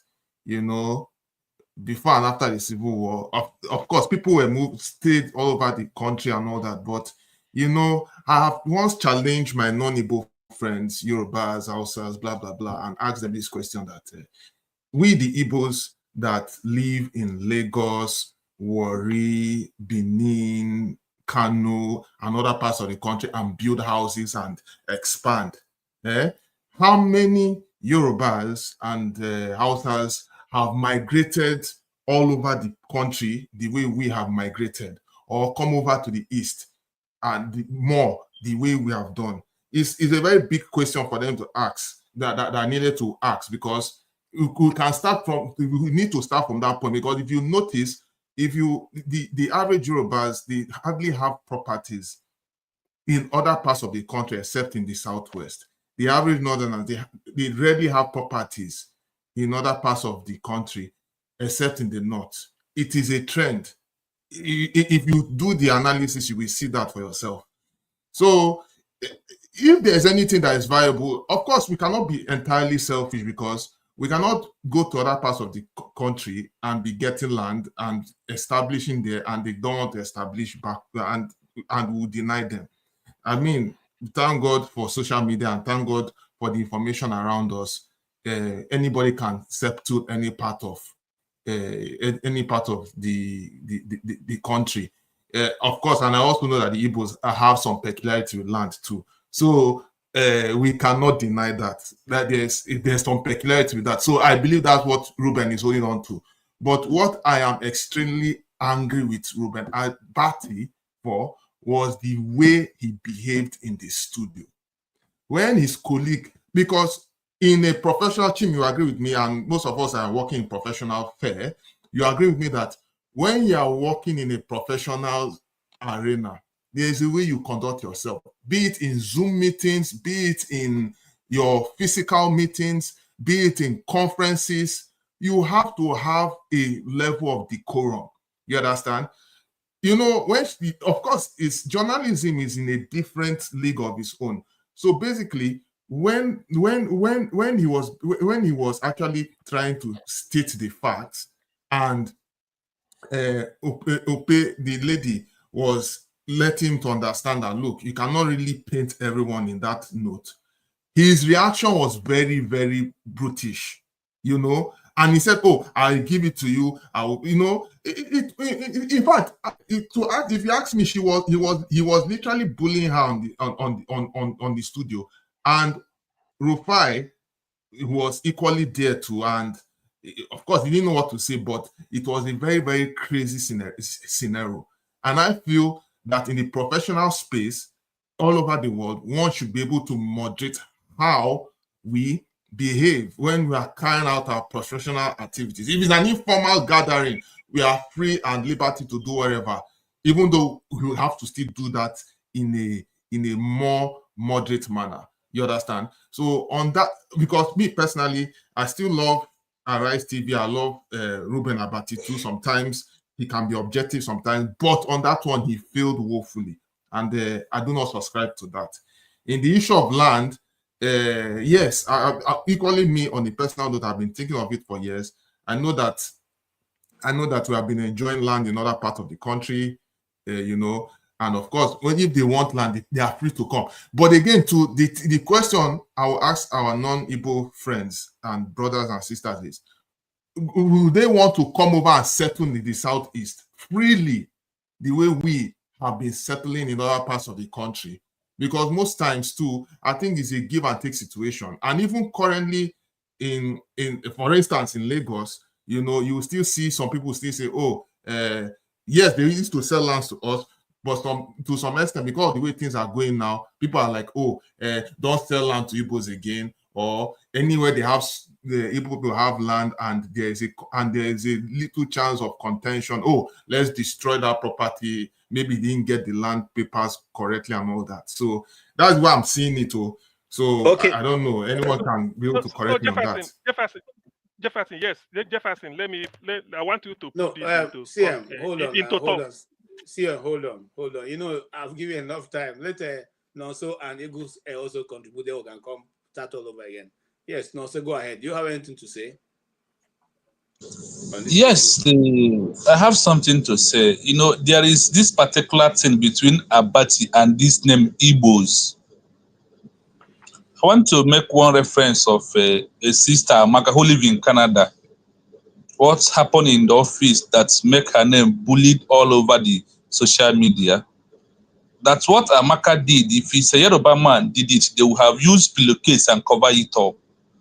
But because of it's an Igbo person that said this thing, there is how they see it. And the Abati is somebody also believe himself that he know more than all of us who are here today. And in the level of his own generalism, he think that whatever he said goes like that. That is who he is.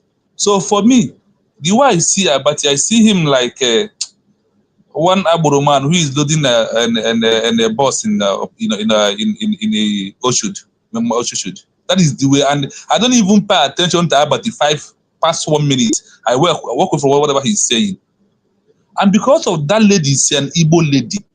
Look at the way he just bring. In fact, he could have just used cutlass if they are easy possible to cut off his neck. Her neck, I thought that was his neck. But the issue is this: did Igbo sells land?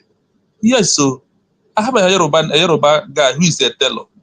I even be a witness to the land he bought in my community. He built shops there and he also living there. He has also helped us train some of our brothers and teach them the handwork. Even I know two people he teach handwork free because we help him, the youth help him to secure land where he built, and he's even living there till now. And it has passed more 10 years. So because he never traveled down to Southeast and spent 2 or 3 years, that is why he can open the mouth and say, and that's name called Igbos. That is how he stand on his head. So he can always say whatever he wants to say. And for me, I take the one to take it and let it out. So for me, Igbos sell land. That is one thing I know for sure. For those who will value that cannot come and fight me on my land. Thank you. Okay, thank you. Eagle Square.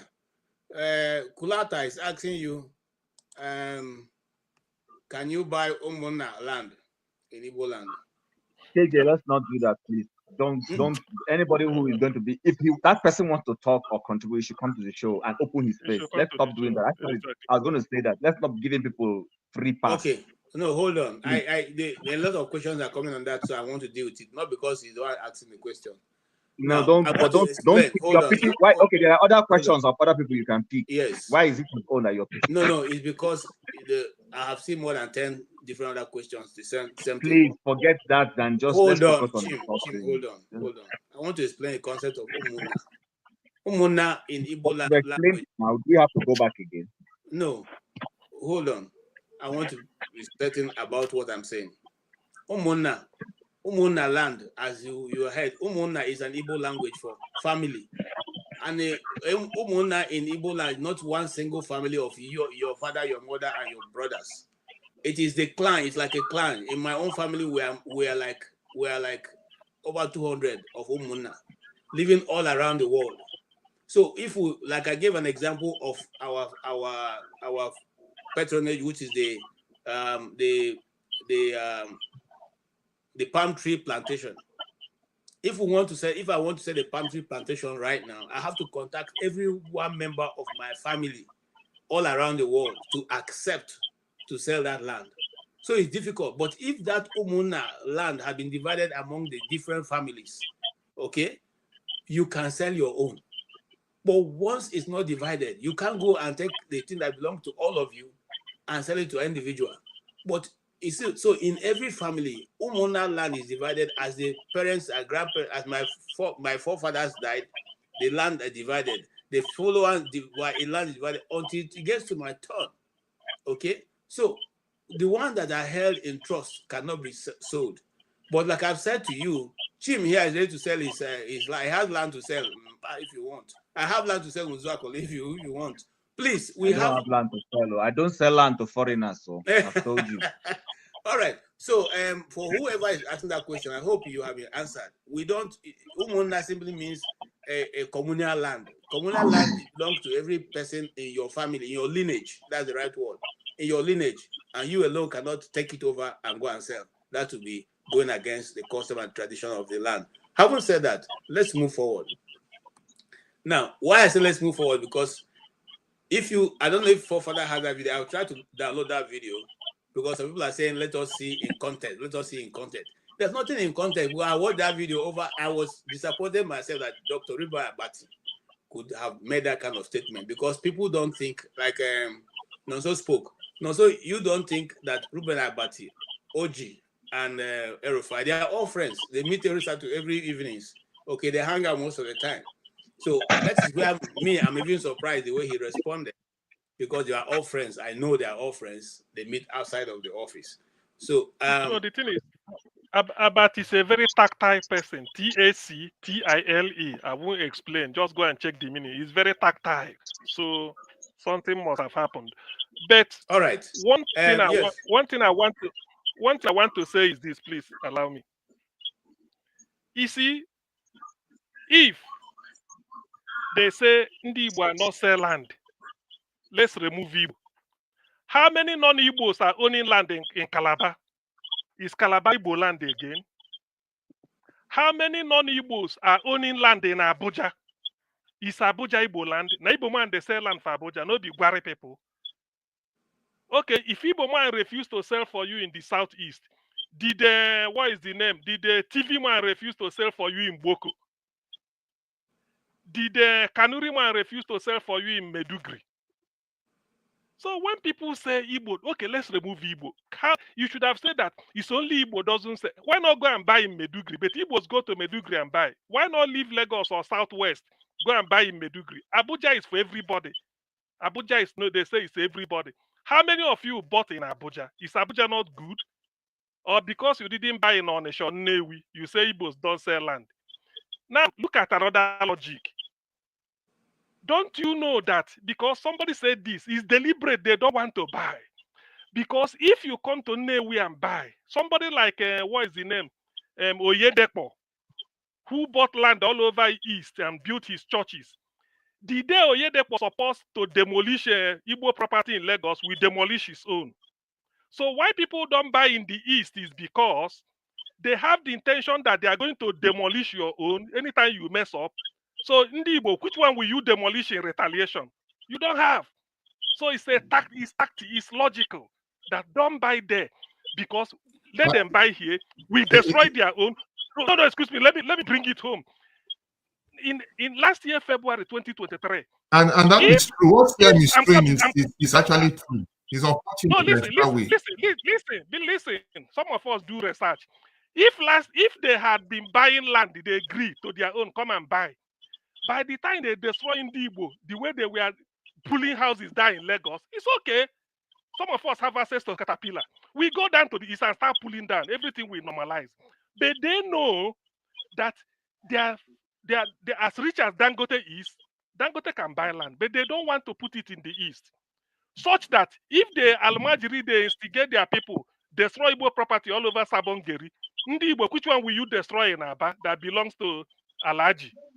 Which one will you destroy that belongs to the Yoruba people in Aba or Newi? Nobody. So it's a tactics. We know what is happening.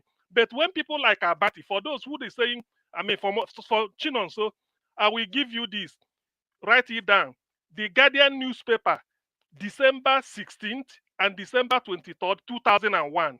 The title is Obasanjo, Secession and Secessionist with Igbos. Ruben Abati wrote it. Go and read what he wrote about January 16, 1966 school.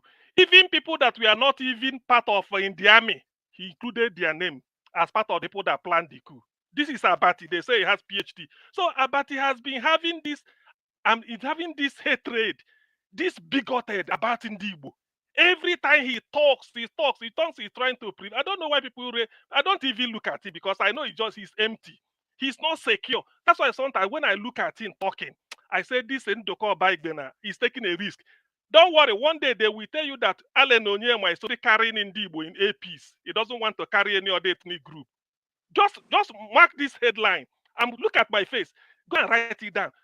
It will come one day, they say Allen Onyema, he doesn't carry us. He just said only Igbo Singo they carry. This Allen Onyema you are seeing, that have been rescuing people all over the world, free of charge, Nigerians, from China to India to to South Africa to go and carry terrorists from Sudan. People who went to Sudan to go and learn terrorism.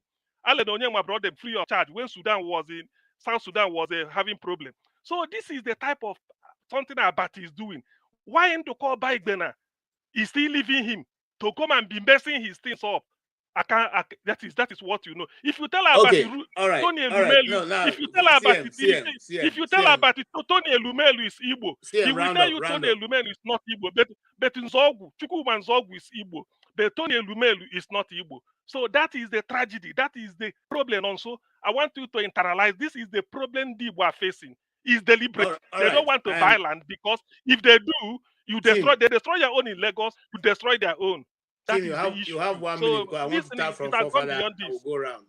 You have 1 minute, Chim. 1 minute. All right, thank you. I just wanted to reiterate what I said in a more refined way than I said it earlier. I don't want to go down that rabbit hole of this unnecessary ethnicization of things. But the point is remained, like I said, for those who want to hear and for those who know the history. How many major critical federal institutions do you have in the Southeast? The only people who are being transferred to the East are only people who are in the army.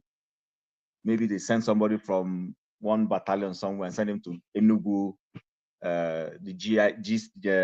what they call that, infantry or whatever in Enugu, or police officers.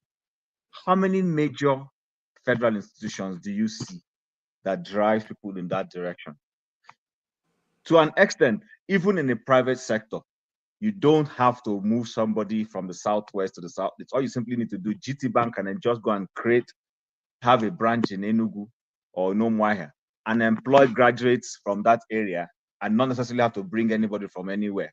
But when it's a federal institution, then people are forced. If you're a federal institution, then you can move a director who is of a Nigerian of Kanuri extraction and you move him to the East, or of Ekpa extraction and you move him to, to wherever it is. These things are not happening that much because the federal presence in the East is very minimal and lacking, is a fact. So I don't blame, I repeat it again, there are germane people from across other ethnic groups, whether they are Yoruba or Kanurio or Boko or that want to go to every other part of Nigeria. But when it comes to moving them to the East, it's very minimal. I went to secondary school in the East. I had 2 classmates, I won't mention their names, who are Yorubas. 2 of them actually one comes from Ondo State, the other 2 come from Kwara State. I won't mention their names for privacy reasons and for the fact that, it's unfair to start pandering people's names. When I went to university in the East, it's the same thing. I had people from other places. In fact, one I can mention because he's prominent and I can't hide it. The former IG of police of Nigeria, who at the time when I was in university was the commissioner of police. Remember, Abia State has had 2 commissioners of police that were from the Southwest. Their children were in the university with me. Their children, I won't mention the girl's name, but if you can remember any IGP that was from the Southwest, he used to be the commissioner of police in Abia State, and before he eventually became the IGP of Nigeria, his daughter was in university with me. And then eventually when I went to do my master's, I met her in UI again. So there are people who want to go. I personally, I have people in my family married across ethnicity. But the fact remains that there are people who want to go across this country, but the federal government doesn't give them that opportunity. Like I rightly said earlier on, for those who will tell us somebody built Lagos, Lagos was built way, way, way, way from the colonial era to when it became the federal capital of Nigeria. There is nothing in Lagos State up until 1999 that Lagos State government will claim is their own. Many of the infrastructure there were federal funded infrastructure for anybody who wants to be honest and tell themselves the truth. Is it Kata Bridge? Is it Third Mainland Bridge? All these things are federal might. So where there is federal might, anywhere in the world, where there is federal might, people migrate towards that direction because federal might pulls people. When you cite institutions of federal worth in any place, it's going to pull people towards that direction. That's why I have said, if the federal government of Nigeria really wants to be fair to everybody, decentralize certain things, and then you see what will happen. I personally believe, not from a standpoint of maliciousness, Lagos will be a healthier place if you decongest it, especially the port structure. Open up the other ports, give the other ports in Nigeria equal attention the way you're giving Lagos, so that people who want to, somebody from a business guy from Makurdi doesn't have to come to Tinkan Island to come and clear his goods. He can clear it from Port Harcourt. He can clear it from Warri that are probably closer for him. But these things are not happening. So when you don't do these things, you congest a particular place. And the whole idea in modern governance, why you don't, you try to decongest places, is to decentralize federal institutions. Pentagon is not in Washington. It's somewhere else. And that's the same way you have to decentralize it and move them off so that people can move around and the country can have a presence of everything. But when you don't do that, that's why I'm saying, in fairness to certain people from other parts of the region, there is nothing that is going to attract them to come to the Southeast, except somebody who is genuinely, taking risk and wants to go and do business. He sees a business opportunity in the Southeast and he chooses to go there to go and do that business. Kudos to that person. Other than that, there is nothing governmental that is going to make someone say, okay, I want to go to the Southeast. It's a fact. It's a fact. So that's where I want to leave this conversation. I don't want to contribute anymore to it. As for Ruben Abati, it's very obvious. Yes, he's well educated, but his education is serving. In fact, let me be honest with you guys. I find it very, very dirty, that thing he does. And and I told somebody, who is this man? I know, I've been saying it for a long time. So crude. Yes. You see anybody saying, what is that rubbish he does? And people say, I find that thing very nauseating that he does. So he's a crude man. Yes. All right, very, Chin, let me stop you. Let me stop you. Chin, let me very stop crude you. human being. Let me stop you. Hey, look, Ruben Abati had his first. Please, can I say something? Hold on, sir. Hold on. Ruben Abati has his first degree in theater arts. So sometimes he brings theater into it, and he's a good actor. Well, you see, some people also have said that the way he opens up the thing is what hooks gets them to keep watching it. Whatever it is, whichever way, we can't like everything anyway. All I was saying, this particular one, he got it wrong. But I want to say something. The Bible says that knowledge pops up, and it is from him that I've come to really test that word of God. That when you have knowledge, it pops you up, makes you think every other person is beneath you, and sometimes it comes across that way, which I don't think is very good. But I heard what you said, Jim. Let's move on to Ego Square. What do you have to say? KJ, the issue is not the issue is Igbophobia. That is what we are talking. I gave you an article he wrote. Okay, I will go check that article. Please give me that article. Yes, the article on the comment section, Chim. Is this sorry? Yeah, put it on the comment section so we can also put other people can read it, so to the benefit of every other person. Yes, Ego Square, go ahead. Ego Square. Yeah. What I'm trying to say in effect that when you talk about land, buying land and selling land, and whether land and a human being, which one is more important? Land is important, human being is important. What do I mean? If you have a land and nobody is lived there, then what's the need of the land? So two of them are very important. Then buying land and selling land, it cannot come to the land that is in the front of my father's house, and that's the only plot of land that only interest we have to enter into my father's house. He asked me to sell it to you, I will sell it to you. I will tell you the land is not for sale. That's the truth about it. Now, you talk about the kinsmen land. Any land that owns by kinsmen cannot be just sell out like that. There must be an agreement that concerns the land. And it cannot sell what you don't have. Though some people do sell it, but any land that belongs to kinsmen, it cannot sell it until the land is shared, because that land stands as something like inheritance to them. So probably the man that came to buy land, the land he may point at it may be the land that belongs to kinsmen that are not made to suit. and they tell him that this one is not for sale. Please, we are going to show you a place. If you need a land, show you a place where you are going to take it. That's the truth about it. Now, in concerning Ruben Abate's reaction towards the land and what he did to Ojeneka Obe, the story started from Thursday, not Friday itself. The main story started from Thursday, when Ojeneka Obe carried as a trending video. That is what is trending. But sometimes we don't understand the gravity behind the statement that Ruben Abati made. Just if you understand the gravity behind that statement, you understand that Ruben Abati indirectly have paint Igbos pure black without any respect towards it. Because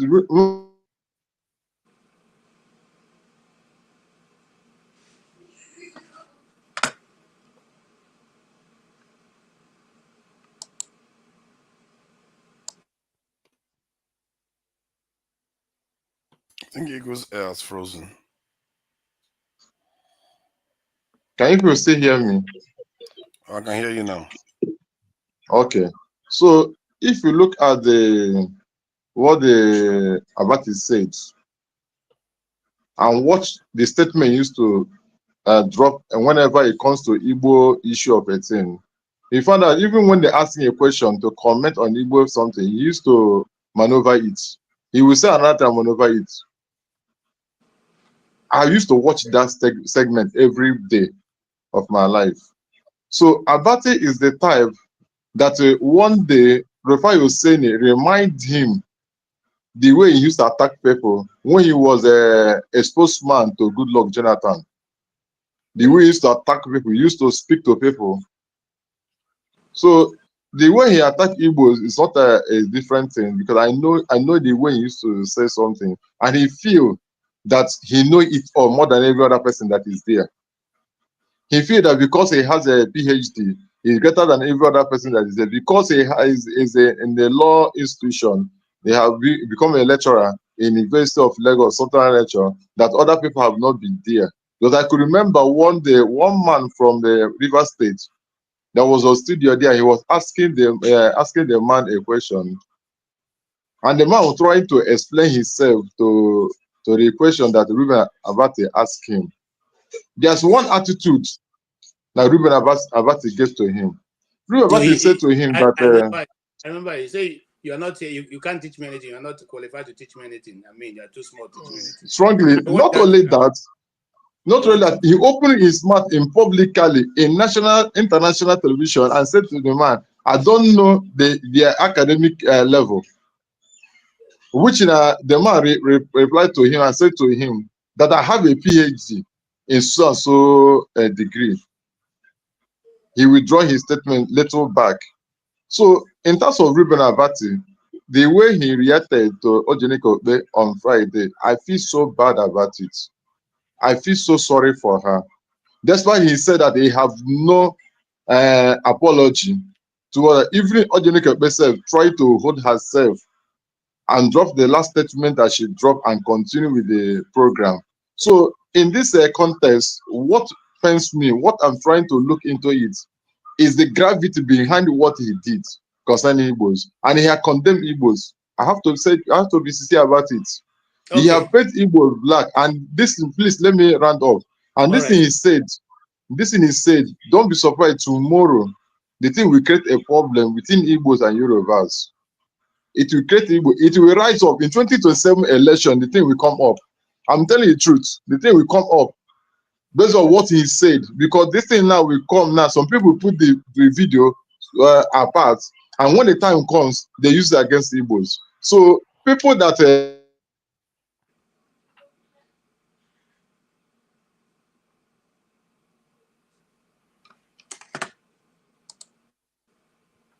surprise, even forefather, nobody knows he had education. He always said that he grew up in River State, but he cannot say that he's from Swahili place. Even condemn Ruben Abati and what he said. So that means what he said is very bad and terrible. We have to be sincere about it. And I feel bad about it. And this will make me to have a little respect for Ruben Abati, despite his educational career and degree. In fact, the way I look at him, based on statement and what he used to do, even if Rifai was saying that he's in the same studio with him, sometimes Rifai was saying you say something, openly he debunk it and speak to him ordinarily, which is very bad. So personally, I feel bad about it. But one beautiful day, you meet somebody like him that will take him back. Thank you.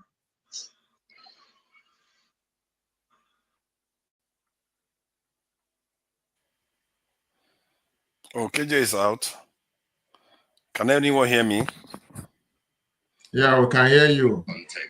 So Yes. Okay, it's back now. Your approach will okay, go ahead. Sorry, my internet went off. Okay, thank you so much for your contribution. Let's go to Forefather. And there was something you said I wanted to also elaborate a bit. I have watched over the years, sometimes that Dr. Ruben Abachi comes across too brushly, against his colleague. I remember the lady after what? The lady that was reporting one time and called him Ruben Abati. I was so angry that the lady called and said, "Look at this small girl. Why you are calling me Ruben Abati? Do you know how many years I got my PhD before you were born?" This was all on air, and I felt that was an abuse, And the same thing I reported, it just may happen again. If I look at it from a professional point of view, he was not supposed to pay because she was only trying to help you launder your image that she felt was bastardized on the internet. And I think that it would have been the best for him to use that opportunity to readdress himself. Even if you felt that you had made your point, but somebody saying, "You know what, I give you an opportunity to clarify." There's nothing that is wrong you clarifying again what you said. Now, Umunna, the land Umunna, is just like saying the property of the federal government. Can one individual sell the property of the federal government? No. Okay, it's only the government that can decide to sell it. It's the same thing as the land that belongs to Umunna. And if the people say, "Okay, this is Umunna," meaning it's our collective land. I'm trying to remember the right word. And we're not going to sell it to you, but we'll give it to you free of charge. What is wrong with that? Anyway, I come to you, Forefathers. What do you say? And what's your own point of view? Do you have any more video to show? Because I see people, Chim sent me a video right now of the same issue being discussed on Saturday morning. I think maybe Nigerians were a little bit bored, but there's an element of seriousness to this because, one, this is not new. I've said it before. Like when I was growing up, I heard some of these comments. And it just shows that some of our people are very lazy. They don't like to check information sometimes. When people do something, you have to ask yourself, why are they like that?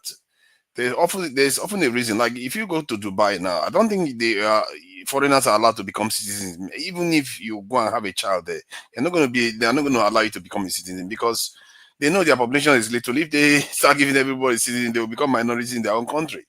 The same thing with China, because they have so many people, they don't want any other person to become citizen. They make it harder. But why Europeans do the opposite? People behave differently. And this thing, and I even see it in some Southeastern people when they are talking about Northerners, they forget that they are not like you. They are different. And if Southeasterners are not selling as much land, you can see, based on the landmass they have, there is a reason why.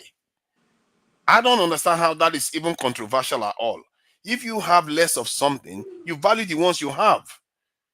And Nigerians make a lot of they say a lot of things that come from. That's why it's a trope, because it's not based on actually thinking about the person, trying to understand why they are like that.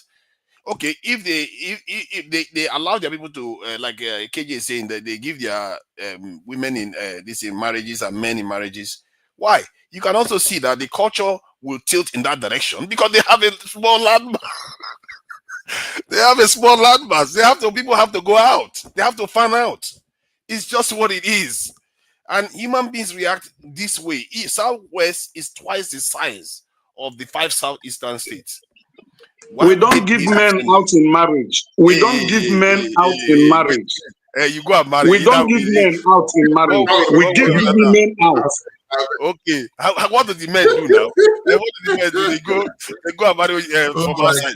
Either way, they do that. But my point is that this thing, I think John Abati is representative of quite a lot of Nigerians. Let's make no mistake. This is something that is common amongst many Nigerians. They believe that people don't sell land because of some kind of hatred of others. And you see, that is why it's good to actually understand things a bit more in life. Because if you don't understand, like an Igbo man, I will just start defending themselves. Hey, why are you accusing of that? Because no, you don't have to. You have less of something.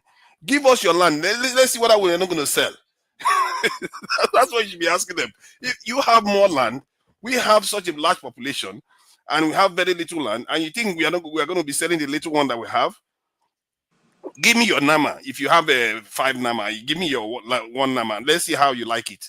The human beings just have to be a little bit more open when they're having conversations. I think then you start seeing the truths of why people are the way they are. It's not because Igbo people inherently just love land. It's because it's scarce. It's more scarce in their areas, and they have to value the little ones. They still have to farm. They are naturally an agrarian society. So the little land they have, they farm it and they live on it, and you want them to be selling it. It shouldn't be like that. You see what I mean? So if the northerners feel free to want to sell land, let them sell. If Middleburg want to sell, let them sell. So if people don't want to sell land, it's not by force. As a matter of fact, they can decide that they will not sell one land to any tribe. If you like, don't sell them land. It's not by. This is how the international world behaves. Some people welcome people, other people don't welcome people. So this is not controversial for me. So let's just take it easy. And I think this our conversation needs to head in this direction so that it doesn't become a rotten problem.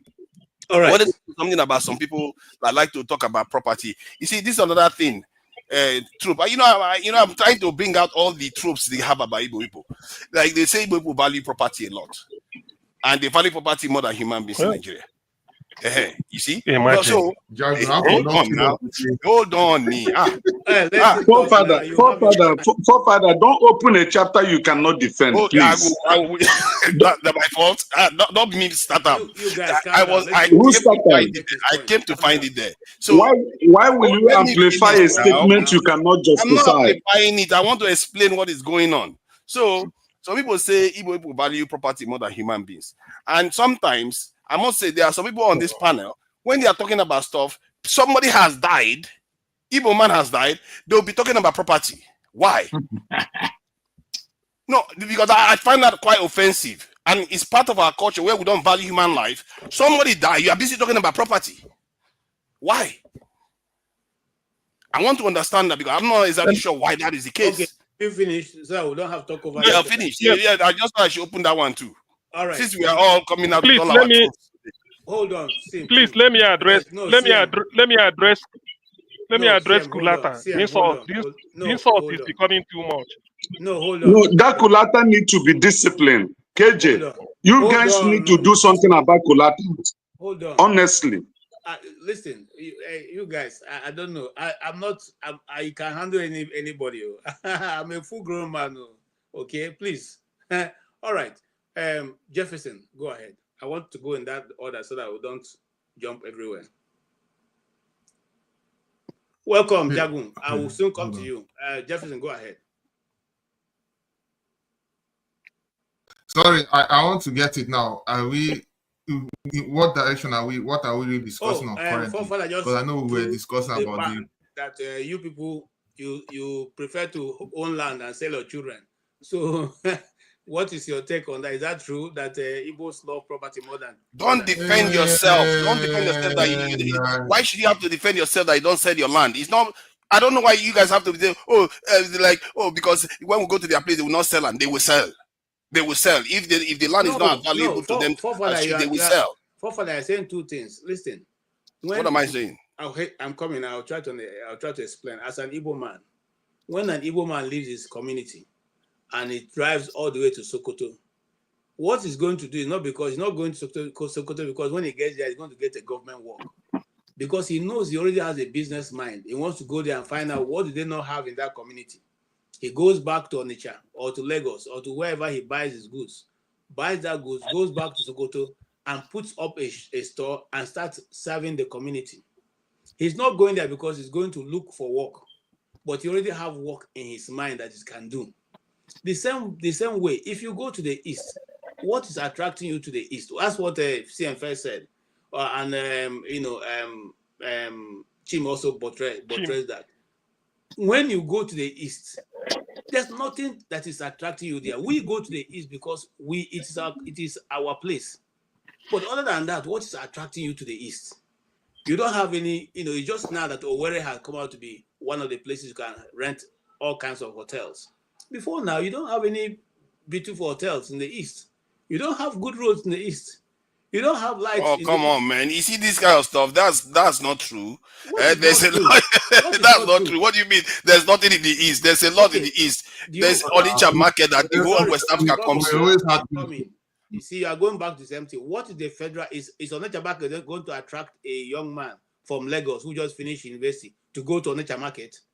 What's he going to do there? Okay, I get what you mean. If you are talking about that, it's the same thing for Zamfara what now. What we are saying is there's no federal government presence that can attract other members of Nigerian community to the east that much.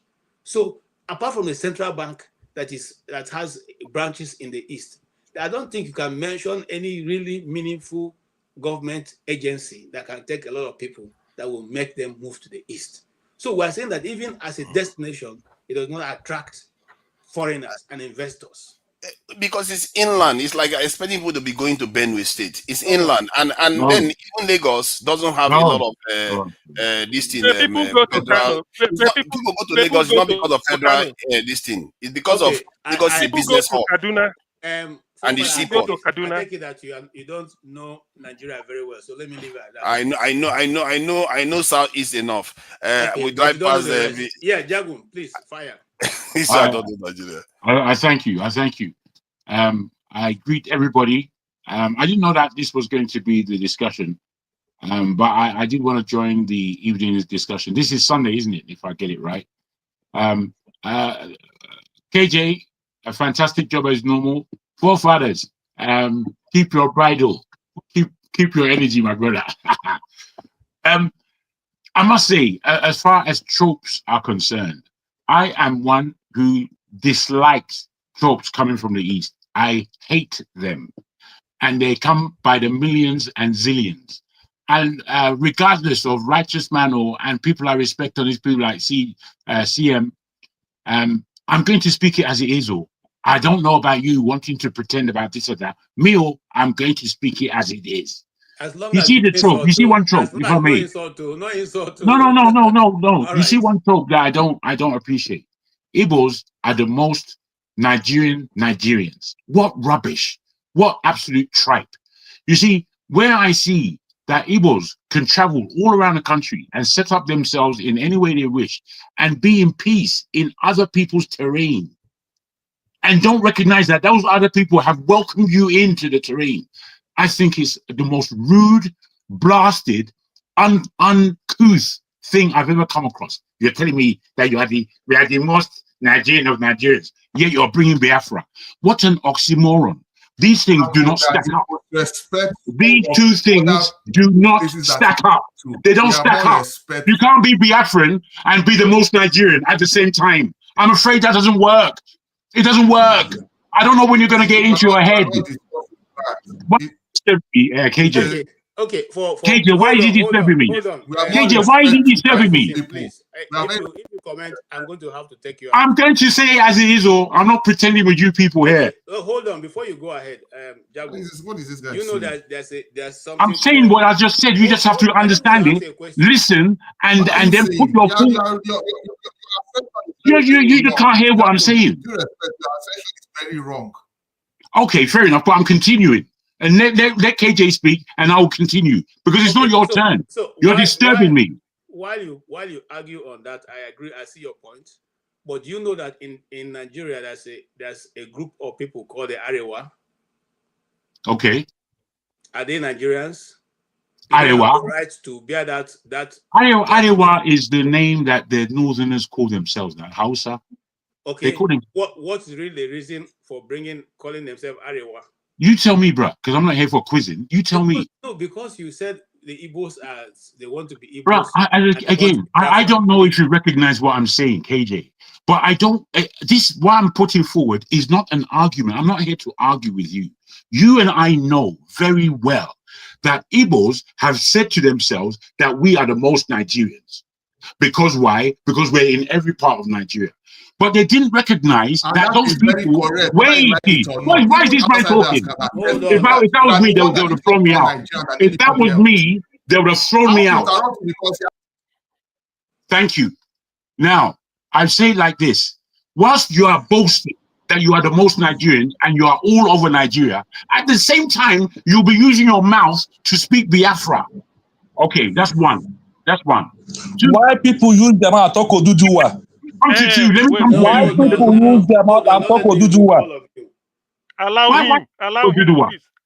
Why should I talk Oduduwa? I'll talk Oduduwa if I want to. You spark brain. Let me say this, KJ. The other trope I dislike immensely because it doesn't make sense to me. It doesn't make sense.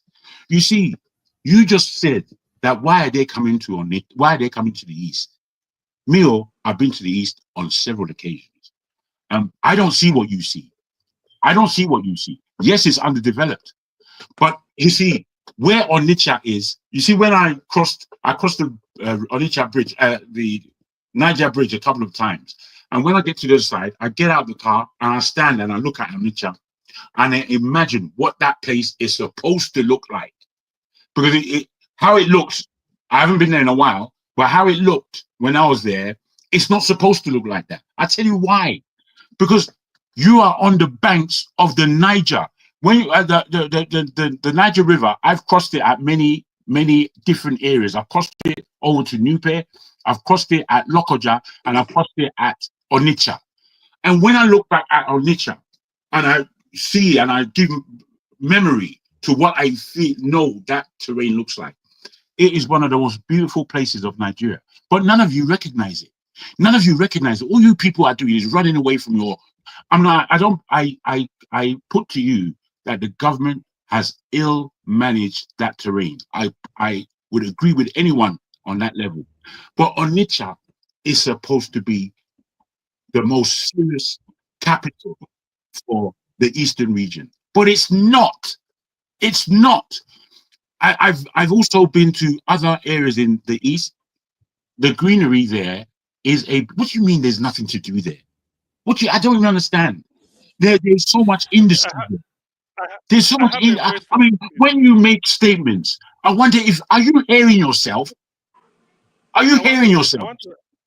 Okay, thank you. And Enugu was the capital of Eastern region, if I'm not mistaken. And it was lovely. Enugu was a lovely place. Let me ask you, please, KJ, not random, please, because sometimes we are here to learn. Jagu said, thank you, you mentioned it. You've been to the East, it's not developed.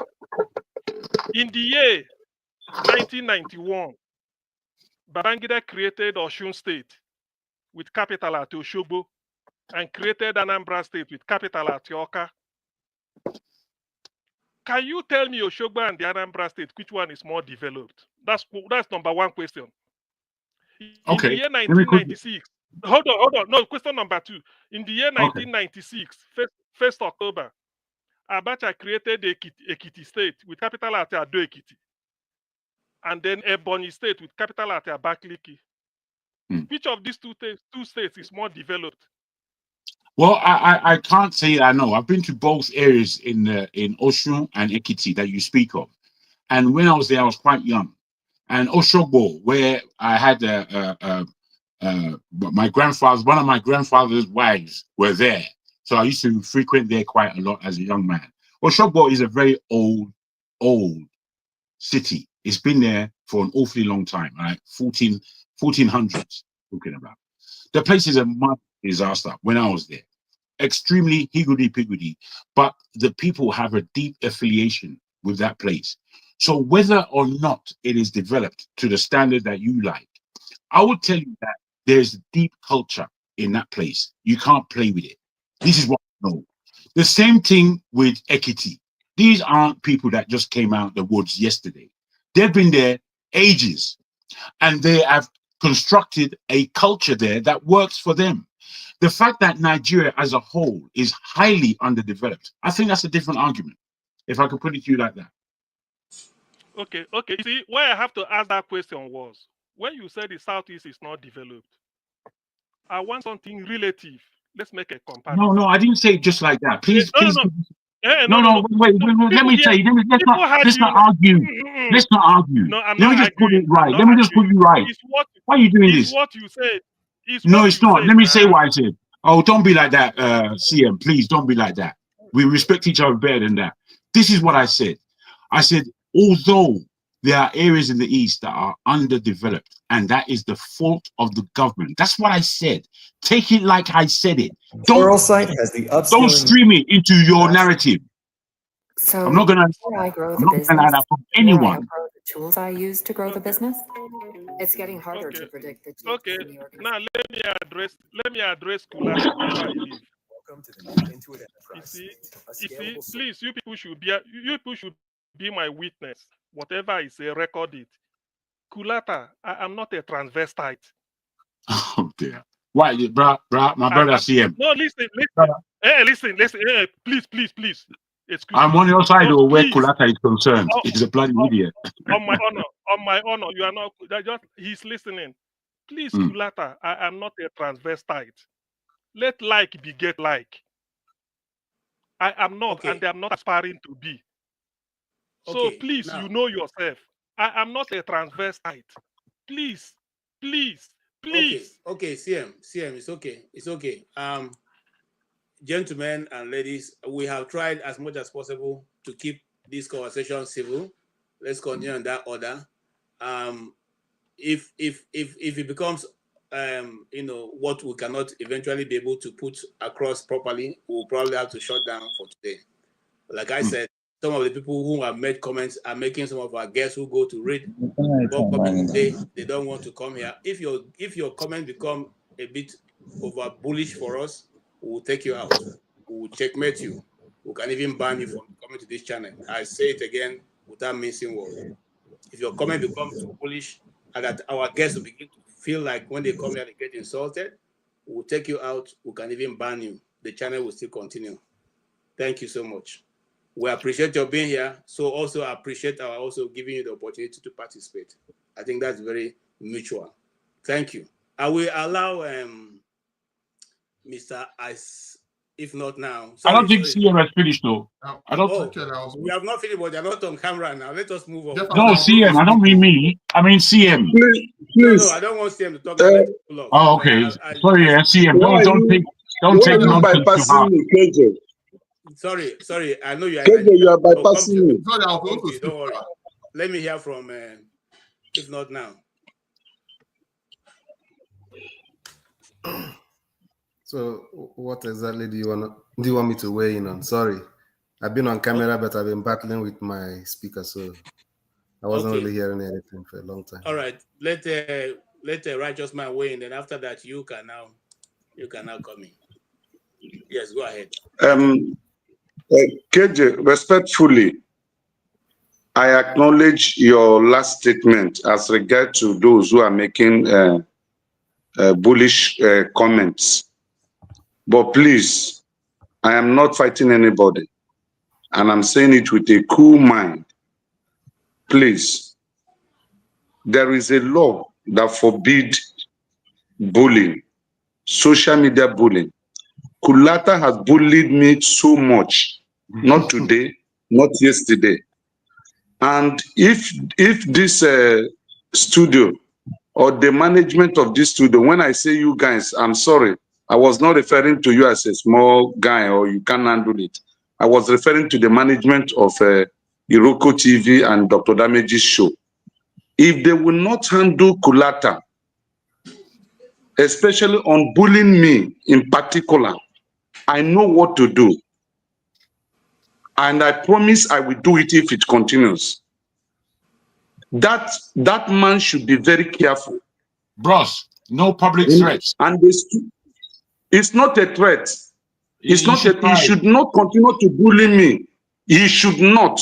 He should desist from that act. I appreciate what you're saying, but you got to be careful, bro. All right, thank you so much. Like I said, that doesn't bring our big brother Steph to understand our conversation now. It seems to me that our conversation is again, unfortunately or unfortunately, I don't know which, based on the whole question of the East and Biafra and how they are looked upon and how people look upon them. And I think we should have a mature discussion about this, not just emotion. Oh, I don't like what he's saying, so I'm going to interrupt him. Nah, that's rubbish. Don't you understand? That's rubbish. And then other people will be, wait, please, Ejo. We're bringing our man in. We're bringing our man in. We're bringing him in. And I'm wanting to have him, because I know that whatever Steph has to say, it will be tangible. It will be something that we can all hold on to, not the flim-flam that these Biafrans are speaking about. I don't know if that helps you.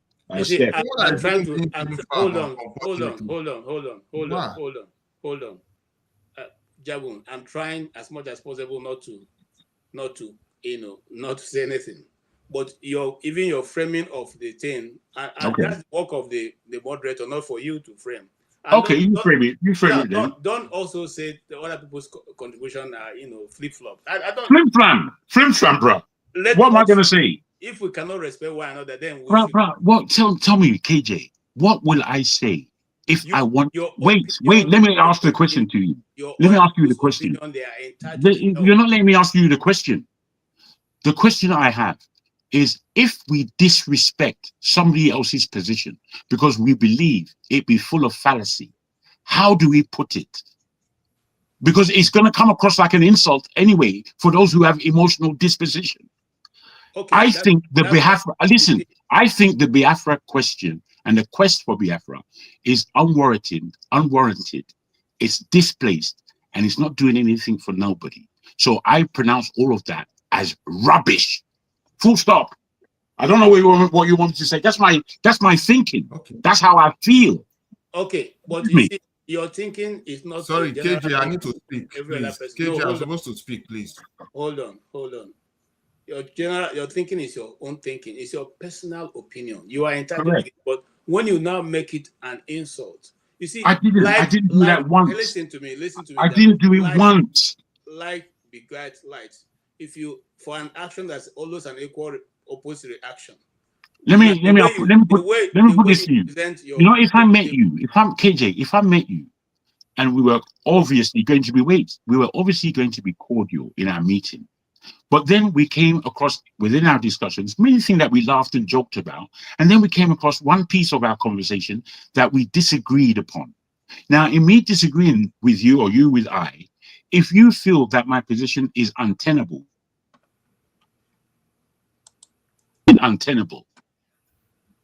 is everybody still here listening? Yes, we're hearing you. I can only see Steph at the moment. Yeah, if we had a discussion and we had a disagreement, and you believe my position it's not that you're hating me. You don't like my position.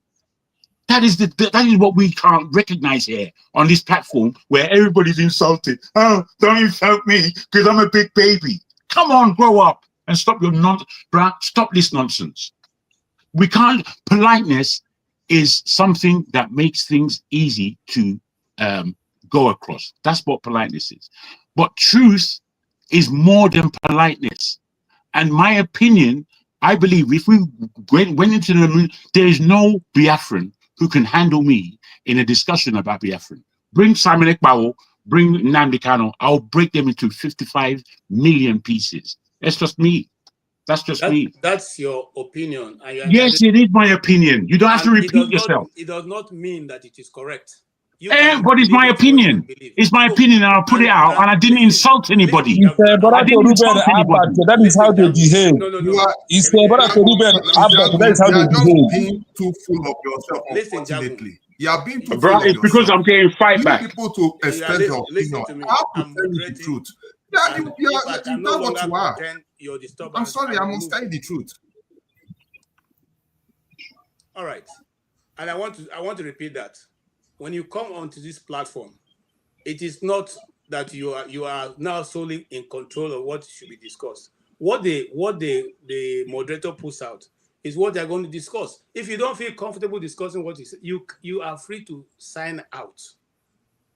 And then if you are discussing with your very mighty idea, he said he doesn't want to take your idea right now, please obey the moderator. Or simply, because if all of us are talking at the same time, nobody will hear anything. And if you come, no matter what, if you are even Professor Emeritus, when you come here, it is still your idea. Allow the moderator to moderate. Whether you agree with him or not, allow the moderator to moderate. Please. And I don't take it kindly when you come and you are insulting people. Biafra is a whole nation. And there are more than 30 million people who believe in that cause, whether you like it or not, that's the truth. It's the same way we see when Republicans lose election or Democrats lose election, and those who are Republicans become enemy at their insult, they insult you, attack, you don't even want to hear. Wow, since when have the world come to a place where whatever you say should be the sacrosanct? It does not have to be questioned. Since when? Since when? And this issue are discussing, we didn't raise the issue. Dr. Abati went to TV and said, Igbos don't sell land to other people. And we are the Igbos. Well, there are different Igbo people here from different states, and they're telling you that this is not true. And yet, we can't even have that discussion without argument, without even people telling you that what you're saying is not correct. Come on, guys. You see, this is the, if you're, okay, we'll do a program here, what's the Igbo question? Because this is what I see. Every time there's an issue about Igbos to be talked about in Nigeria, other people who are not Igbos have a better understanding of what the Igbos want. It's not good now. Let's leave all this thing. Let's leave all this thing. You cannot tell us that what they are saying is rubbish. People have laid their life on, for this cause. You say it's rubbish. Even if you don't believe in it, but if you don't believe in what they are doing, but that's what they believe, the cause of which they've laid their life down, at least give them some understanding. Even if you don't want to give them, also give them some sympathy that this is what the people have laid out their this thing. You're calling it rubbish and constantly insulting the people will not change that. If it was going to change it, it would have changed it since 50 years ago or 60 years ago. Because without, we're not talking about the Igbo question now. The Igbo question, the Biafra question started in 1967 or 66, as the case may be. It's not today. If the idea was going to go away, don't you think it would have gone away by now? And the mere fact it's not going away, it's not something that has called for a discourse without anybody losing their head. Come on, guys. Dr. Rudolph, the trial, not going to tell a lie. All right. I want to hear from I speak the truth. No, other people just keep your cool. Okay. I want to leave just for maybe 1 minute because this is 2 a.m. where I am. Okay, It's sorry. It's a topic under discussion. Okay, Chichinan, so go ahead and just have 1 minute. Please don't go back to yes, number one is that Oga KJ, please try. You are the controller of the platform. You have right to mute everybody. When you want me to talk, then you can unmute me, even without unmuting myself. That is number one, because to find out many mics are free. So that's why anybody can come up at any time, challenge and talk. Then for the forefathers, mute the people and they will mute themselves out. That's what they do. So then for the forefathers in Southeast, we have a lot of land that they don't even know. In my area, we have a land that passed 1,000 acres. Since I was born, nobody has ever walked that place, and not an evil, and I saw an evil bush. And also, you think that the Southeast is only the Anambra that you see on the road. Go inside rural areas, you will see a bush. I said for over 40 years, nobody has even walked there. More than that. So for me, in question, whether the way it's here do not see. Forefather, honestly, I want to know where you're from. Because they're going to travel, maybe the person not going to talk, say the case go break. Because I have a where I'm from. I don't know why forefather is not a proud of where he is. Forefather, I want to know where you're from. As an Igbo man or in the entire Southeast. I support that one. AJ, They enclose your it. volume is May loud. God grant us all Speaking our on the good phone. desires and all our good wishes. Can someone tell What I KJ say to for talk myself, me, I want my Biafra. That is what I care for. Under Simon Ekpa. Everybody, good night. This is ridiculous, man. So, KJ. because that's the reason why, like I said, I ordered for this one. KJ, you're on show. It's just not worse than anything I do. Because the $64. He's having a private conversation live on the air. And then one of them, Terrible. because the And he's got the other side on loudspeaker. Oh my God. KJ. Unfortunately, he can only do one thing at the same time. Or he can't do two things at the same time. He's busy having a conversation with his girlfriend. Now, wow. And he's on air. His wife could catch him. His wife could catch him. Can you mute him, Chim? My mistake. KJ. See how his voice don't go smooth. You say Pele. Are you okay? KJ. Are you okay? They ask him. Hey, KJ, smooth operator. You are blasting out into the public. KJ is making his money. KJ. Hey, KJ. KJ forgot that he's KJ. Hello, madam. KJ. Yes, talking to madam. You're on show now. Sorry, who was supposed to speak next? I was supposed to actually speak next, but I don't know. If not now, it's me. You said you wanted to speak. Okay. All right. No, it's me. It's me. No, you don't understand. It was supposed to be either me, if not now. It's me that's supposed to speak, then me or something. Yes. So, okay, if not now, you can speak now. KJ. Okay, I can hear you. KJ, I must say. KJ, we were listening to your love conversation with your girlfriend. No, it's terrible. not my girlfriend. It's my sister. She's trying. Well, we shouldn't know now. We shouldn't know that. You should have muted yourself. You were disturbing the whole show. We are going to share the money. It's worse than anything I've done on the show. What you just did, my brother. It's well. We heard all the conversation we shouldn't be hearing. We heard everything. Okay, sorry. But I wasn't saying anything wrong. That's out of this world. So okay. Now I understand what you guys are talking about. Is what the conversation Ruben had with his colleagues. Actually, I was listening to that show that day. I believe live. I don't really think that Ruben said. Don't get me wrong. Ruben was talking about what he heard. You understand? He quoted what he heard, but the only area he made a mistake is that he seems to have drawn a conclusion based on it. But he started by reporting somebody's speech. You know, I don't even know how the whole thing, got to this extent. But it's good because he's not the only one that I've ever made statement that suggested such position. I think it's an opportunity for some people to say what they know about it. It's not entirely true, but the only thing that I can affirm is that land in Igbo land has a kind of is beyond a land that you march on or build on, if that makes sense to some people. That's why Igbo people, most of them worship the land. Most of them na sonsana. There is a kind of attachment to it. But to look at it as something that has to do with us and them, Igbo people and non-Igbo people, no, that is not correct in any angle, in any way. This same thing we're talking about, for me as a person, there was a time I wanted to buy a parcel of land in my own village. but that land belongs to, is on market for sale, but the land belongs to a different family.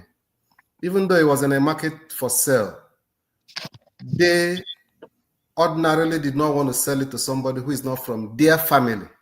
I'm not talking of different a Yoruba man or an Hausa man or whatever. You understand? Why? Because the land in question, the person that owned that land have died. The person has a family, and he doesn't have a child. So they wanted, as there's how lands are distinguished in Igbo land. There's what they call Obeji, a kind of.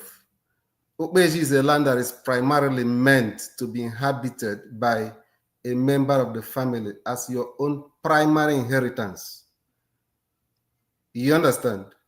So in that situation, they wanted somebody who is from that kinsman to be the one that is going to possess that land because of their cultural attachment or traditional attachment to that particular piece of land. You understand?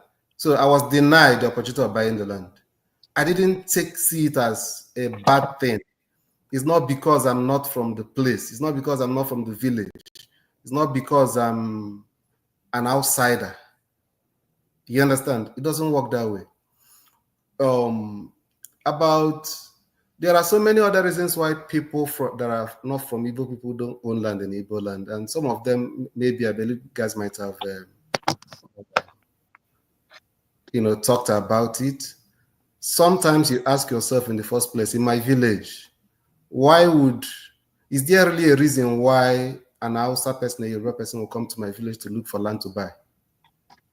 What is he coming to do?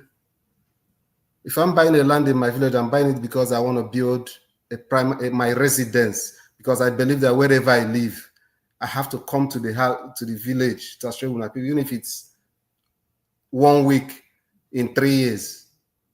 To me, I don't see it as an investment. You understand?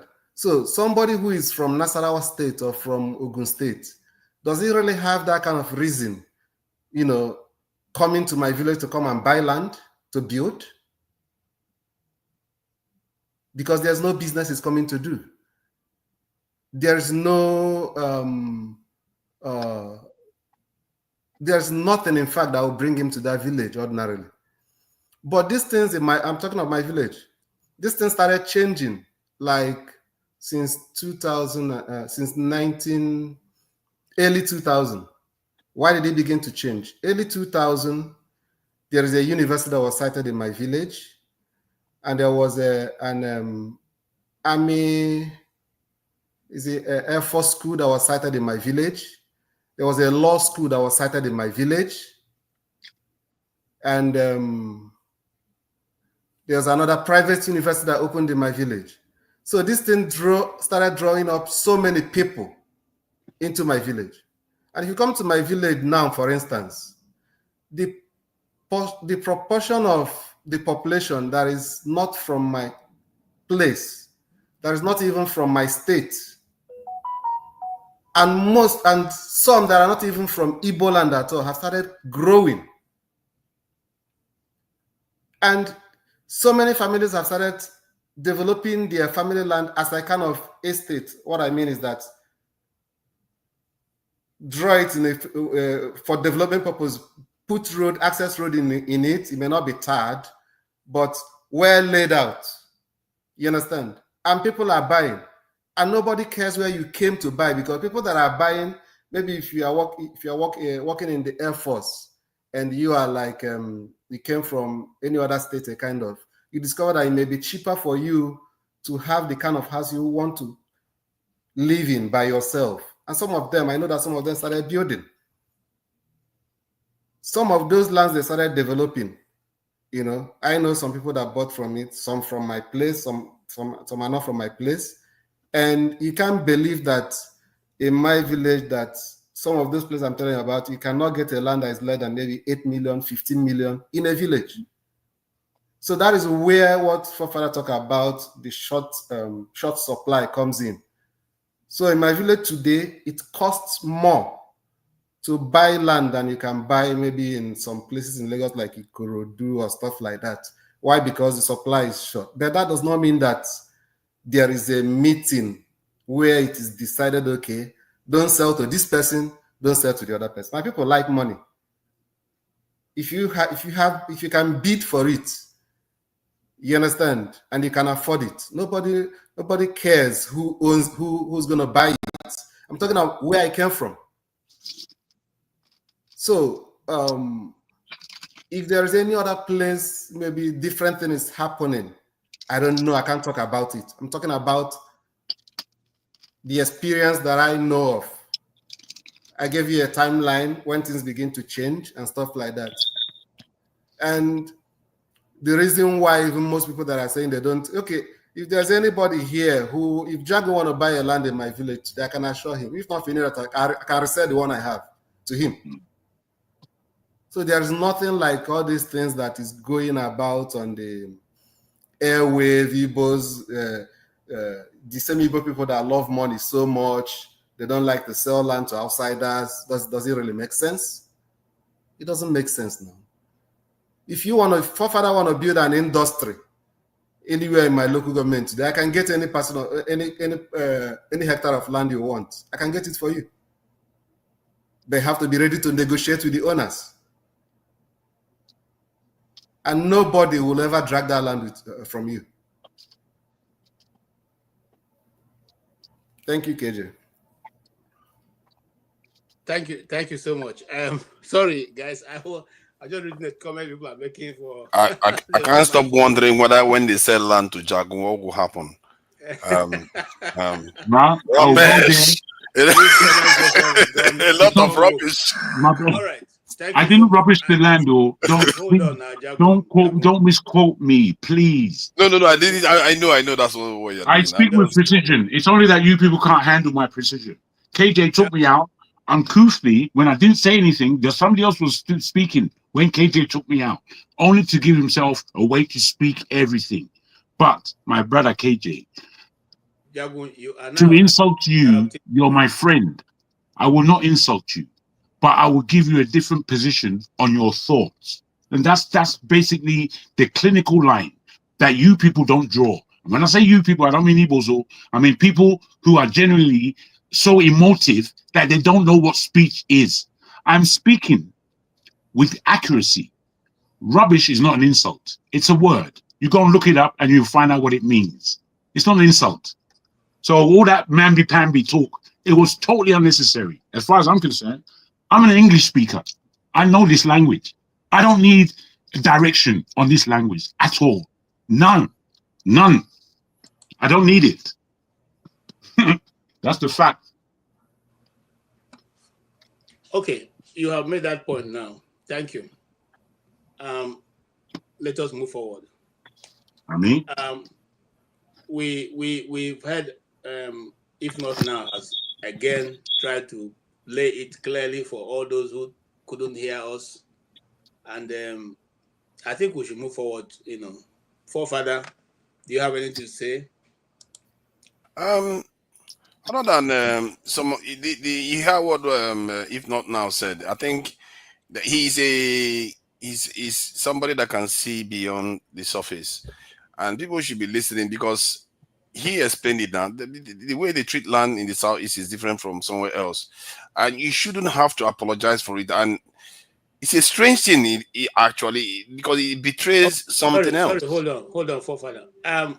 The person with the I need the guy behind the backstage to check any insult coming. If they have any insult coming from anybody, please take the person, totally ban the person, for now. I think we've had enough of this nonsense. Thank you. Go ahead. You jumped me, so you know. Just hold on, I'm coming to you. From what he said, it's just the truth of the situation, and we have to start having honest conversation. I think maybe Abati didn't mean any insult by it. He was just stating it as something that he heard, and those are things. I just feel like things will be simplified if we just put things on the table. and also learn about your own area and learn about other people's area, why their behaviors are different. Everybody has different behavior. Like sometimes some people will just come here and they will be so angry that people in the north, when they write jam, their score is lower. And like, why are you that angry? It's different for them. It's not just like it's different from the southeast. The southeast don't have any apologies to make. Why they value their land? They have too many people in very, very little space. What do you want them to do? Sell the little thing they have? I think this stuff will be simpler in Nigeria. And this is a teaching moment, actually, that when we approach subject in a honest way, you will see clearly that there's nothing for anybody to be that crossed about each other. Most people don't mean any kind of harm to the next person next to them. Yeah, No, they don't mean it. Absolutely. It's just all this misunderstanding. Can I just break you a little? Can I just break you so far now? To speak to KJ. KJ, one man has written. Please don't break in. Don't break in. Bruv, I'm saying. Don't break in. I'm not trying to break. I'm speaking. Allow him. Don't break in. Don't break in.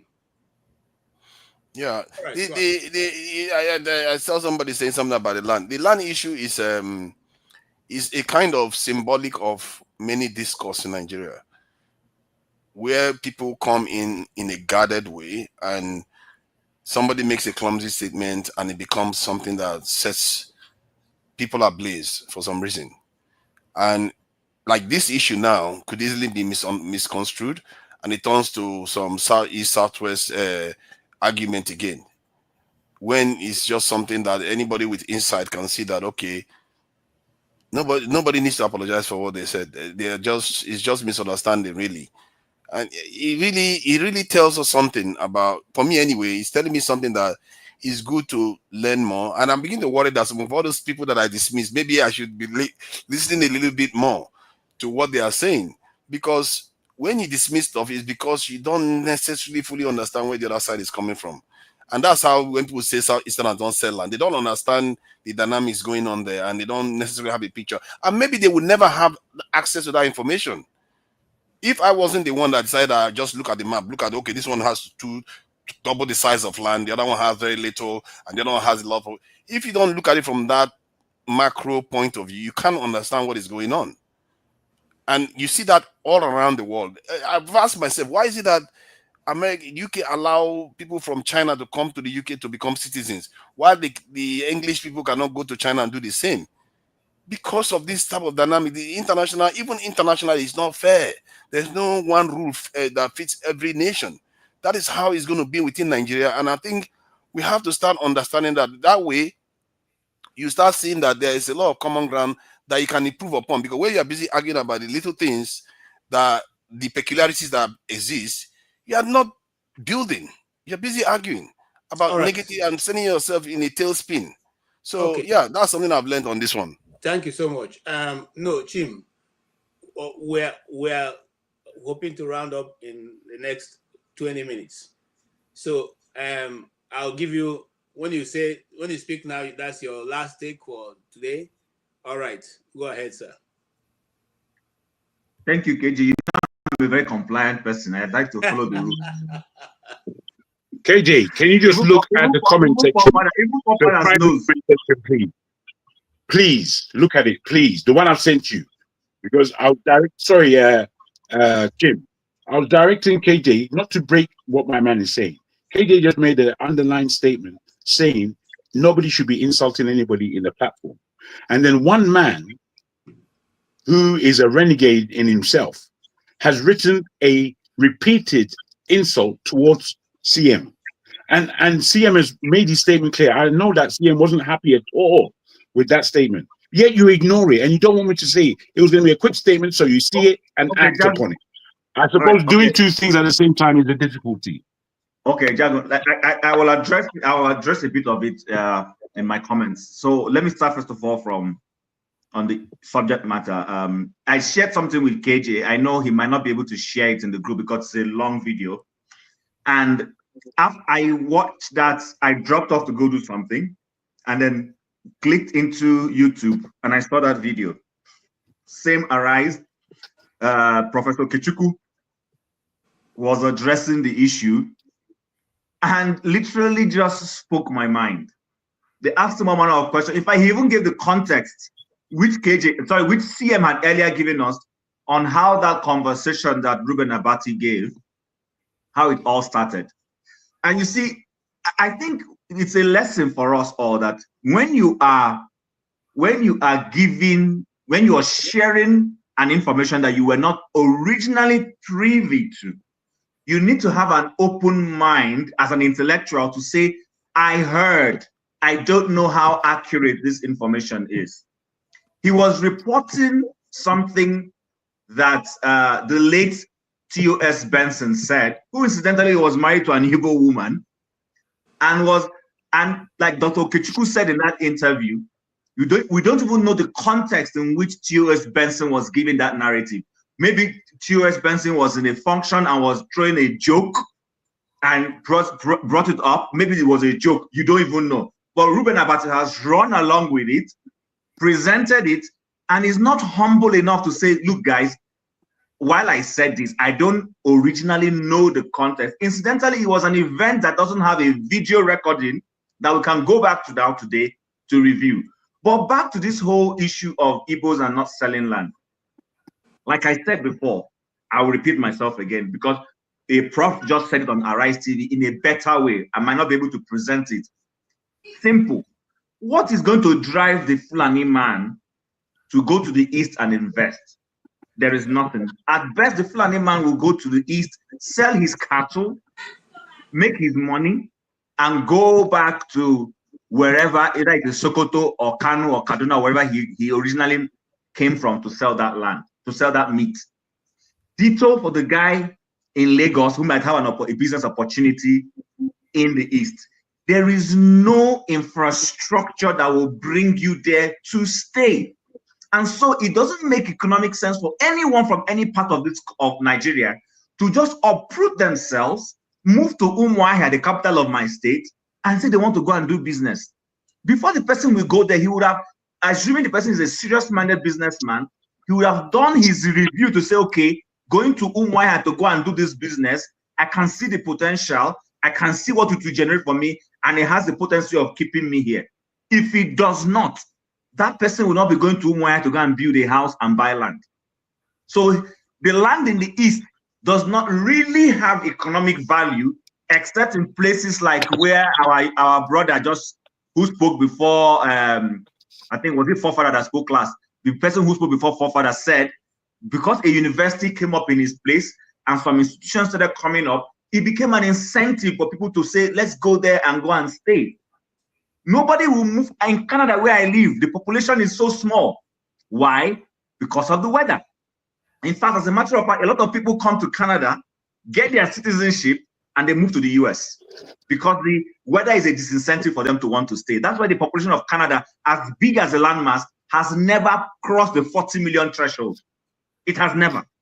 Because there's something that just says, I don't want to stay here. And on top of that, the government doesn't help matters with taxes.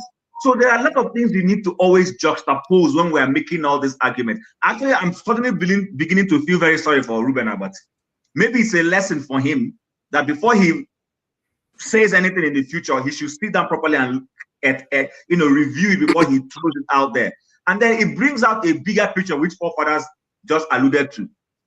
Maybe it's time for our federal government to begin to look at things. Like I keep saying, and I'm not saying this just because of an Igbo man. There is nothing that will drive any other Nigerian to want to move to the east. Listen, wherever you have the government infrastructure, it pulls people to those places. It's a magnet. If you don't have Lagos has a lot that is pulling everybody. That's why the place is overpopulated. It has a seaport. For a long time, it was the federal capital of the country. And it has literally all the infrastructure and business structures sited there. So everybody migrates to that place. But I can tell you, if you begin to move things away from there and spread it, it will decongest Lagos. It's just a fact. So look at it from that perspective when you talk about land selling in the east. There is no plan. Nobody sat down anywhere and said in the southeast of Igbo land, don't sell land to anybody. It's an assumed erroneous perception that has continuously been, bandied, and people are certainly buying it. Nobody sits anywhere to say, don't buy land. It's not true. It's not true. All right. Thank you, sir. Right. Yes. Who want to go first? Yeah, no, righteous man, you go first since you are in Nigeria. Yeah, thank you, everyone. Since this is the last section of this platform today, I appreciate everybody. And I just want us to believe and know that we're all human beings, irrespective of the tribe. One blood flows in our veins. And so no matter how you see things, first consider your humanity and then use it to make sure that there is no insult you are giving to someone unnecessarily. If you look at is it Jefferson, the young man back there, there is a pyramid at the back of his, I think it's Jefferson. I see a pyramid at his back, the picture of it. Yes, yes, yes. Okay, that pyramid I think is in Enugu. Am I right? Yeah, it's Unsude pyramids. It was there far back in the late 19th century. Okay. So, now, this thing is a tourism potential. In the history of Nigeria, if it was not IPOB, I wouldn't have known there was or there is a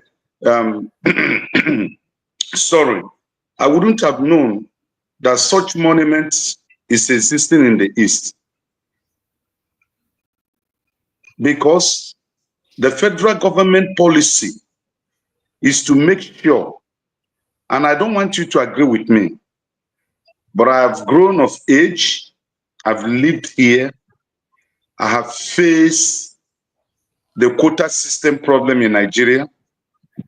My families too have faced it. The problem with Nigeria is admitting Igbos technically of being part of Nigeria. Technically, Igbos are not seen as part of Nigeria. It is difficult for those who do not agree with Igbos to say it is not true. Let me buttress my point by saying this. One of my uncles lives in Cameroon. He owns a very big estate in Cameroon. He's not a Cameroonian, he's an Igbo man. So that you were able to acquire landed properties in a foreign land does not mean that that land welcomes you. It is when the issue of politics comes in, you will know whether you are welcome in that land or not. Igbos have not been admitted to be recognized officially with the same mindset that the North, the core North, and the Southwest they have. Before this 2023 election, there was a trending video where, as allegedly, one of the governors of the North was calling a governor in the South here, Southwest, their plans they have against the Igbos. And nobody, either from the North or the South, debunked that to say is a false video. And little by little, they have started implementing it. Let me shock you. The most popular computer market in Lagos, which is occupied by the Igbos, at least 95%, they have been given quick notice to vacate that place and to move them down to Sangota, which is Ogun State, to go and develop that place again.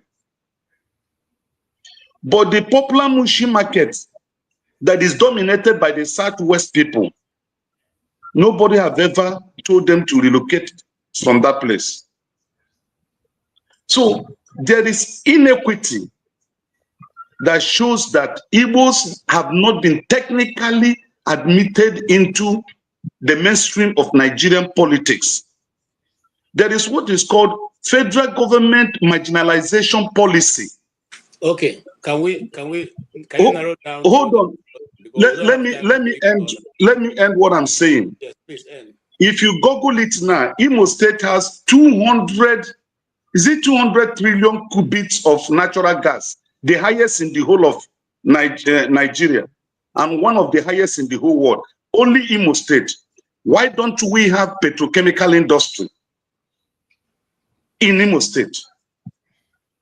Why? Okay. The money that was used in development of the eastern region of then was from coal.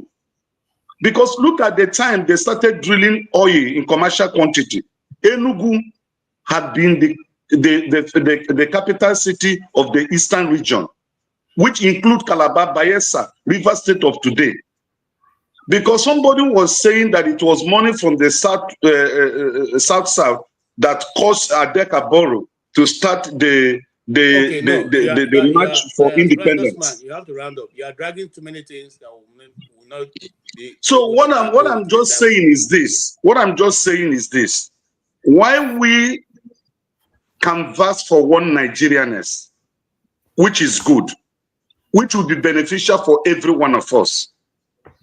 Those canvassing for it should also put things that are right, that makes Igbo man to believe that he's welcome in Nigeria as a Nigerian. Thank you so much. You won't want me to be a Nigerian when in practical reality, you are just telling me I'm not part of this. Okay. That's just what I want to say. Thank you. Thank you. For those. Most of what you raised, we're not going to go into. So maybe when we eventually decide to discuss the Nigerian question, we'll talk about those things. Mr. Jagun, your last closing words. Oh, thank you. Is there? I just want to ask real quick. Is there going to be another session after this? No. No. No. Okay. And it's not going to be backstage either. Thank not you. Even the women. Not even the women. No. KJ, I've not said anything. I'm about to use my time now. Now you have your What about that session? No session. Today we are on break. Make everybody go rest. I asked the question. He said no. I asked the question. He said no. What is this? What is this? Hey, is it not my turn? Let him speak, man. Come on. I asked the question. He said no. Why isn't that the end? People repeating questions. My goodness. My last comment, as that's what this is.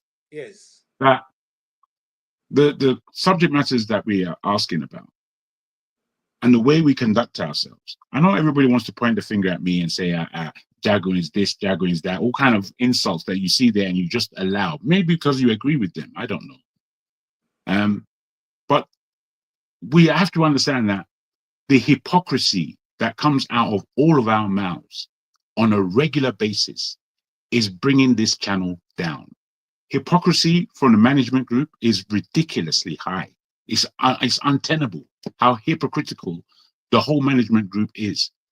It's terrible how communication is so difficult for us because we are all emotionally imbalanced.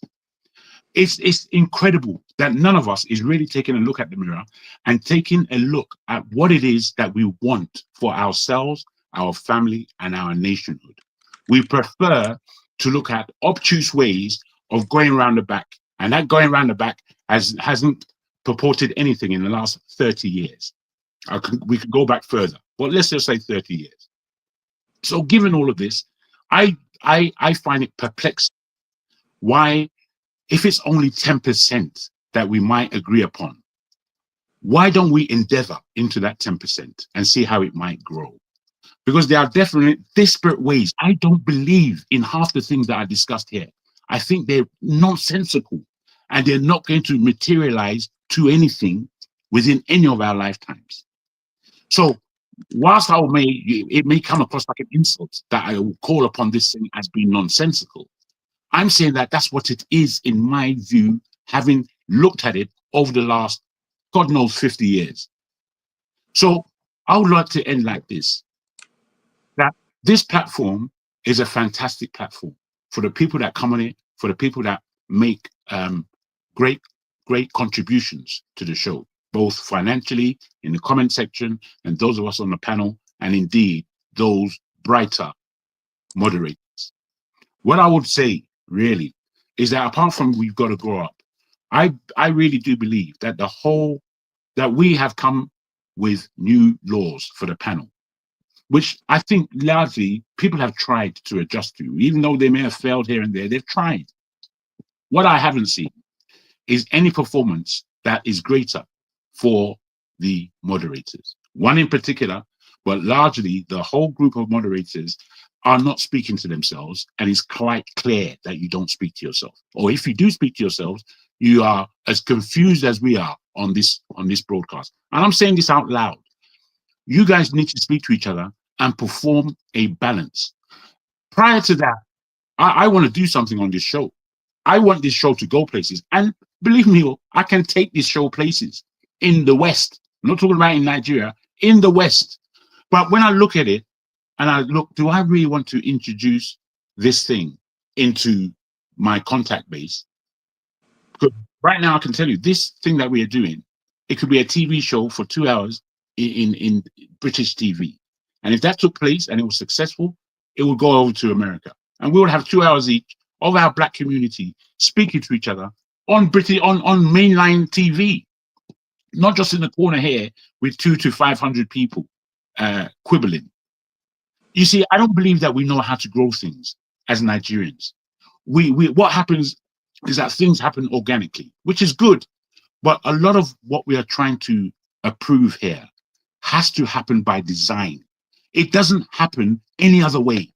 It happens by design, which comes from thought, intelligence, and process. And I'm afraid, I'll end it now. Sorry about this.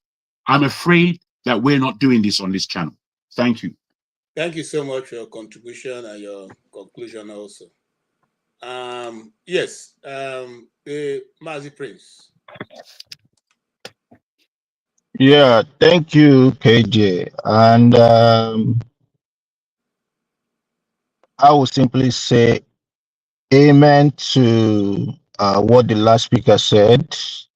When I said amen, meaning if you get it into BBC, probably gets to CNN and all that, I say amen. I agree with you on what you just said.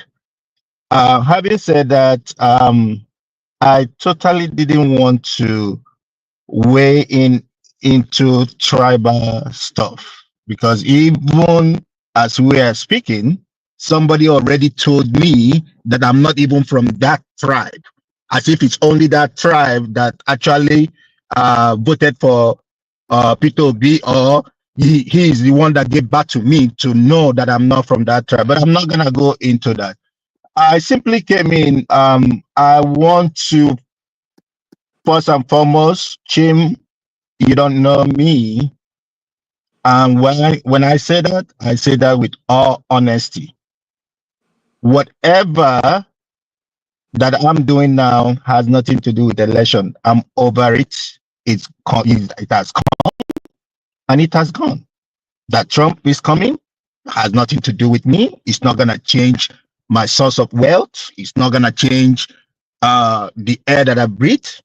It doesn't. That be it. However, KJ, I get pissed off because one, as a moderator, somebody made a bold statement, and I'm addressing it. When it came to my time, the next minute, oh, yeah, you want to gag me. First, you did not time every other person. You did not. When it came to my own time, now you wanna gag me. That is totally wrong. And even when Jefferson was also buying into my time, I was trying to tell you, this person is buying into my time. Can you control him? No, you wouldn't listen to me. Sometimes my voice can come as if I'm shouting. I'm not shouting. I have earplugs in. So sometimes some people on the platform leaves their mic on And what does it do? It makes it in such a way that as if I'm repeating myself. You know? And why did you take John Abba? I wanted to come, I wanted to greet him as an allergy that he is. I didn't take him out, he took himself out. You see, that's what you say. Okay. As an allergy. And please, those people who work on the background, when I was the one being interrupted, I was the one being taken out. That's not right. That's not right. And when I say the F word, I did not say F-U-C-K. I said F off. I know the rules about social media. And I know the work that I do as a public officer. I know the words that I cannot use on social media. So please, guys, let's endeavor to listen to people. That's all. When I got off because I felt that's my coping skill. I don't need to be on and with the whole thing continue. I have to practically, use my coping skill. And I got off. Okay, I got you. Rest for the matter. Don't pass. Forget it. Just boom. All right, thank you. No, I'm okay. You could just take it back a bit with KJ because he was trying to moderate. He was just trying to do his job. I understand you were upset about the way he did his job, but for the sake of the family and everybody, if you can take it back, that would greatly be appreciated. Take what? F off? Yes. Now young people watch this. Is it a cuss word? Is it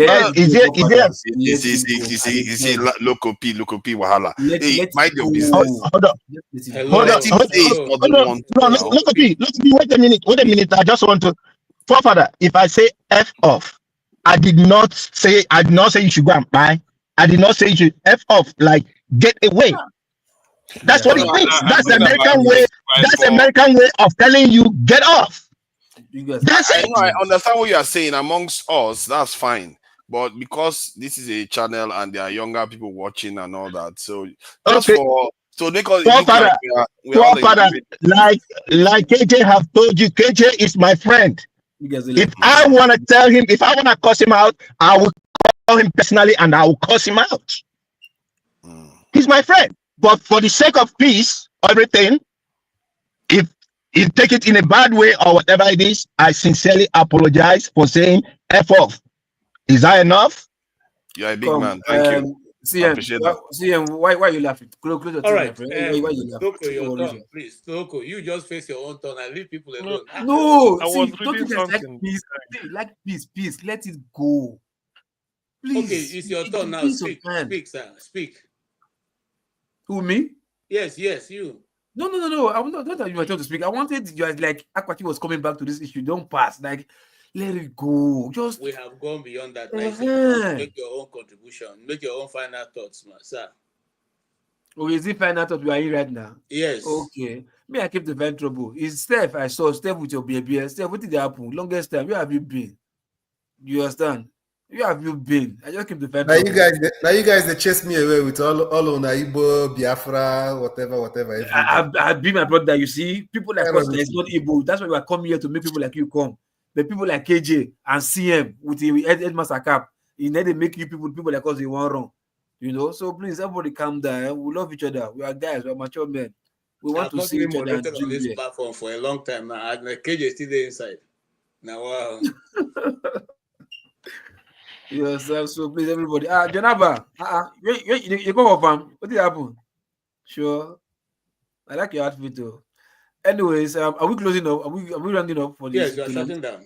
Shutting down, okay. So everybody, thank you all for coming. People in the comment section, well done. Love you all guys, and hope you stay healthy and stay sane. Have peace of mind.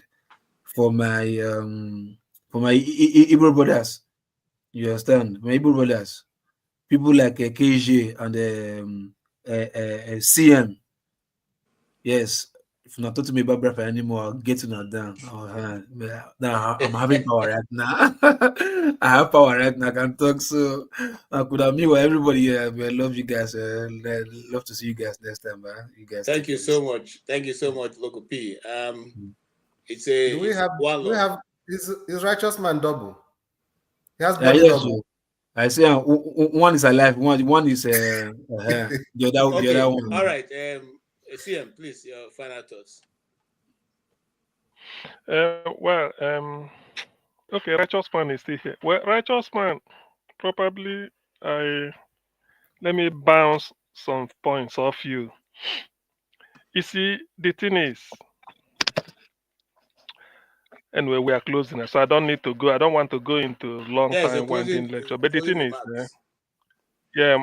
my closing is, well, hey, no, let me not say anything. Thank you. I'll tell you now. I said, CM. Let me just try and advise you. I know that you were hurt today somehow, but I ask you, with all the appeal I can give, that your utterances on this platform, for me, are very important. And I believe, whether I agree with you or disagree, that if you have something to say, my brother, don't hold back. Say it. Say it like the man that you are. Because I don't believe we're playing here. Many people come here to play and joke. That's not my belief. We're here to discuss serious issues. So, my brother, if you have something to say, make you not say, Joe. Okay. CM, please, do you have anything to say? If not, let's move on. Anyway, thank you, Jagubet. Let it be. Let's. Tomorrow is another day. Don't worry. I take your advice on board. I like what you said. Thank you. If you talk, I'll give you heading. If I make pen, go ahead, not sir. Good evening, KJ and fellow panelists. I've been watching you guys from the YouTube, and it's interesting. I always see how my brother quote scripture. He always fascinating stuff. I was with my daughter, and I said to myself, how can God know that I will meet people like that? And he killed his beloved son when he could have killed the devil, and everything stopped right there. I don't know. Maybe it's something that a person think he could have. Why should you kill a holy beloved begotten son and let the devil live and then torment, and then I'll meet people like KJ? Well, it's all good. The press secretary, he said he's not a politician. I said, how can you be a press secretary to a governor? You are not a politician. It's all this, and then make a big deal out of a reality of the land issue of Dr. Abadi. I mean, I may not like the whole language or his shows, but there are some truth to his saying, but he could have put it in another way around if he knows better. Like we have a compound that have people ancestral bodies laid there. You would not like to sell the place to people because that's your ancestral body. You can't sell it with grave and all of that. And it's all in some other part of the country are the same. You can't go to places and they sell some certain land to you because of the history behind it and all of that. But it's not a big deal. It's what happened in Nigeria. And also, it's okay if they don't sell. Everybody, every community have a different, every state should have a different, and people in general. It's not by force. There are, and also it's a very congested area, and shouldn't make people like a big deal. And there are some of those things. It's a political approach to it. It's not everything have to be vent. Nigeria has to be burned down because of certain things. And it is what it is. It's a good show. Good to see you. When you go to God, KJ, ask him that Jonaba said, why did he kill your son? And then you allow me to meet Jonaba. I could have killed the devil, and not the son. So, You see every day, yeah? You see me, you go ask God. So you say me, you go there, me, you ask God, me, that person. So you don't have to die. KJ have a direct connection. Can you just a holy guy? It's not like you that on the street of Lagos they are giving you a boat to go have sex. no man, I thought I go fire that guy idiot. I go with punish him. All right, thank you so much, Jonaba. Thank you.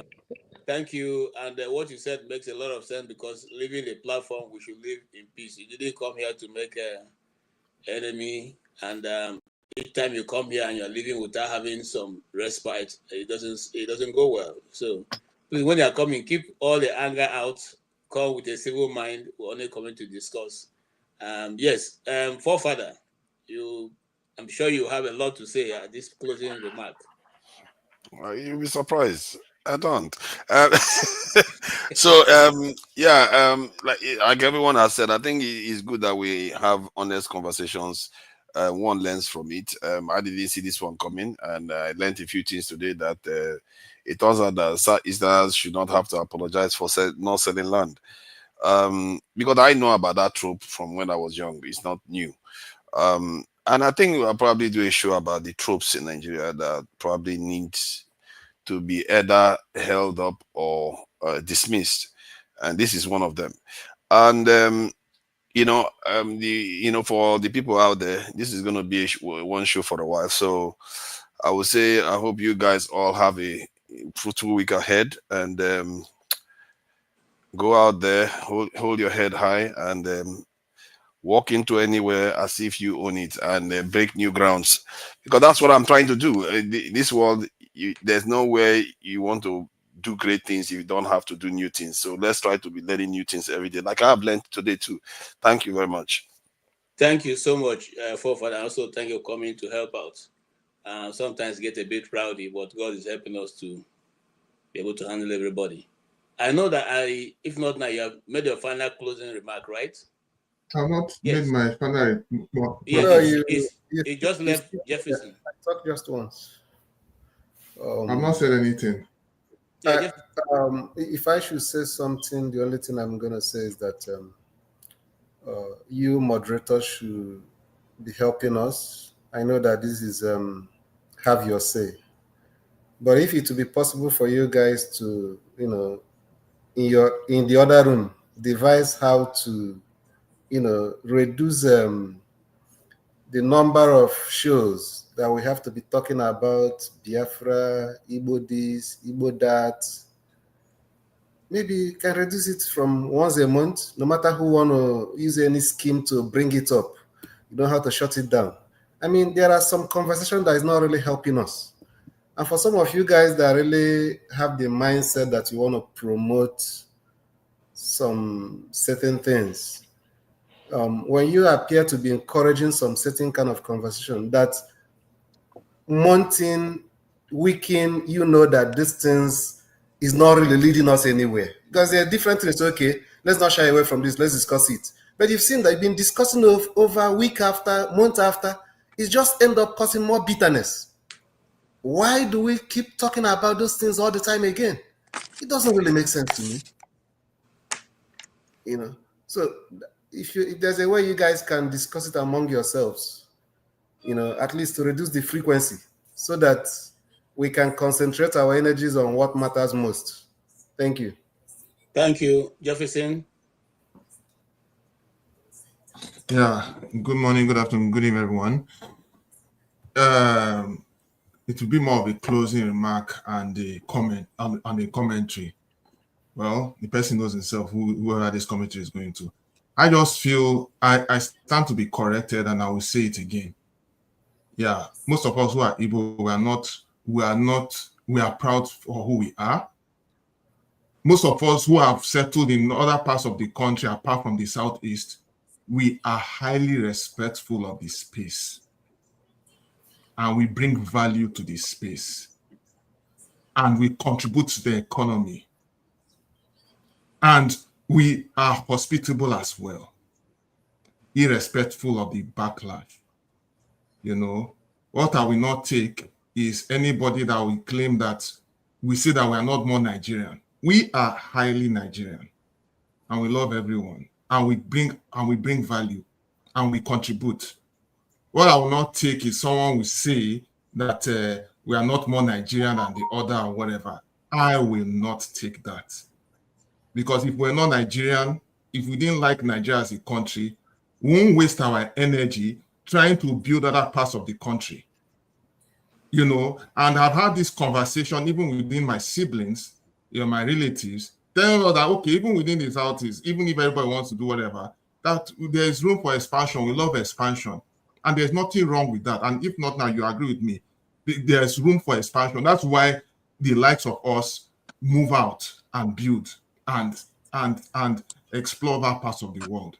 You know, I just want to correct that notion because you know, because even Jalun brought it up and was like, oh, he was trying to mix the Biafra with the hospitable thing and all that. And it was, to me, it was not necessary. And was now trying to kind of rubbishing whatever we stand for. But it's fine. It's fine. Because at the end of the day, everybody's entitled to their opinion. But I will say it again, and I will say it for the last time, that for most of us who are proud Igbos, we add value everywhere we go. We add value. We don't constitute nuisance. We don't go to a place to go and kill people. We add value and we are respectful of space.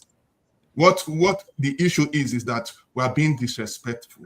We are being disrespected. So that is where, and the thing already is not something I'm going to dwell on. It's not something I'm going to dwell on. And I want to conclude on the whole other show that we did today. The P2B legacy, the Willie Obiano legacy, and all of that.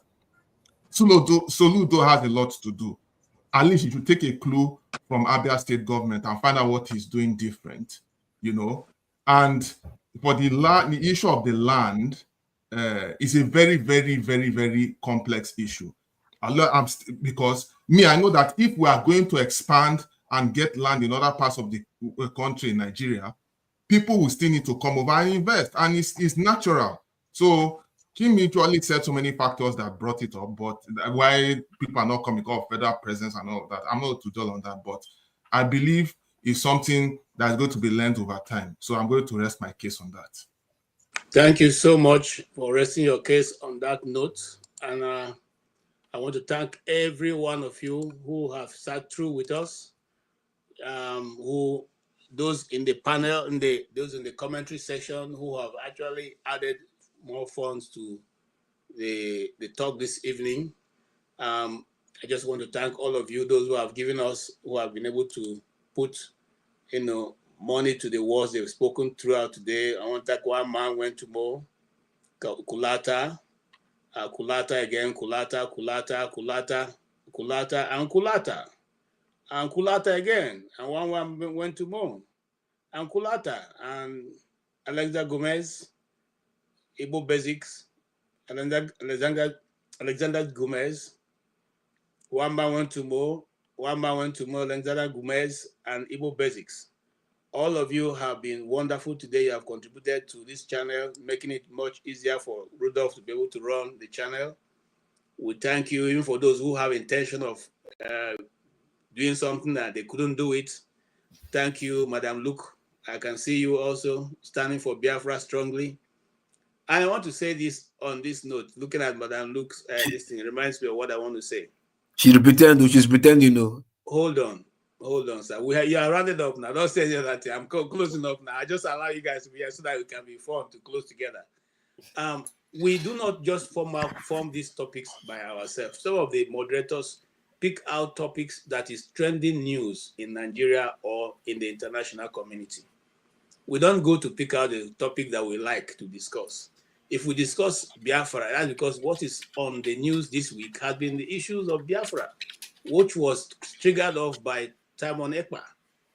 Now, apart from Simon Ekpa being on the news, the Igbo question, which is the land question, was also one of the things that trended in the internet in the discussion with Nigeria, both home and abroad. So we don't go to create these things and bring them to come and discuss them. There are already been things that are being discussed.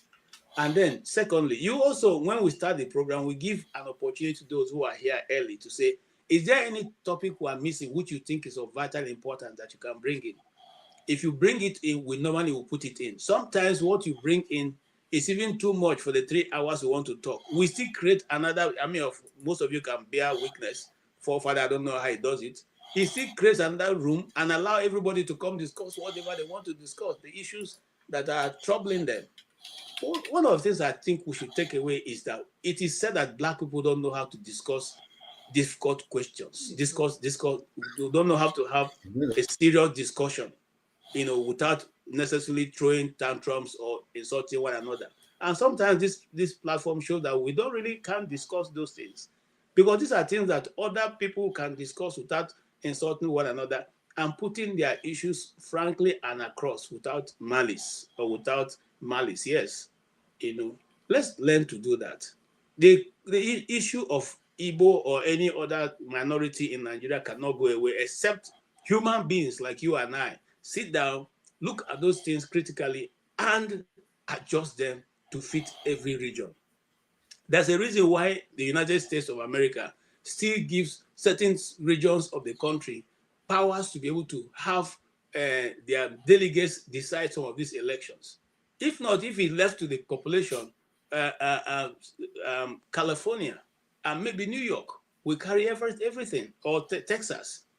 But they make sure that even the places that have smaller population play a vital role in the decision making of who becomes who in America. I think we shouldn't reinvent the wheel. We should learn from those who have already done it and build from there. There's no need for us, if we decide to be together. And if we don't want to be together, why then do you want to blame people who say they want to go away? I don't see it. You can't eat your bread and have it back. Okay? Look, when the federal capital was created, the first thing they did was to allow that federal government offices should be distributed across the 6 area councils. But the same thing that is worrying us, that always worried us, made the military governments to pull back those places into the major seat of power, which is the Gariki area of Abuja.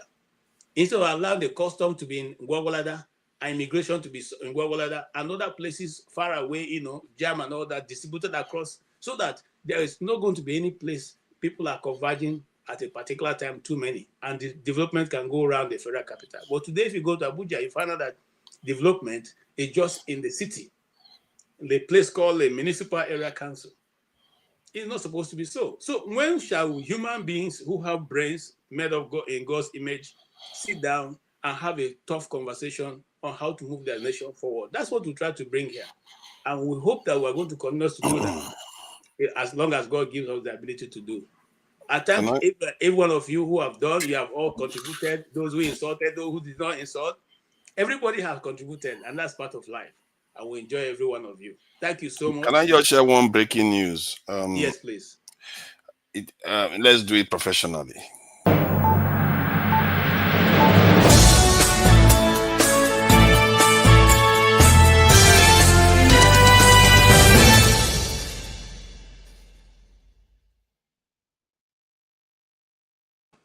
We are getting fancy now, aren't we? See, Dangote refinery petrol price. Dangote refinery has cut the price of petrol in Nigeria, and this could be a harbinger of things to come. There is a potential for this one instrument alone to save this government. If that, because they said his production now has gone up to 50%, which is capable of supplying the whole Nigeria. If this carries on and it starts supplying Nigeria petrol, and the money we spend on foreign exchange starts going away, then the Naira starts appreciating. The petrol price will keep coming down. It will keep coming down. Forefathers at 970 Naira. So it's not cheap. It was 990, so they said it's a good thing, and they reached an agreement with all the people that are involved. So the point is that he's going to start supplying. Once he starts supplying constantly, and it means that our dollars, the money we spend on dollars, start coming down because of because we are buying it locally now, you could see a situation by the currency start appreciating in value. That's what we need to see. If we don't see that, then this government is toast. But if we see that, this could save him. As long as we are still borrowing, right, to pay salaries, exactly, it's not going to come down. Don't worry. Exactly. No, that doesn't affect it. What affects it is what you do with your foreign reserve. That's all right. And the foreign exchange that causes that problem. Can you take the thing off? Thank you. Yeah. Okay. Forefathers, they borrowed 2.2 the other day, and dollars is at 17. As at today, it was at 17.30. Yeah, 17.30. So meanwhile, the federal government still need like $7 billion to complete the new budget. So, guys, we don't. I mean, neighboring countries like Mali paying off their debts one hand. If you have the time, let's make this a discourse next week. And yeah. I think there is going to be, look, let me tell you, there's a lot of secrecy between the prices. If they allow Dangote to discuss his price, I'm sure that it will not even be up to 800. But that is what we can discuss on a different day. For today, it's been great. We've been able to hear everybody's contribution, and we are living without malice. Thank you so much. God bless all of you. Have a good night. Well done. Thank you. No, where's national anthem now? I'm looking for you.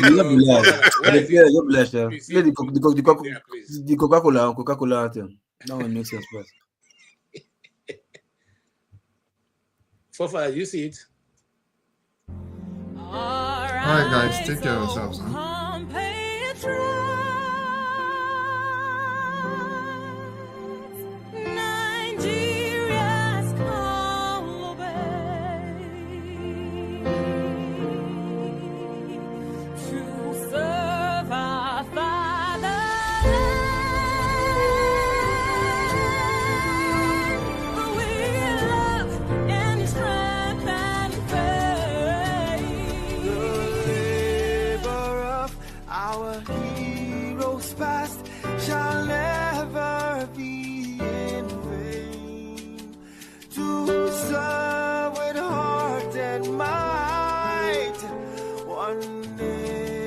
Bound in freedom, peace, and unity.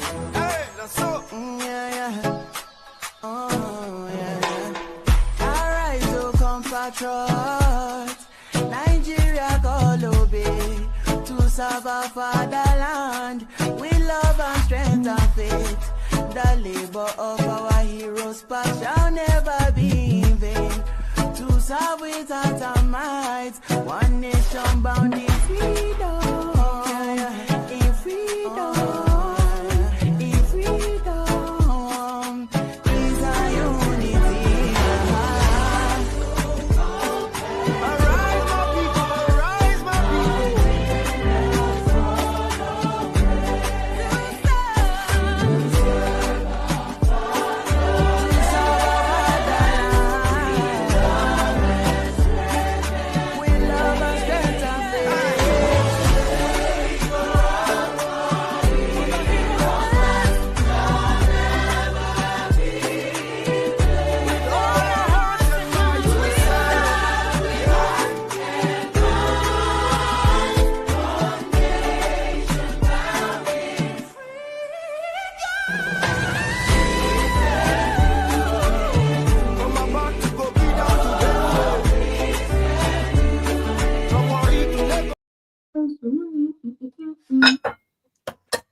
Hey, you see they here?